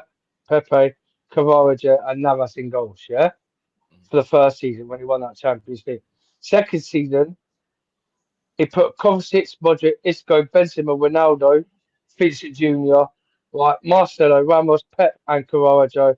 And then he had Casillas as a goalkeeper for the second Champions League. Right?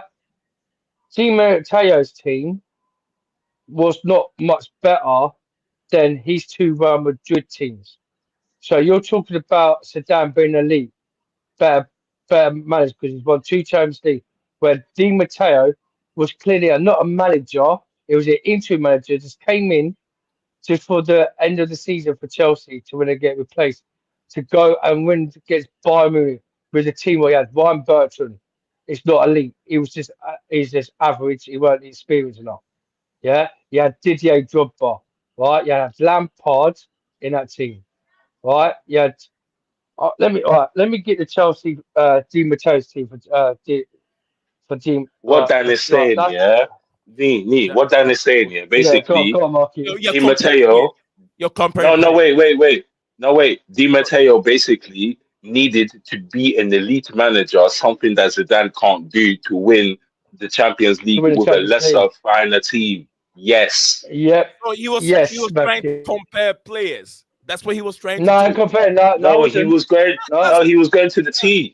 He's going from the T. I'm He going to don't the need team. all I'm of that. going to I'm the telling team. him he don't need all of that. I'm fired up I don't need all already. that. You're comparing the team, the players. That's what you're No, I'm comparing to the team. I'm not comparing to the team. Not comparing to the team. I'm What do you telling you want? the team what Di Matteo had that won the Champions League Mhm. to Sudan's best team, but what Malcolm just said. I mean, let's. So you're what we're comparing. saying, we are all gonna arrive at one place. There's no way Di Matteo is an elite manager than Zidane. It must because be. of what he did. No, he cannot. It must be. He is if How he, can you he not be? is because he He's not. If is. he's not a manager and he's an interim, if Not he's not a proper manager, he's never trained for a manager. Not to me. He's never been. He's never done a managing job in his whole life. Not to Comes me. into Chelsea for that season to win the Champions League. He's elite. It's a one of no. Then No, no. He's there's the elite. Mm-mm. He's You elite. don't consider. You don't consider that You final. go on your You Wikipedia and don't. Sudan. You don't ever consider He's that more final. elite than Zidane. No. That Makim, you are wrong. To be honest with you, you are wrong. You He's don't done it ever under consider. harsher You don't consequences. ever consider that Yeah, one-off game Market. he took over and to win the Champions League. Oh, that is Zidane- the Champions League, the biggest league not to do what he did.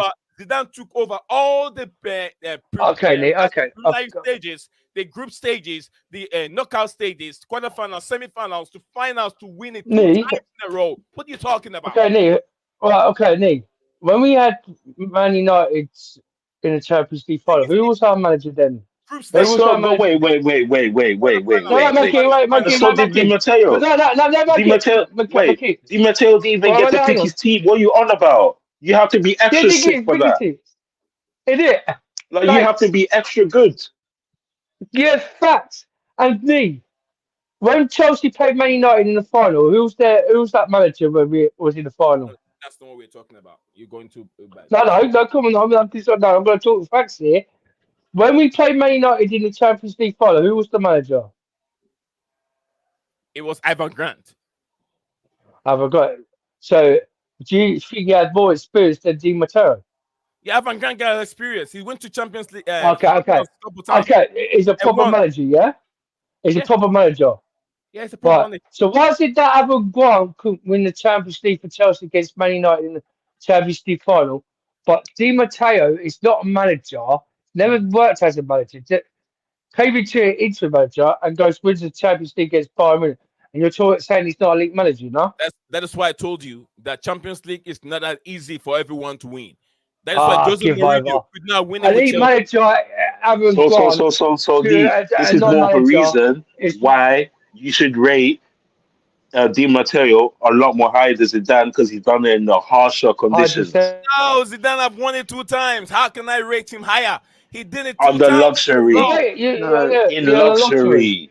No, Dan McKean. Just to let you guys know, I think Di Matteo did have a manager's job before he took the Chelsea job. He was managing Birmingham City. But he didn't last with more experience than Zidane, even more. Then he came even more. Even more. Come on, DJ. He's a Birmingham City in the Championship side, man. I know. But still, no managerial career. Now Zidane is in the Real Madrid. No, I was just what you call it. I was just saying. All right, guys, my battery's low. I'm gonna head off. Yeah, I'll be back. Yeah, see you guys later. Yeah, see you guys. Big up, McCain. Bye bye. Bye, love. Big up, my bro. Much love to you. Peace, bro. Peace, bro. Peace out.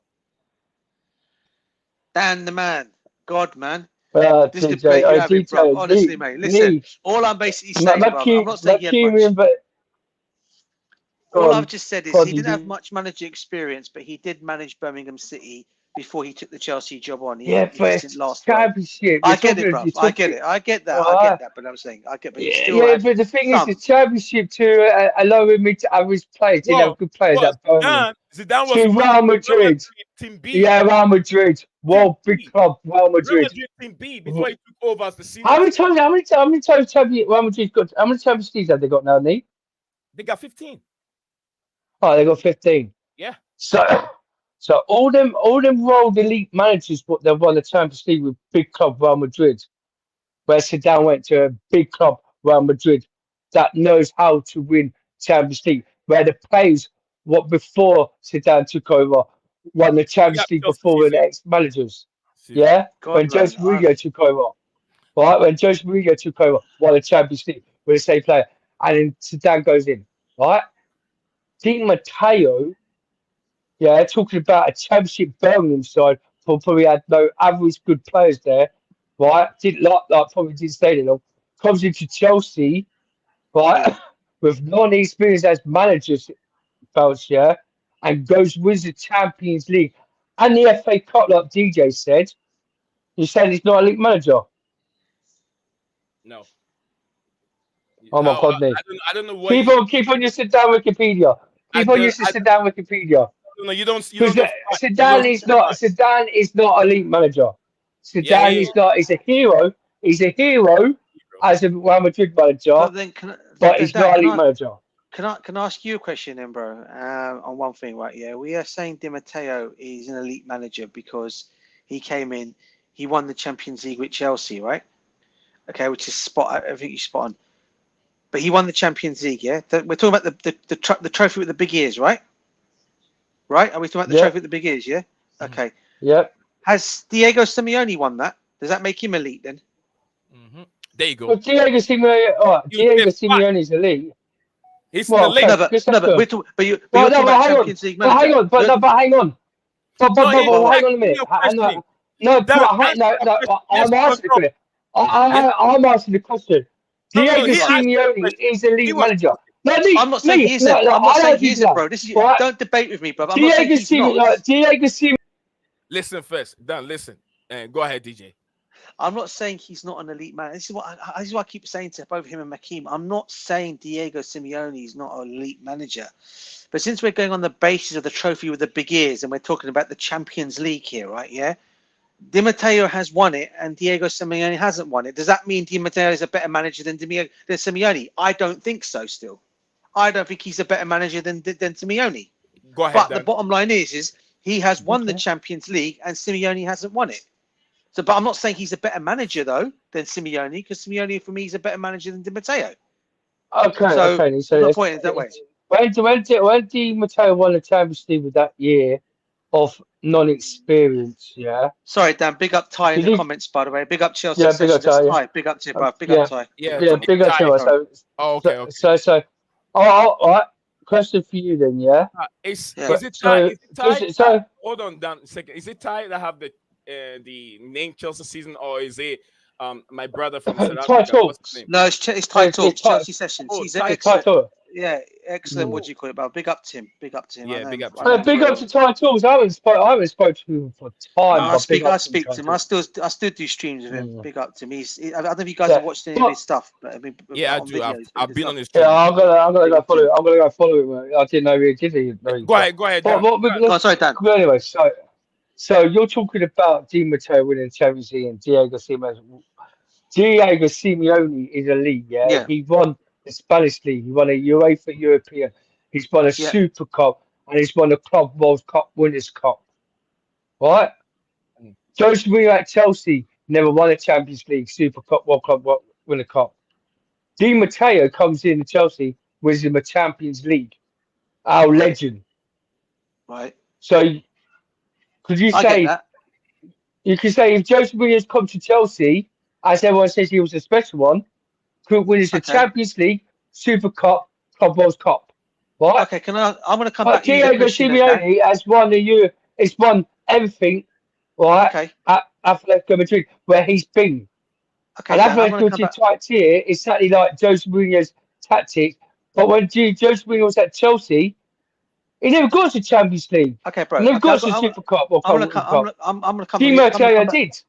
I'm going to come back with you something else then, bro, right? Yeah. Listen, we all know the Champions League trophy is the one up. Okay, it's the next one everyone wants after, right? Yeah? What is the most important thing Jose done that no other manager has done? Then he came to Chelsea and done it back to back. And this is the thing all the fans cried out for, because we never won it since 1955. What is the most important trophy for you that is more important? Either the Premiership title, which is what we never lifted up since 1955, or the Champions League. Well, if you're going to go look at that way. Yeah, but DJ, the thing with Jose Mourinho, right? No, answer the question, bro. I just want to know. I'm asking the question, yeah. Go on, bro. But you can't but you can't compare where he was number one in the Premier League. You knew full well. if he was 6 and he was like not far off points, yeah, and he goes into the Champions League final, got to the Champions League and knew that he weren't going to win the Premier League in them last 2 years, I will take the Champions League, Yeah, European. but we've not won the remember one thing, we have not won the Premiership or the Barclays League Division title as it was known back then since 1955, bro. I'm talking about it being our first trophy we've won in years.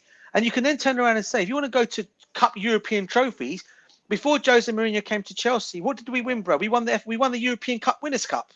Okay, maybe might not be as big as the Champions League, but we won the Super Cup as well, long before Jose came. Yeah, we did win the Super Cup. Yeah, of course we did. That's what I'm saying. So if you're going to look at that, so my point, I'm just saying to you, brother, what my point is, your points are valid, brother. All I'm trying to say to you is, for me, look, the Champions League for me is an elite trophy, right? Every time we're in it, I always say my club is in it to win it every time we enter it, and I'm obviously gutted we've not been in the last 2 years. It hurts me as a Chelsea fan knowing we're not there. Okay. However, what I will say is, from a trophy that we've never ever won, when Jose came in, the elite gaffer I call him, right, the guy who done everything when he came in. Okay, that's why I call him Don Jose. Came in, he won us the Premiership title back to back. That every Chelsea fan was crying out for many years of supporting our football club. Because we never won it since we never won it until 1955. Yeah, but so then that I for me could is tell the you, biggest thing, DJ, bro. all right, then DJ, I could tell you that year before the Premier was actually fisted.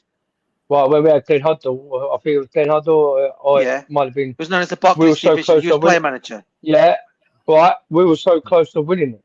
Yeah, we finished second that season. I remember we always struggled under. We were so all the years we were struggled close to winning it. No, we were close to winning it. It was always Liverpool, finished Man second. United. Always Liverpool, but we were so close to winning it because we lost our 2 games where we had a few injuries in that season. But we could have won it that season before the Premier League got offended. But then, bro. But the situation, but then the thing is, that you're talking about you're talking about a Premier League, a Premier League, Everyone, right, is an English league, just an English league. Yeah. Everyone knows Arsenal fans are crying. It's bread and butter, right? Salt and vinegar. It's just like salt and vinegar, right? Salt and vinegar or salt and pepper, yeah. But everyone cries out for a European trophy, like Arsenal, because a European makes a brand of a club to be the biggest club in the world. Exactly, bro. And this is what my point is. We're lucky. So cool. So okay, TJ, wait. So why is it that Jose Mourinho took? Yes, fair enough. He won back-to-back Premier Leagues, but he could win the Showpiece Portuguese League with Porto to win the treble, win the Champions League with them, and got a super invincibles. Like Arsenal said, they're invincibles, but we know Porto are super invincibles. Yeah, win the Champions League with them. Then he goes to other clubs to win Champions League. Comes to Chelsea and he can't win it. So what's that? Yeah, bro. Tell me that. Listen, bro. You can't listen. Did Carlo Ancelotti win the Champions League with us, bro? No, brother. Did Carlo Ancelotti win the Champions League with us? We weren't in it that season. We weren't in that season. No. We were in it. What are you on about? No, we weren't. We've been in it. We weren't. No, we've been because we were. Jose Mourinho was 10th. That season when he finished 10th, that's when after Jose Mourinho, we got Carlo Ancelotti in when he won as the first Premier League. Yeah, and it was DJ. We was not in the Champions League that season, mate. I'm telling you, brother, we were in the Champions League, and the reason why he got sacked is because we never won the Champions League, bro. That's the reason why. And Roman brought him in to win the Champions League. And look, listen, I'm not taking it because I personally thought it was a mistake sacking him anyway. And that was the biggest mistake we in sacking Carlo Ancelotti, right? I disagree with that completely. All right, but what I'm just turning around and basically trying to say to you is whatever you're saying about the Champions League, I want that trophy. It's a trophy that everyone wants, and we've won it. We've won it twice. But my argument has just been before Jose came to the football club, every Chelsea fan was saying the one thing we want is the Premiership. We want the Premiership, and then we were going to make our way off that. We were winning cups. We were winning because in that year he won the Premiership, and he also won I think the Carling Cup. I think he won in his first season at Chelsea, right, Jose, right? And then he done it back to back afterwards. That was the one thing that was missing from our thing. We wanted that so badly, and then the Champions League fell through. DJ. Yeah. Carlo Ancelotti took over Chelsea after Jose Mourinho when they finished in 10th place in the Premier League. after when Jose Mourinho got sacked, Carlo Ancelotti took the place of the Chelsea team. The first season he came in, there was no Champions League, competition for Carlo Ancelotti. Soon he came in, he won the first Premier League, then he won a cup, he won a double. Second year, got into the Champions League, he got knocked out in the first. But we still he still got, but we still played Champions League with him, didn't we? The second. The second but we season. still. But my bottom line is my bottom line is the thing is here, we still played the Champions League under Carlo Ancelotti, right? Yeah, but the second time we got in, that's when we had different players. But we never won it. We got knocked out to Barcelona because they had Ronaldinho. But I am not going to knock Carlo Ancelotti. This is what I'm trying to make you understand here, brother. The bottom line is we played the Champions League with Carlo Ancelotti. It was stupid we sacked him because I never wanted that guy gone anyway. Okay, which that stupid idiots decided to go and do anyway. From the tunnel, out of all things to do it to, right? Okay, so for me, at the end of the day, the point I'm just trying to make across you, Dan, is we did play Champions League football, mate, under Carlo Ancelotti, and we never won it. Yes, we won it under Di Matteo, and then we won it with Thomas Tuchel after, as we all know, right? But what I'm trying to say is you're going, you're talking about this about Simeone being a world class. I don't deny this, and I've not ever sat here and said he's not a world class manager. I actually agree with you. I'm just saying there's Di Matteo. There's winning the Champions League by Di Matteo. No, what I'm saying to you, what my point is because Di Matteo won the Champions League, does that make him a better manager than Diego Simeone? The answer is still no. It doesn't, in my eyes. It's not. Yeah. But no, it doesn't. Diego Simeone. We all know that Di Matteo is not better than Diego Simeone. But we're arguing the point, though. But we're arguing the point, though. They're saying that, if you haven't won the Champions League, you're not elite. Well, that means that you're more or less then saying that Diego Simeone is not elite. No, the thing is, we're not talking about Diego Simeone over Di Matteo. We're talking about Di Matteo over Zidane. When he's coming up with his Wikipedia. When he's coming out with his Wikipedia about Zidane being an elite manager, we're talking about the vices of Di Matteo being a non-elite experienced manager going to a Chelsea team where they had one Bertrand and not even the best good team, right? Comparing to world-class players that before Zidane took over, where Jose Mourinho had, was winning Champions League before that. And he came into Real Madrid.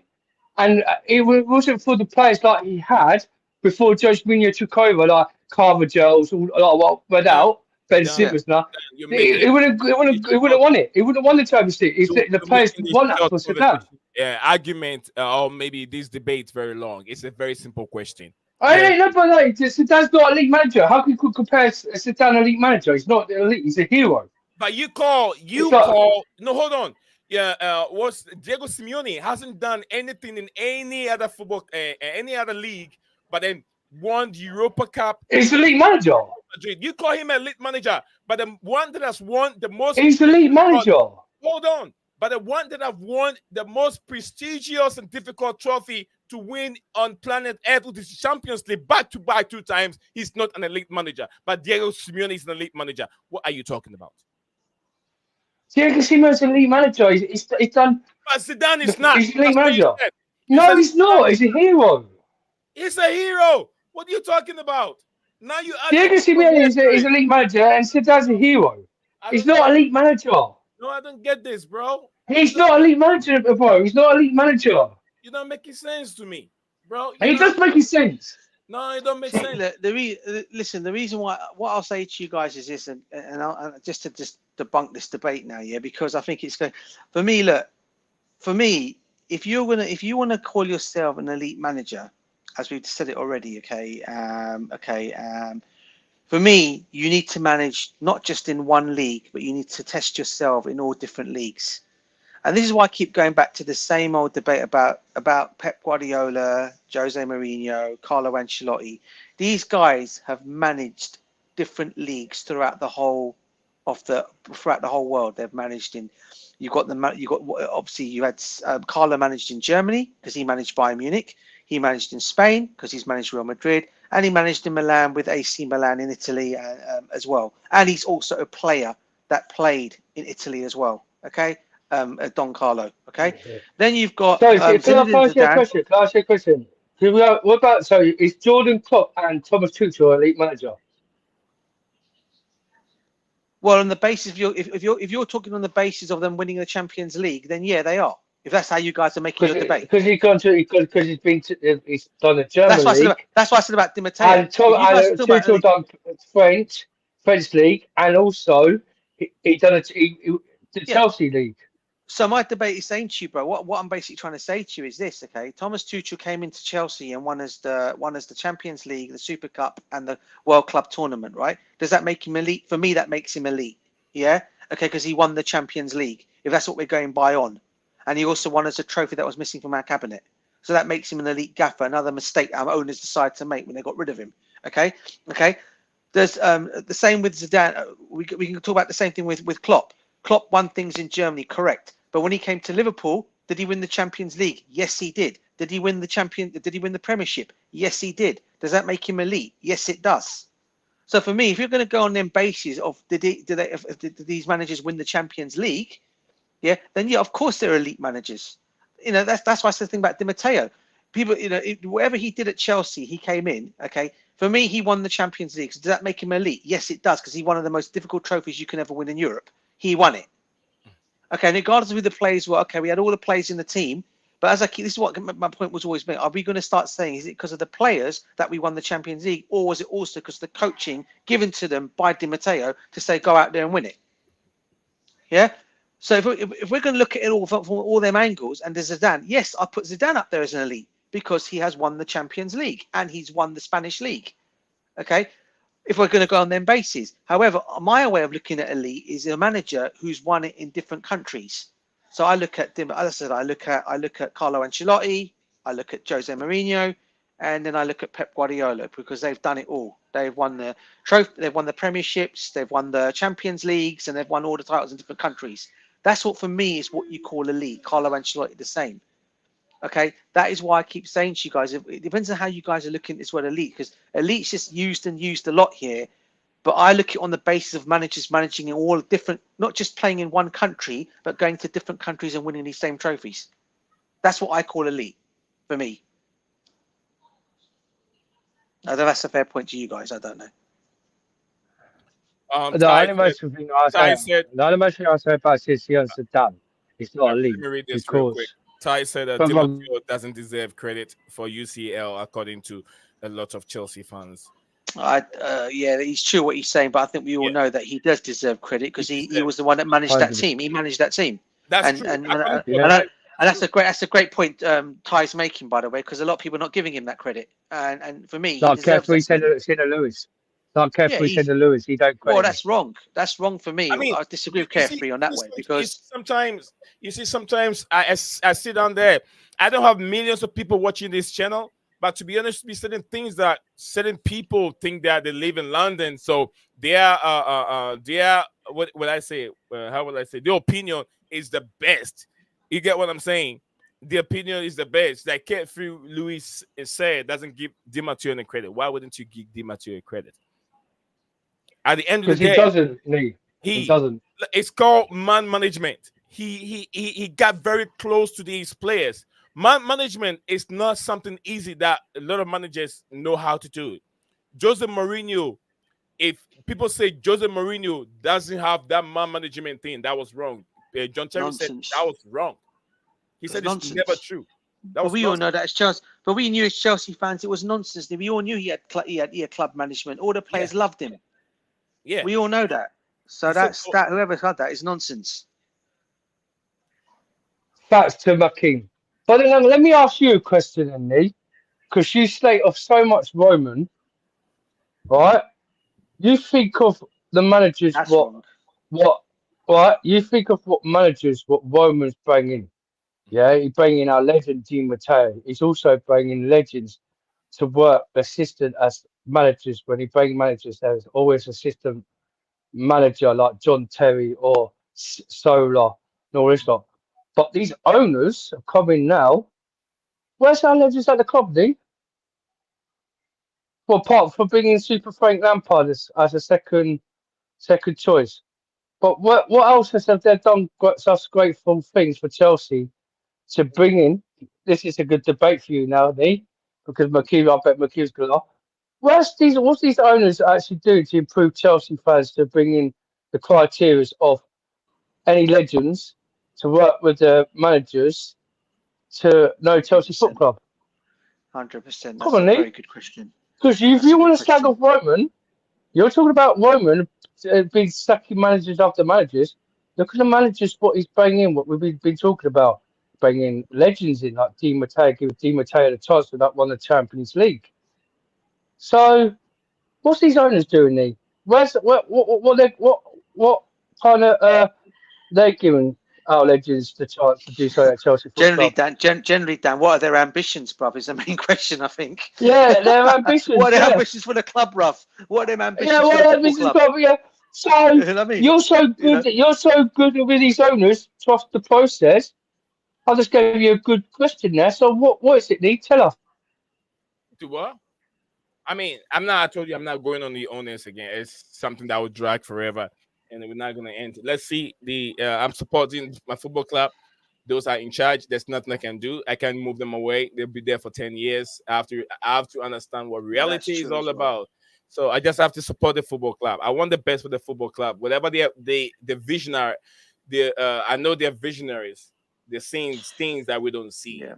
You know, we're I think what you're saying, Ernie, is I think the one thing you've got to admit, though, mate, and this is why I can't get a true answer out of you, brother, and this is what I'm trying to get out of you, mate, because you don't seem to want to look at it. When I said to you guys, and Dan was in the same debate with me as well. When I said to you guys, and I came on your stream weeks ago, I remember now, and I said, whatever you guys do, please do not believe the PR that is coming out of these players about these Simon Phillips, who reported that nonsense crap about us getting us 25 plus players for the next season, and they're coming out. And you know the reason why they came out and said that, Nee? Do you know why they came out and said that? Shall I tell you why they came out and said that? Do you know why? Because the Chelsea Trust went against them already and told them what they were thinking about, and they were not happy. So they thought, oh, how's the best way of getting these guys on side now? Let me go make up this nonsense article so it gets them off. It gets the Chelsea Trust off our case, which unfortunately, the Chelsea Trust have decided they're not going to proceed with that now. Okay, all right, they're not going to. Once they made that comment on the letter they sent out, I've heard nothing back from them after that. Okay, so that's one of the reasons they did, just to debunk these guys away, to say, yeah, well, you know what we're going to do? Well, I'll tell you what we're going to do. We're going to sign 25 plus players next season. Victor Osimhen's going to be the one through the door. Never the case, bro. We all know that. So what my point is to you, is, do you actually believe a lot of this? I mean, at some point you've got to look at it and say to yourself, do you believe the waffle these guys come out with when they say they're gonna change the club, they're gonna change the way we're doing things, they're gonna change the whole way of what we're gonna do in terms of signing some experienced players? Okay, we brought Tosin in, brilliant, 26 years old, I'm happy, experienced defender. But then you look at what the players we're looking at now. And those, you guys have debunked it. Oh, Duran's a nonsense talk. Sesko, another one. We're looking still at under 25-year-old players. And for me, going forward for this club, I believe you need to bring in an experienced striker, a 25-plus striker for me. Okay. And secondly, for me, you probably would need to, Elise, I'm happy with Elise. We get him in, I'll be very happy. Yeah, if we get him in.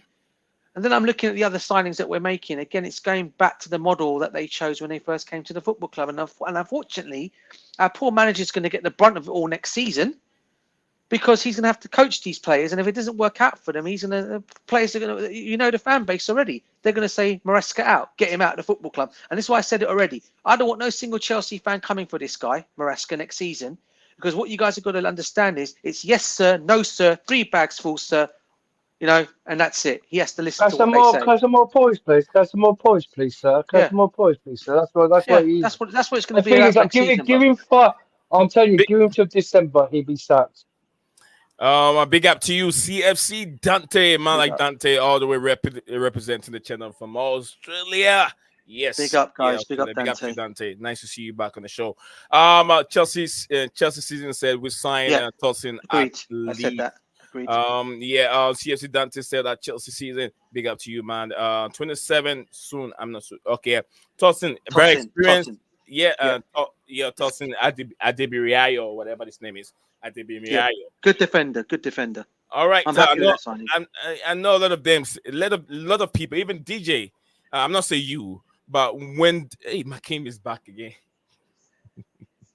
Is he back? A lot of people don't believe. Even when we start tossing Adebayo, people do not believe that's a good signing because he's gained Premier League experience. And if you look at his height and pace, you will not even believe it. So I know a lot of fans want to see those flair, those those tricky things. It's not all the time. I tell you what, Lee. I tell you what, we're talking about another defender we want to go for, right? Okay, just today it's come out. I don't know how you crap. I don't know if it's nonsense because I do believe it's a well-known German guy. Apparently, Bayern Munich are going to sell Delete in this summer. Why are Chelsea not all over this? Delete. If Delete's going to Delete, they're going to sell it. It's coming. It was on. Is it Fletchenberg? Fletchenberg? You don't want Delete. Yeah. What? No. Are you guys for real? You like some He's a brilliant defender, man. Like some crap. Delete crap. Come on, you got DJ. Well, hang on a minute. Experience. Hang on. Yeah, go on. All right, your memory's gone. Can you remember that time when we went and got Delete? Yeah. All right. What did the statement come out with from Delete? Why he rejected Chelsea? So he went to Bayern Munich. Oh man, was it something to do with the fact that he did like the project at Chelsea or something like that? Yes, that's why I don't want him because he rejected the job for Chelsea and he decided to go to Bayern Munich instead because he didn't like the project what Chelsea these owners doing at Chelsea Football Club. So I don't want him, and also he's an injury prone, and that's why you always have to remember. Like I'm saying, so everyone's saying out, oh, you man not wanting him. Yeah, there you are. Even T-Wise just said it because what he did when we wanted with so much because Conde because we was getting Conde because we never Conde done dirty on us as well. Oh, Conde did it dirty. Yeah, and then De Ligt did exactly the same thing. He didn't want to join Chelsea Football Club because he did like the project. That's why he joined Bayern Munich. That's why he went to Bayern Munich. That's why I don't want him. That's why. Come on, Makeem. I know Makeem wants to say something to me on this. Come on, bro. I'm hearing it, bro. No, I'm saying all of these players that we're buying. Yeah, go on, bro. You got Delete's a no for me, innit? Like. Yeah, okay. And Kunde, I'm very happy we didn't get him. Oh my god. Yeah. Wow. Yeah. But for the strikers, I wanna ask you guys, what about Durant? Is Durant a headering type of player? Like, is he strong in the air? Like, what's so good about him compared to Solanke?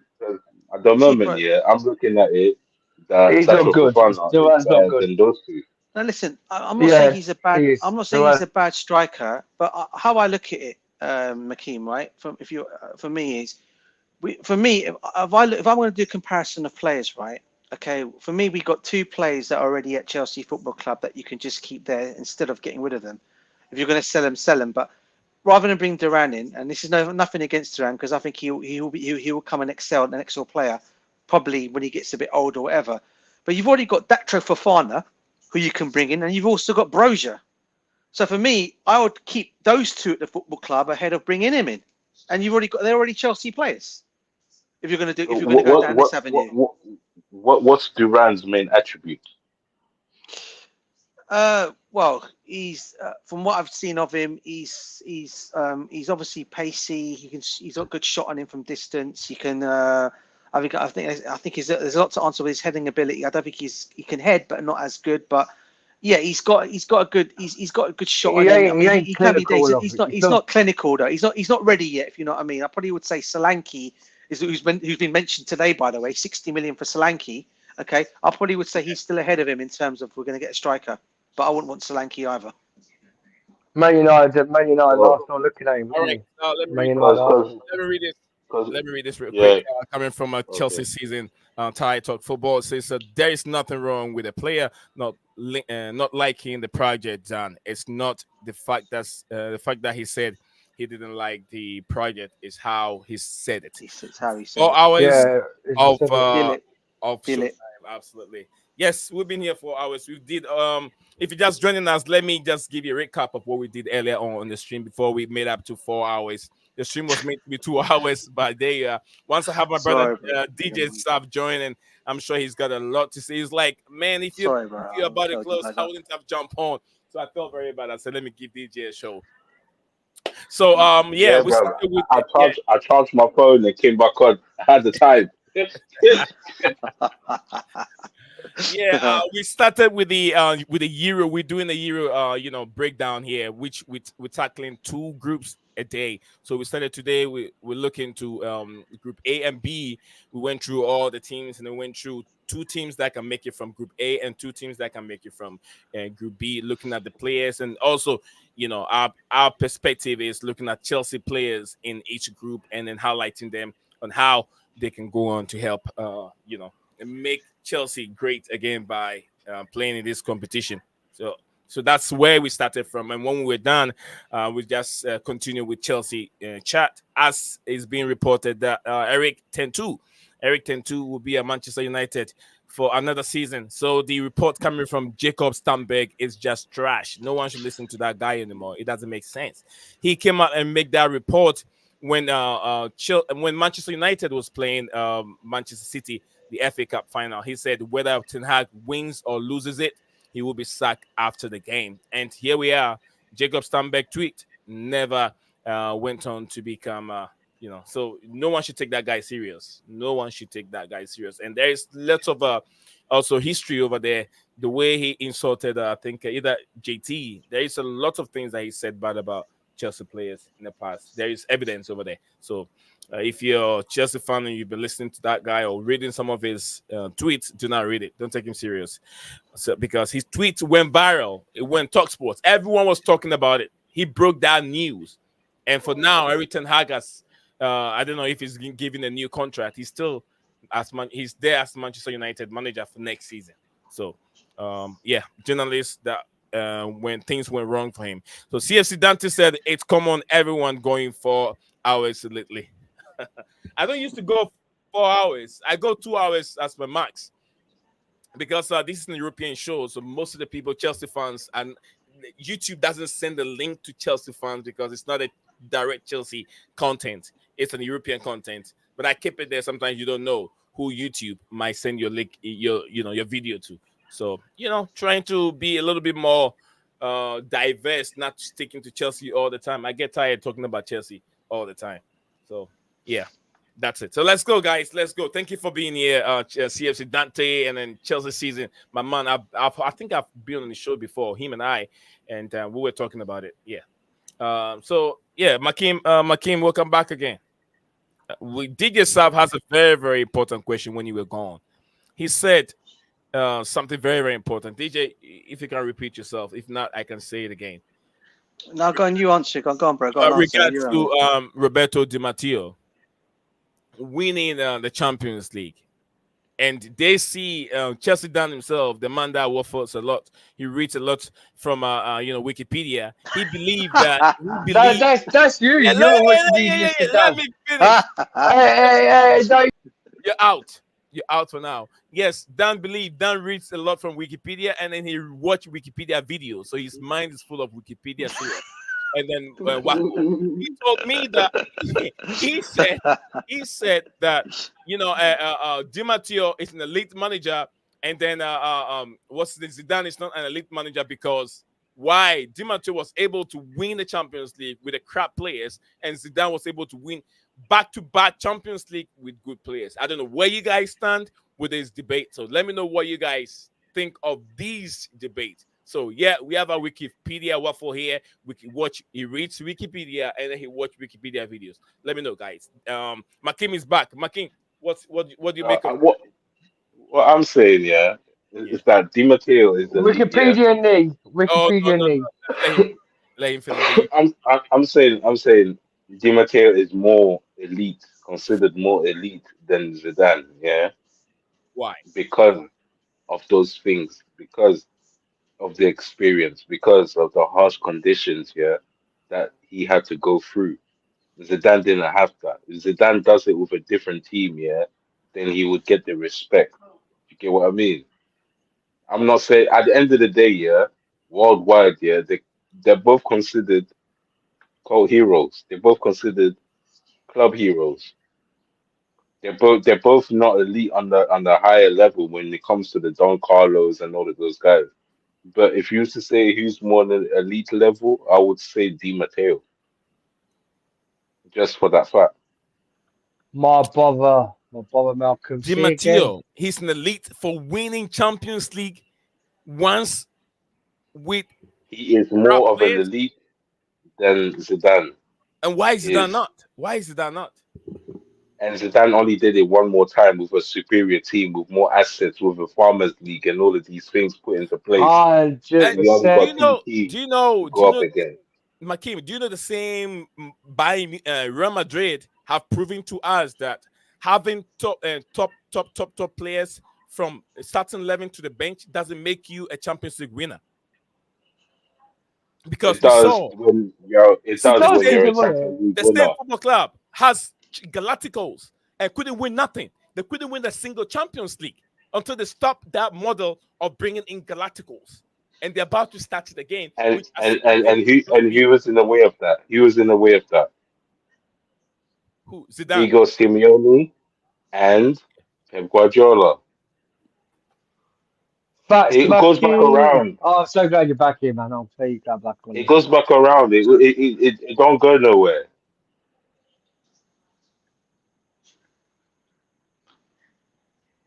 I Like I'm think not we're winning saying like 12 Zidane. to. I'm not saying Zidane is a bad manager. I'm not saying that. Yeah, yeah. So can I just say any manager that's won the Champions League, any manager that's won the Champions League, does that make them elite then, right? No, that's not the argument. No, no, That's no not the argument. argument. The argument was here who would be Right. considered, who has more of an elite status between the two, and that was what I was trying to discern. But if you want me to give an example of an elite, yeah, Don Yeah. Carlo, because he's done it on Yeah. Of all course. ranges. Yeah. I said that as well. The Don range Carlo. Yeah, makes a Don difference. Carlo. Yeah, yep. And we understand, Makim, if you say elite, there's a lot of elite managers there that have done it. I'll say, I mean, we can count almost about 5, 6, 7 of them that have done it on Yeah, there's multiple, elite managers there, yeah. multiple. But what I'm saying is, my argument is, and I'm sure DJ's argument is, we're talking about a trophy that is very, very difficult, and there are so many top players that have graced this planet and played the beautiful game, but never get a chance to win that trophy. And if Zidane has been able to win it back to back 2 times, Michael Ballack, with all that he achieved in world football, couldn't win the Champions League. And this is why And Mourinho is you get what I'm considered saying? higher, So yeah, if because Zidane has done it Mourinho, 2 times, I put it in that Mou- category as an elite He manager. had Cristiano Ronaldo, Gareth Bale, Benzema, Ronaldo. Mourinho, yeah, Before Jose did Mourinho it took Real under Madrid his job, condition, he had yeah, their players. and he did it all of those times. He did his thing. Like 100. I'm not taking away from Zidane. What I'm saying is that if you've been molded, yeah, in the team that's been winning over 10 times, yeah, a cup, yeah, you've been molded through the system. You've been a legend in that That's system, it. This is another part. yeah. If Chelsea, yeah, won 5 Champions League or 10 Champions Leagues before, yeah, and Frank Lampard came through, yeah, and became the manager, yeah, he would have done the exact same thing as Zidane. He would not have been really 100% tested. lucky.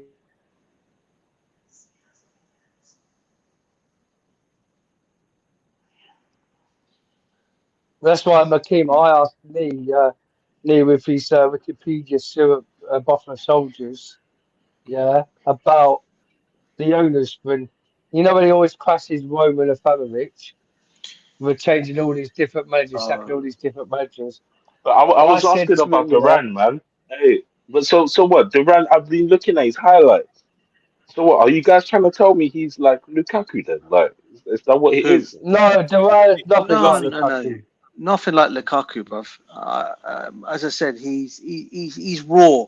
But for me, he will become. For me, I think maybe in a year or two, I think he could be a good striker. But in this Chelsea team at this moment in time, where we're looking to bring experienced players in, is he the kind of profile you want to bring to the club? I mean, we're looking at it wasn't so long ago, Makeem, that we were all talking here, and the club came out and said weeks back or before, even when the Premiership season was, that the owners were coming out and saying their number one choice for the season was Victor Osimhen.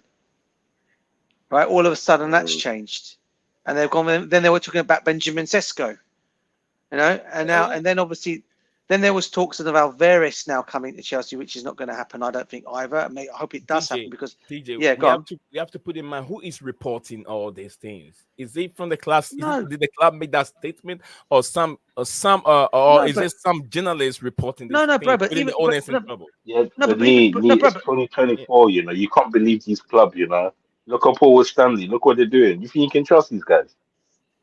No, but bro, Don't trust what they're saying. But to be honest, do you know how many goals has John Durant scored this season? I mean, go on. It's good.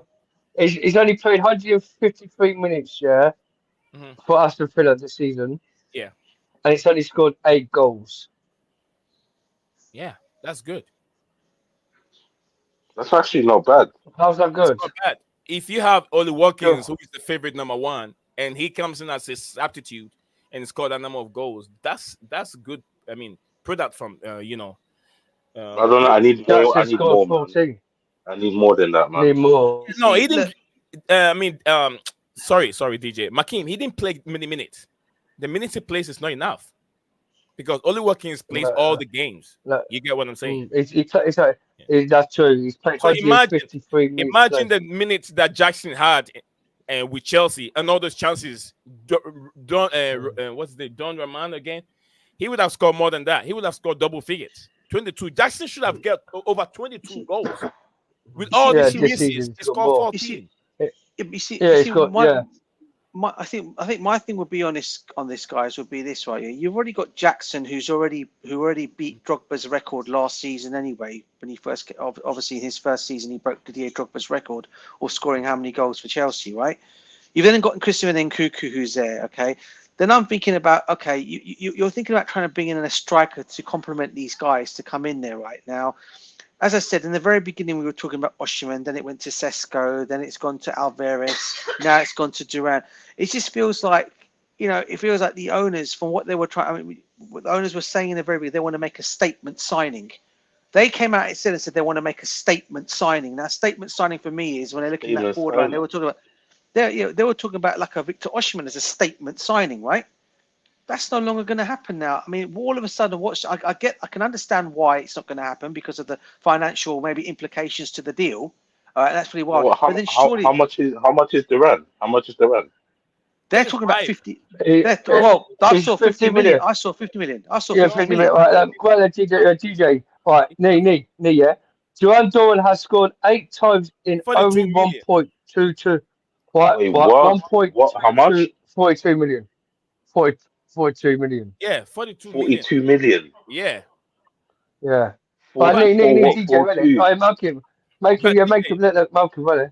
Guys, let me read yourself quickly.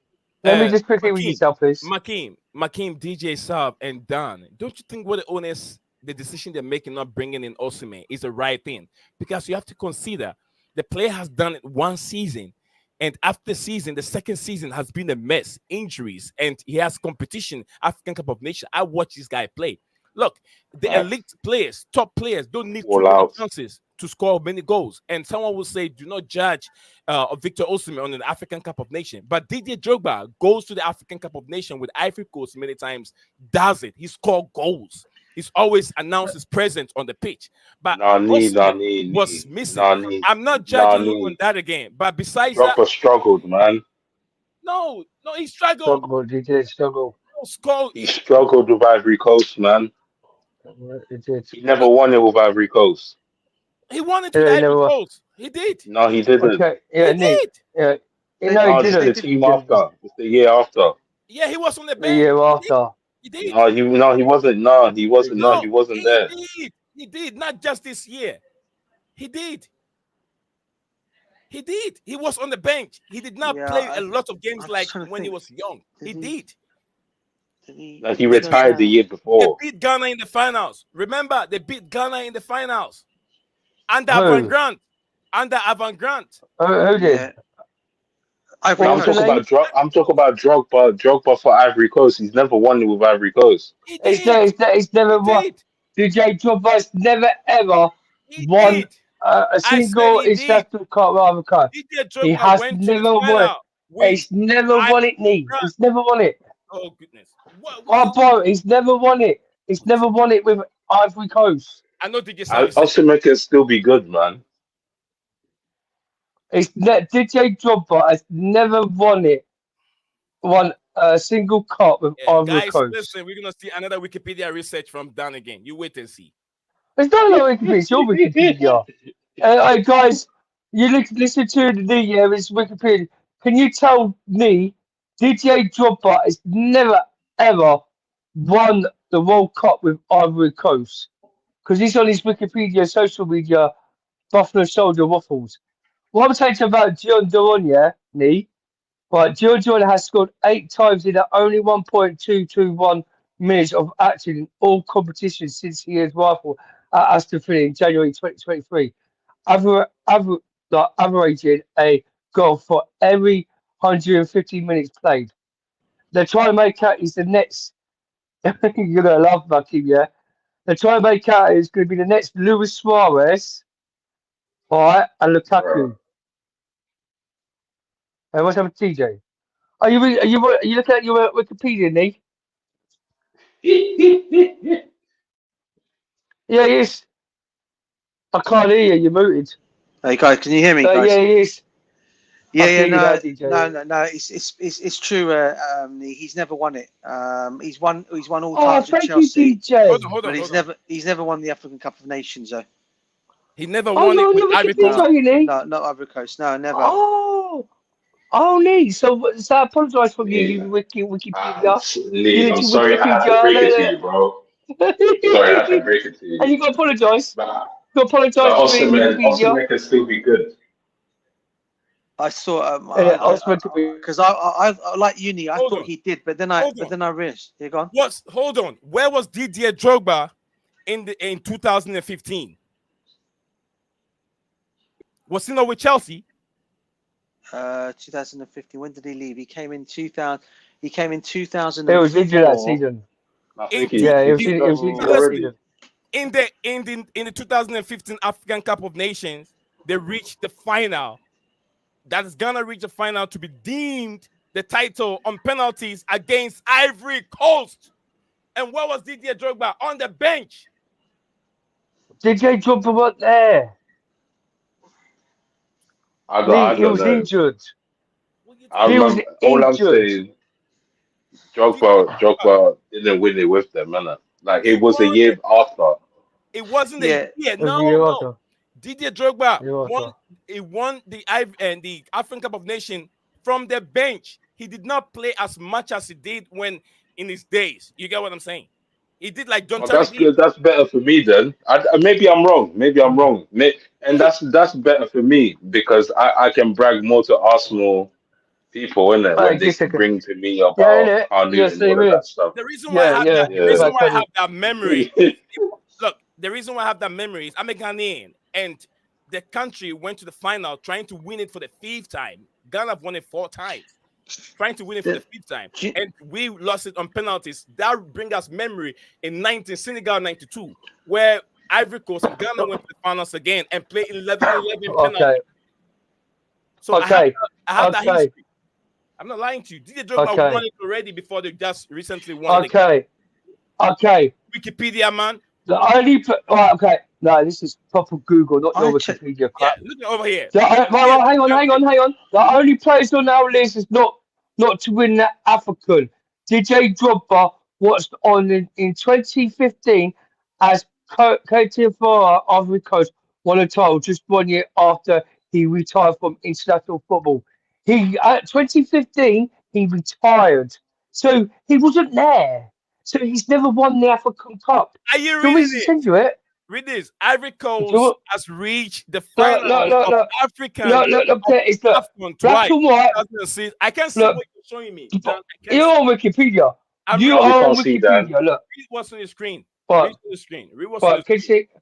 Yeah, read But that. Ivory but Coast. the only player, look, the only Follow. player on our list not to Right. win the African is Didier Drogba. What's on in 2015 and Ivory Coast won a title just 1 year Dante after with the he facts. retired. Dante He with the retired facts. from international football. I don't know what you're reading. Read it. Read that on the screen. It was a sad. It was a sad reality as Ivory Coast won the prestigious trophy a year after Drogba retirement. So Dante with the facts. Dante with the facts. Yeah, that's what coming up here now. When he retired, international, he retired. Did Drogba retired I before? know it. Don't they say the Get in same? there, Dante. Because Dante is saying, Yeah. what you're saying is right, Dan. Dante is also saying that Drogba and Ivory Coast won it a year when Drogba retired a year after. Mhm. Ivory Coast won it in Yeah. 2015. So Exactly. Yes. So when you to me, you need to apologise to me okay. because the situation is, yeah, No. I told you No. First Dan, of all, Dan, when that you oh, have leave brought it, it up, bro. I Come on, said Dan. no, I brought it up. You didn't. because Yeah. So you get back, because he yeah. said Chill, he bro. said you're on your Wikipedia, so he's on Okay. his Wikipedia because he thought Okay. Drogba What? won Look, the African Cup, look, do you know and what I I told was you he thinking? retired. I remember He seeing retired before they won it. I remember Neat. seeing Drogba on the bench.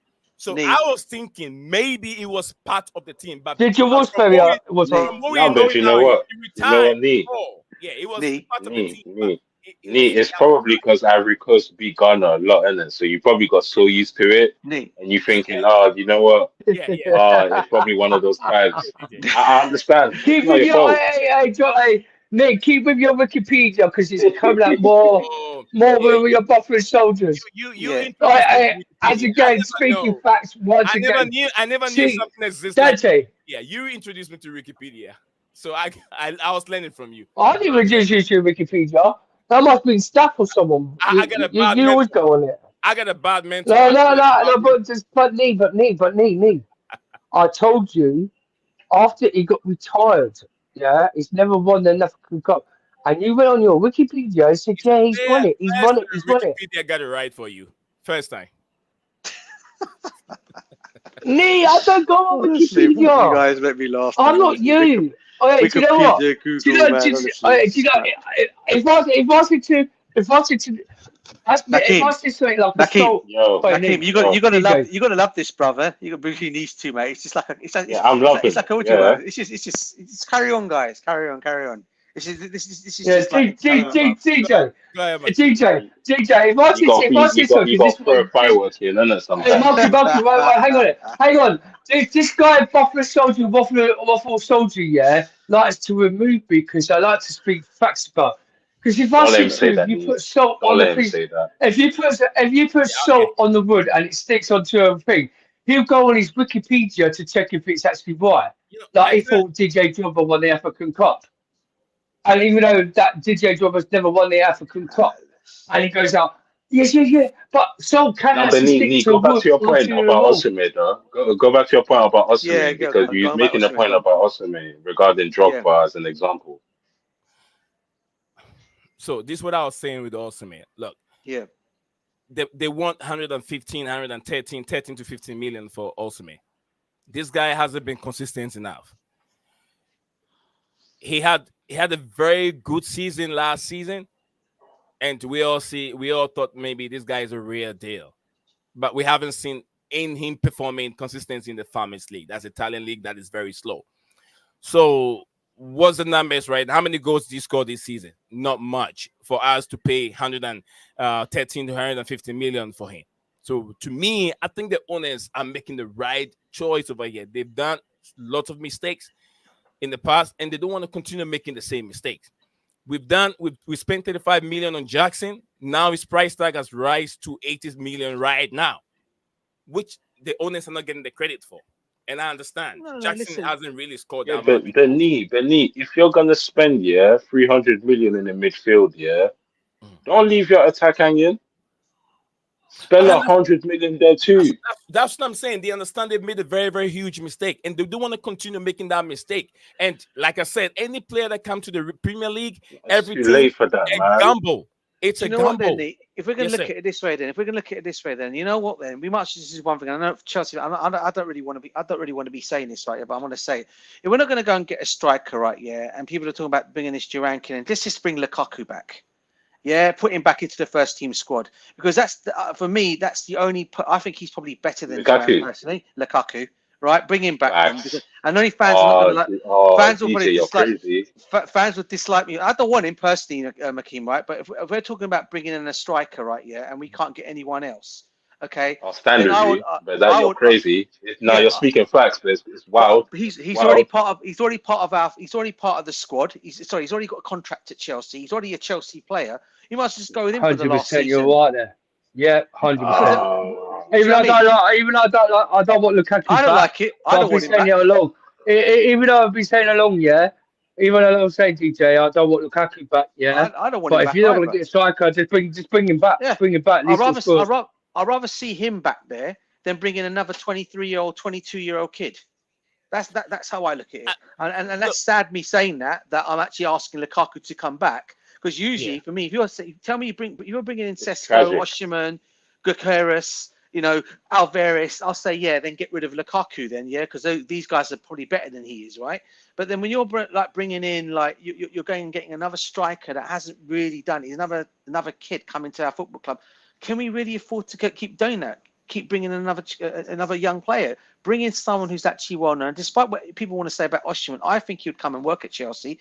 And the other thing is what I don't understand is Napoli and Conte want Lukaku. They've even talked about a deal involving Lukaku and Osimhen. So you're not going to be spending that whole whack wage or that whole whack money on getting him. You can just pay the difference and bring in Osimhen in. You just put Lukaku as a make-way deal as part of the deal and bring him in for like 70, 60, 50, 70 million. To bring in Osimhen. So that deal can be done and it's doable, but I guess it's going to be the wages that he's going to be asking for that probably is the killer because he's probably going to want more than probably 200,000 a week. And if we know our wage cap that owners are doing, then they don't want to be prepared to spend that kind of money. I think it's more than 200. Wages. I think it's more than 200. Or more, whatever it might be, bro. That could be that's the other reason probably why the deal will not happen. That's what Dante is trying to say. It's not. He said it's not the price tag, but it's the wages. Yeah, I know that. Give Beyonce what she wants. Yeah, that's my motto. All right, Dante said that Drogba was there on the sideline, even celebrating with players with trophies. So Nee probably seen that. I was thinking probably yeah. I forgot that he is a retired player. The price is not a problem on the Osimhen. It's the wages agent fees, and demand, etc. Yes, we will still bring in young players. LOL. That's the project model plan, and we have to accept that. Young players, and then I don't know if you guys have seen another young player with a poofy hair that Chelsea are also trying to get from Brazil. That aggravated me this morning. I woke up here trying to get me coffee, and I was aggravated to my core. Like, what is this guy looking? He looks at he looks like one of them actor kids, man, from them theaters. You know them ones there, like from Lion King and that. He looks like one of them actors. Honestly, I was so aggravated. Let me see if I can. Oh man! I'm thinking, when are we gonna get serious? Like, what is this? Like, and then I'm hearing Levi Colwill. Yeah, Levi Colwill considered. But how was that? How did they even let that even get out? Like for the fans? Like, do you not care about the fans? Like exactly, that's the. Bro.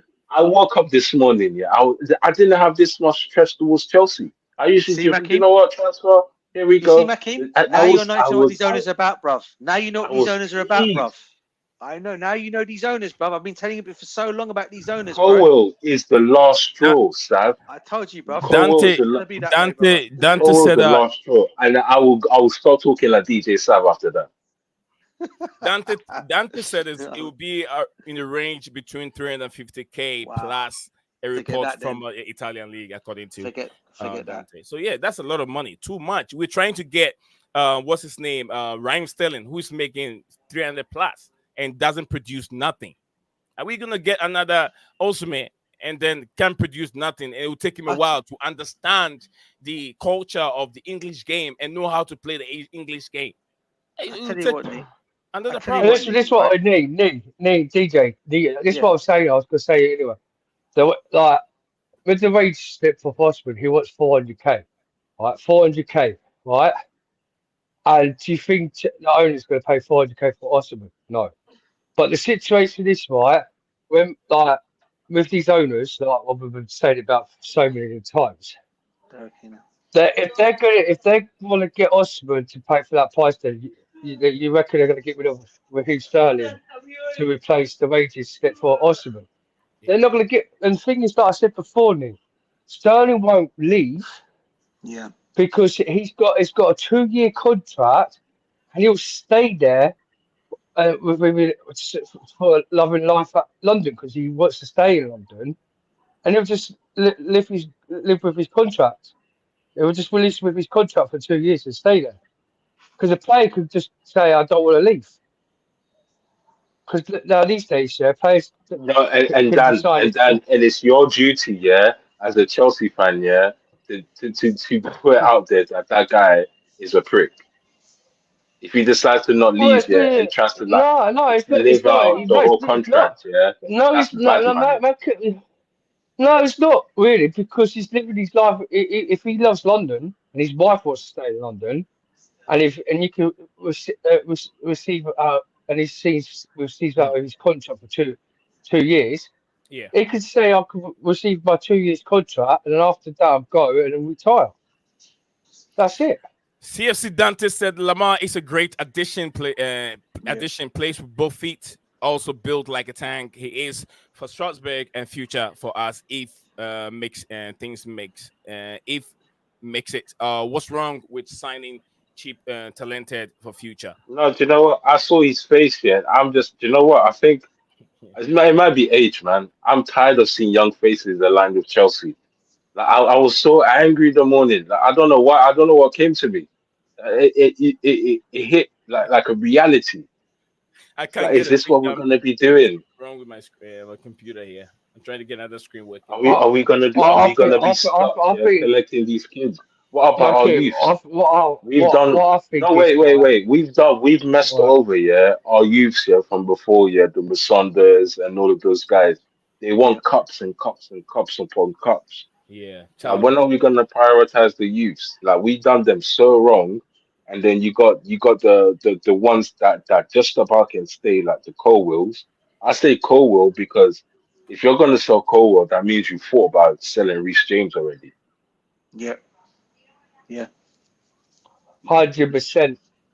And I agree on that. I said this. And like, how far are we gonna take it? Are we gonna sell the Brewsters? Are we gonna sell David Washer? Are we gonna sell all our 5 youngsters from down below? Like, are we gonna mess them over as well? Like, is this what we're gonna carry on doing? The five Washington's going out on loan to buy option, right? But the situation, Makeem, I've said this all along about these owners. Yeah, they don't want to. They don't looking at the players to sell these teams and Chalaba. They're looking at their Coburn boys. It's what makes profit. And when you make profit on these players like Ian Matson, it's like what 40 million now. So he's got to the Champions League final. They're just looking at profit. And if you're Coburn, they would just sell the Coburn lot. Like the situation with these owners, they've now like going into a brand of thinking, oh, Colwell, we could like because Liverpool's interested in Colwell and they won't go sell him. But now you're coming out this morning, Bayern's interested in Leroy Colwell. If they go sell Leroy Colwell, you know full well Conor Gallagher's gone, Trevor Chalobah will be gone, Reece James will be definitely gone. Let me say this real quick. I know Dan, you are negative on owners all the time, but let me tell you this. I ain't negative. I don't like these owners. I know you don't like them, but you got to like them. And I'll tell you why. The model at which football used to operate in the last 20 years has changed. This is a new trend, and you have to understand it. You got to stick to it and buy Great into change. it. Yes, you have to buy into it. This is Richard Sunak decision. If you don't want it, just leave. This is Chelsea. This is the model at which they are running the football club. If you don't want to, go and support a different football club. And I'm telling you this. Do you know how much money that Real Madrid spent on Vinicius Jr.? It pays off. Do you know how much money Real Madrid has spent on Hendrick? It pays off. Do you know how much money Real Madrid spent on Rodrigo? It pays off. This is the trend, and Yes, this is the model. You're missing me. You're missing one thing, bro. Champions winners. Bro, Nee, one thing you're missing, bro, and what you're discussing, can I start to No, interrupt let you, him bro? You're finish. missing one Let thing. me finish. Let me finish. Let me Let him finish, Igor. Let him finish. Go on. You guys can come on. Let me finish. This is the new model of how owners are running football now. You catch them young, and what they're doing now is they're bringing in young players to compete with the academy players. Not all of these players can go on to become top players. So if I bring in 10 players, young players, and I get them for maybe 10, 20 million, and I'm able to bring them up and get 5 good ones out of it, they'll help the team. They're not just getting profit, but then they are building a formidable team that can be winning and winning and winning according to what their statement was. That they want to build a team that will win, but then it will also yield profit to the football club. So all is within their model. Well, basically, so you're comparing these owners as a West Ham United gambling. have done the same thing. West Ham United have done the same thing. They've also going to Brazil to buy young to bring into the football club. You say that about Madrid, yeah? Madrid, they play this guy Nacho from the youth. They have instruments, yeah, that are still lingering from the youth team. They're not executing it. We have the same thing. Like these guys, all youth team players are getting X'd out. We have James Epsell. We have what's his name? We have Mason Mount, who wants to leave on his own because of his dad. What we you're have forgetting, Maxi. We have Maxi for the children. We have Taloba. I'm saying that, yeah, because you said you wanted them to compete, yeah, with the youth players. A competition, yeah, is back and forth. This is one-sided. We're not hearing about these youth players. One time we hear about them, 1 minute they're gone. And we don't see them again. 100%. And their careers are ruined, or their sides are railroaded. You're not good enough. And the other thing you're forgetting, Achampong, should be competing, with Malo Gusto right now at that position, realistically. But there's no youth, 100%. They're gonna go and look for a youth, right back elsewhere, that's way off in Brazil, and make him go through the Strasbourg system. And then what is this? When we have Trevor Chalobah there that can play right back too. Exactly, same bro. Dan over here, Dan that is listening to us. This same Dan will tell us that what is this owners doing? Bringing academy players, go and buy an experience. The other point you're missing as well, all those players that you mentioned about Real Madrid, your Vinicius Juniors, your Rodrigos, and right, Hendricks, right? Tell me, have they come through the Real Madrid youth ranks? No, they haven't. They haven't. Right. So what are Chelsea doing? We are selling our common boys, our youth players, just to go and bring these other players in, as you've mentioned. Okay, that maybe might come into the Chelsea. Madrid are not going to sell Güler like that. Yeah. So Madrid didn't sell Martin Odegaard like that. They're not going to sell exactly. And what we're doing is we're selling all our youth players, even Webster. Kovacic was a lot to get. Webster, who's another great youngster coming through the Chelsea ranks, is going to be sold as well. It is the financial strategy in the Premier League that is making Premier League teams do what they're doing. It's not their will to do that. That's crap. So you're happy. So you're happy. So what you're basically telling me, right? Financial restraint is pushing owners sell their assets for full profit. So, Nate, tell me one thing, right? So, you're happy to see the likes of a Reece James, a Trevor Chalobah, a Conor Gallagher, and all these players to leave, right? But then when you got players like, let me finish. When you got players like other players in the team, like Malang Sarr, for If that's the example. case, yeah. If that's the Malang case, Sarr, then is he being Lee. sold? Well, Is he but being sold? let DJ. Let No, me wait, let me wait, get wait, wait. this. That's No. too Let me far. get That's let too me far. get this. Let me No, get this Nee. right If now. that's the case, yeah, make Let me get this. Cobham its own team then. Is Yeah. that is what? Break away from Cobham. Break away Yeah. from Cobham. Sell If Cobham that's off. the You might as case. well get rid of Cobham then. Yeah. Don't have a youth No, player. hold on. Let them Get rid be of their him. own Cobham. team. Facts. We Yeah. Well, there's Facts. no way Chelsea have to get rid of Cobham because you have a certain Why amount of not? What, homegrown so we're just going to use homegrown him for selling players. players? Yeah, What? We're you have going to to add sell. it to No, the because you might as well, Okay, so Cobham boys. Okay. no, Cobham might as well be independent because if you're gonna sell off their players, yeah, for pure Yeah. profit, yeah, for the Chelsea team, yeah, and it's gonna be just for the first team, yeah, why shouldn't they break away? Spot on, bro. no. Listen. Oh yeah, I'm can not. I just go the same Not league? Same like league. coming. League. I'm not. Let me go. Let me Let me say so. make this. Let me make this straight. Well, it's like a I gamble. It's like a I gamble. Have you ever watched poker? Have you ever watched poker? Have you ever No, watched poker? wait, Dan, wait. No. Just let me just ask you something quickly, yeah? Have you ever watched poker? what poker got to do with what Right? we're talking Have you ever about? watched? No, I don't want to I'm forget saying, have Dan. you ever watched poker? Wait, Dan. No, Go on, Keith. Lee. 1 second. No. I just want to ask Lee something. I'm gonna say, as a As poker, poker got to do with what? what you're saying? No. Just listen to what I'm gonna say, Talk. right? Quiet and talk. All right. Yeah, I'm talking. Right. Let me land then, and I can talk. Right. Oh man. As in poker, all right, a 5 chip to 100 chip.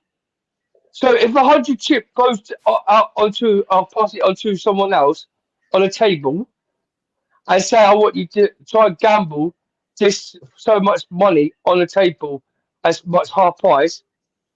You're saying so these owners of Chelsea Football Club should gamble on selling Coburn players to bring in players like you say like Fixer Juniors who could be like world class in the future. Is that what you're saying? What was that again? Right. You got me confused a bit. Free Cobham. Right. So in poker, right, you have different chips on a table. Listen. On the table, No, hold on. hang on. on. Other people on Dan, the table. no, Yeah. Dan, before you go too far, you're getting me Okay. confused because I don't play poker. I don't know how to play. Okay. I'll play poker. I'll play I poker. play Yeah. ping pong. What you call Okay. table tennis. Okay.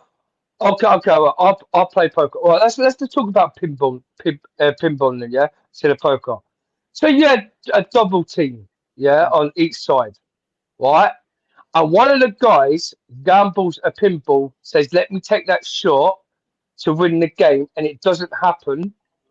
But these owners are gambling on selling Coburn players to bring in other players in profit to gamble to be world class, like to look at being world class in the future, and it doesn't happen. Are you going to be happy by that? Hey, Dante, this is Is what that makes good the show, business? bro. Get with it, yeah. What's he say? He's not emotional. Big up Dante. It's not emotional, bruv. I just want to just point that out. Now It's not that's what we emotional need. We need it to keep this going, yeah. because I You can mean, sell look, Coburn. because sorry, Nee, go on, answer, bro. I was going to say, about the common Go on, plays. Go on, Nee, Lee. go on, Nee. Go on, bruv. Sorry. Yeah, it's anyway. You guys go.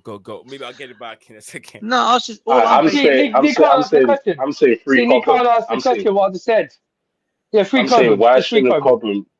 Yeah, free Cobham because I'm saying why shouldn't they break away? Yeah, if the aim is for their assets to be sold, if their players to be all sold, if that's the aim, because I the think competition is back and forth where we see instruments of like let's say the action point we see them more regularly, the Gilchrists around like the rotation of other youngsters, not just one or two. If you get what I'm saying. So if that's the case here, if Cobham's not gonna get the credit and light that it deserves, because Cobham's got a huge history now. They won a lot of things. They can I'm sure they can sustain themselves. I mean, and Why shouldn't they break away? Yeah, I understand what you're saying, but Cobham still has to be Because you're there. gonna sell them all anyways. Not all of That's them. what I'm saying. It's like a gamble. Definitely, They there'll will be a sell them all. graduation. There'll be an exceptional one that will come from the two. And even anyway, even when they sell them, remember there's still going to be a buyback clause you can put on these players. That if they go and get much better, They have every right to bring him back. And we have to remember, we give these players chances. We give Ruben Loftus-Cheek chance to play, but it's all injury. We give Callum Hudson-Odoi also got injured, and he wasn't performing at the level that he used to be. What do? We have to you see that there, yeah. That's more negative than the football we was playing before and winning things. That tactic there is rough. Because Hudson-Odoi didn't have his career was railroaded. If that was the case, then we should have got rid of him quickly then and sold him to Bayern for 70 million. We didn't do that. No, they had hope in him. They believe he can do. They gave him a chance, but it was still not getting better. When he got back, he couldn't even take a player 1-on-1 anymore. He was scared. Callum was scared. Callum wasn't Callum again. What do? You just have to let him go. Let him give him a chance. But keeping him at the football club, not giving him chance to giving him game time, you're rather hindering the player. You don't love that player, but sending him away shows that love for the player, that he has every chance. If he wants to return back to his parent club, he has a right to come back again. That is the best thing you have to do. Like the likes of Kevin De Bruyne. He wants to leave. He left. He got better when he went to German league playing, was it Wolfsburg or whatever it is. He got better. Now he's back to Manchester City playing game. But at the end of the day, he was coming. We get the credit because it was coming from Chelsea Academy. Ruben Loftus-Cheek. Who came from Chelsea Academy? Kevin De Bruyne. No, wait, let him cook, man. Let him cook. Yeah. I don't know if he was younger with Chelsea. He was a very young player with Chelsea. We signed him. Yeah, we signed him. Yeah, not from the academy, but very young with Chelsea. We made him go, but keeping him, forcing him to be at the football club, I don't think is good enough. You get what I'm saying? Maybe at that stage, coming from the academy, joining the senior team, they are not ready. They are not ready. Chalobah, look at how long he's been with the team. Now he's getting to his VAR. He's getting to that level. But then, like I said, financial problem. So Chelsea have the chance to sell at least one or two. You get almost about 10 players graduating from the academy. Now, all of them can go on and be in the team. You have to sell some of them and create competition. One player from the academy, and you expect to win Champions League. One player from the academy, at least one player. What per season? What per? Are you being serious? So wait. Hold on. Wait, let me stand for this. How many players can you bring in for that academy? I need to stand up for this. DJ, how many players can you bring for the academy in the season? No, listen, bro. They can't. They're not ready for the Premier League team. One player. Wait. One player qualifying, to come through the first team, for what? How are you measured? What is the metric? How are you measuring this? The metrics. There's no academy player that can just graduate from the academy, come to Chelsea. There's no player like that. Remember, they spend the time on loan to gain more experience. The same thing. Needs more fit. I think needs to go sleep. Reece James has Reece James did the same thing. You can't say that. Reece James won a Champions League. Reece James won a Champions League. It's not facts. Reece James won a Champions League. Mason Mount won a Champions League. Ruben Loftus-Cheek won a Champions League. Oh, wait, Dan. You don't know that. You're waffling. You need to go sleep. You're waffling now. You don't know that. Reece James did not just come from the academy. I do know that. He went to Wigan. He did. He went to Wigan. Yeah, he went on to loan. No. Yeah, I went to Wigan on loan. Yeah, to gain experience in the championship before you can come and be ready for the. And what about Mason Mount then? Mason Mount went to Derby on loan. So then, what about the other players? That signed on loan. Why didn't Bertrand Traore get the chance then? If that's the case, he's done good in his loans. 100%. Bertrand Traore was not good enough. But he's done well in his loans, though. Not good enough. Yeah, he was not good enough. Good at his loans, though. He said he's not good enough. When he was young, I totally disagree on that one. Oh no, and Charlie Musonda and all of those guys, Charlie Musonda, How many years did they win it back to back? You're telling me they don't deserve to have a chance in the first team. Charlie Musonda was an academy. Tell him what Dory won a Champions League. He don't deserve to have a chance at Chelsea. Ruben Loftus-Cheek, you're talking about But to try to be These are good players, and there was more good players. Fikayo Nathan Aki. Tomori, another one. Like, let's not do this. Yeah, Toy. Let's not get confused here, guys. Looks like we're getting confused. We are trying to. And those players, they shined when they left us. That's what's messed up. We are trying to compare, good players ready for the Premier League than just academy players. This is two things, bro. Two teams. Look at these guys you're talking about. I can't believe what Neil was saying. All of these players, all of these players, they came from us, and they became world-class talent elsewhere because of that model you're talking about, that model you're defending. Yep. I don't get it.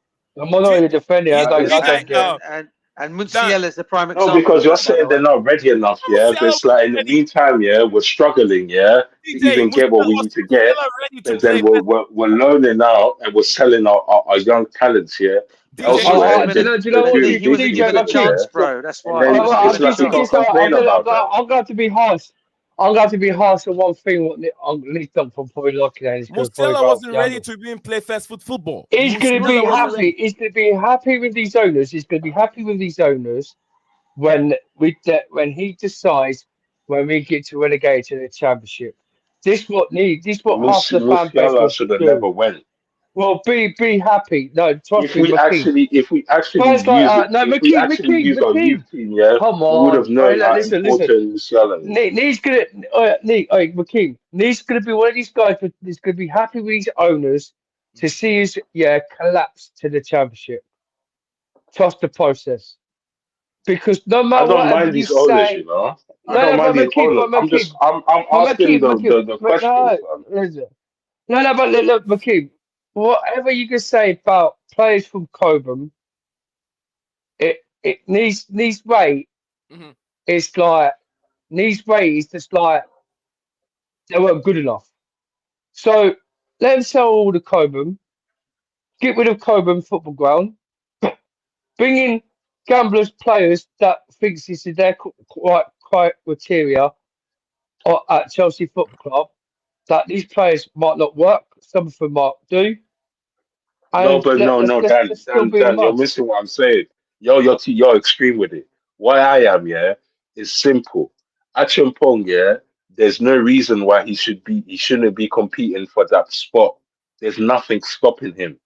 But we're gonna go and look for another a Brazilian right back talent, from Pedro Lima, that's gonna go and what is this?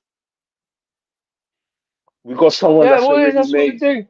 They're going to bring in kids that are going to play the first team, and this team's not going to work, and we're going to be in Championship, and these owners trust the process with these owners, and they'll get us to League One. Dan, listen, bro. As much as I don't like these owners, and you know how I feel about them, I don't believe we'll get relegated, mate. I don't think we'll get to that stage. I think we will. But DJ, I think we'll.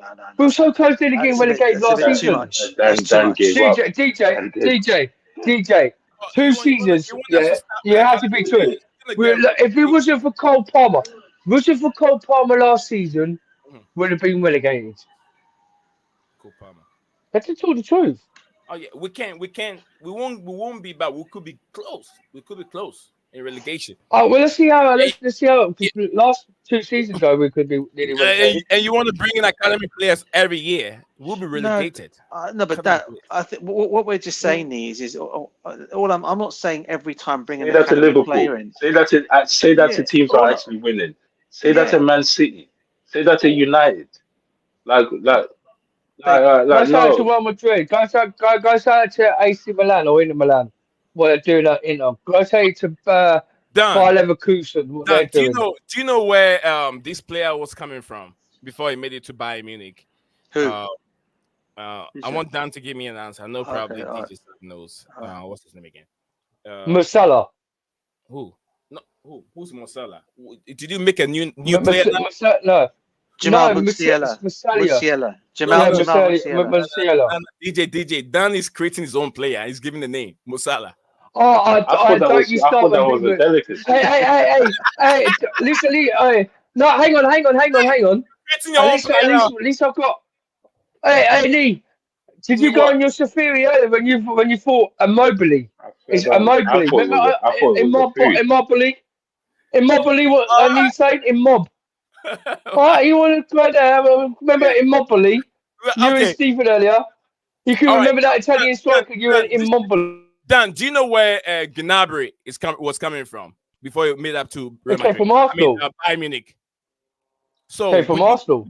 Would you blame Arsenal for selling Gnabry to wherever he went to Bayern Munich? Yes. No, because he couldn't wait. He couldn't get. Yes, I blame he couldn't them. wait to get rid of that shit club.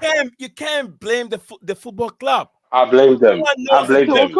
I blame them. Knows the destiny of I blame them. I blame them because Nick, Gnabry was as soon as he left Arsenal, he was happy. Yeah, he needed to compete to win trophies, and that's what he went. Yeah, so he went for a good He was so happy to. Did the club do the right thing? He went. Yeah, no, the club didn't do the right thing. He did the right thing. Did the right thing. If the club has hindered the player, the club didn't do the right thing. He did the right thing. He did the right thing for himself. He did the right thing by himself to leave that club because he knew that he wasn't going to win fuck about Arsenal. Choose to keep him. The club. No. All right. What, so Lee? it's the same thing. Why did Pep Guardiola sell Bayern Munich Leroy Sané? That's the case. What was that again? Why did Pep Guardiola, and the Man City boards sell Leroy Sané from Man City to Bayern Munich? Oh, why was that his choice to go? Was that Leroy Sané's choice to leave Man City, or was it? Yeah, Pep Guardiola. He probably doesn't want the football club. He probably doesn't want the football club. What? So he won the Premier League with twice, 2 Premier Leagues. Dan, Makeem, DJ. But you're talking about Gnabry. You're talking about Gnabry, yeah? Yeah. Gnabry, bro. Gnabry. Oh, fucking hell. Always manufacturing names. You know what? It's 2 o'clock in the morning. I'm tired. And these are off feeling like sewage. All the things I've had, like Immobile, like he said, is Immobile. Immobile is Immobile. All right. The thing is, the stuff you come out tonight, I just can't believe what you said. Right, and I'm still waiting for that one answer about you stating Roman. No, I've been asking you this one answer. Yeah, I've been asking. Yeah, coming from Liverpool. He plays. He's an Hungarian. He's part of the Hungarian team that are playing in Group A. He's a Liverpool player. Can you mention? Darwin Núñez. No, Núñez, the flip flop. Wow, that's a different continent, you know. I'm talking about Europe. He's talking about another South America. It's the midfielder. It's the Liverpool players. I don't watch Liverpool. It's the midfielder, bro. Yeah, it's a midfielder. That's Sebastian. Guys, my battery's low. Yeah, sorry. Yeah. Sabosly. No. That's Sabosly. Yeah, Sabosly. All right. DJ, come on. Sorry, bro. Sorry. I said I need for guys, I'll see you. All right, Makeem. Big up. See you later. We're done here, guys. We're done here. Thank you, guys. But Lee, I'm still waiting for my question for what I asked you about. I gotta go.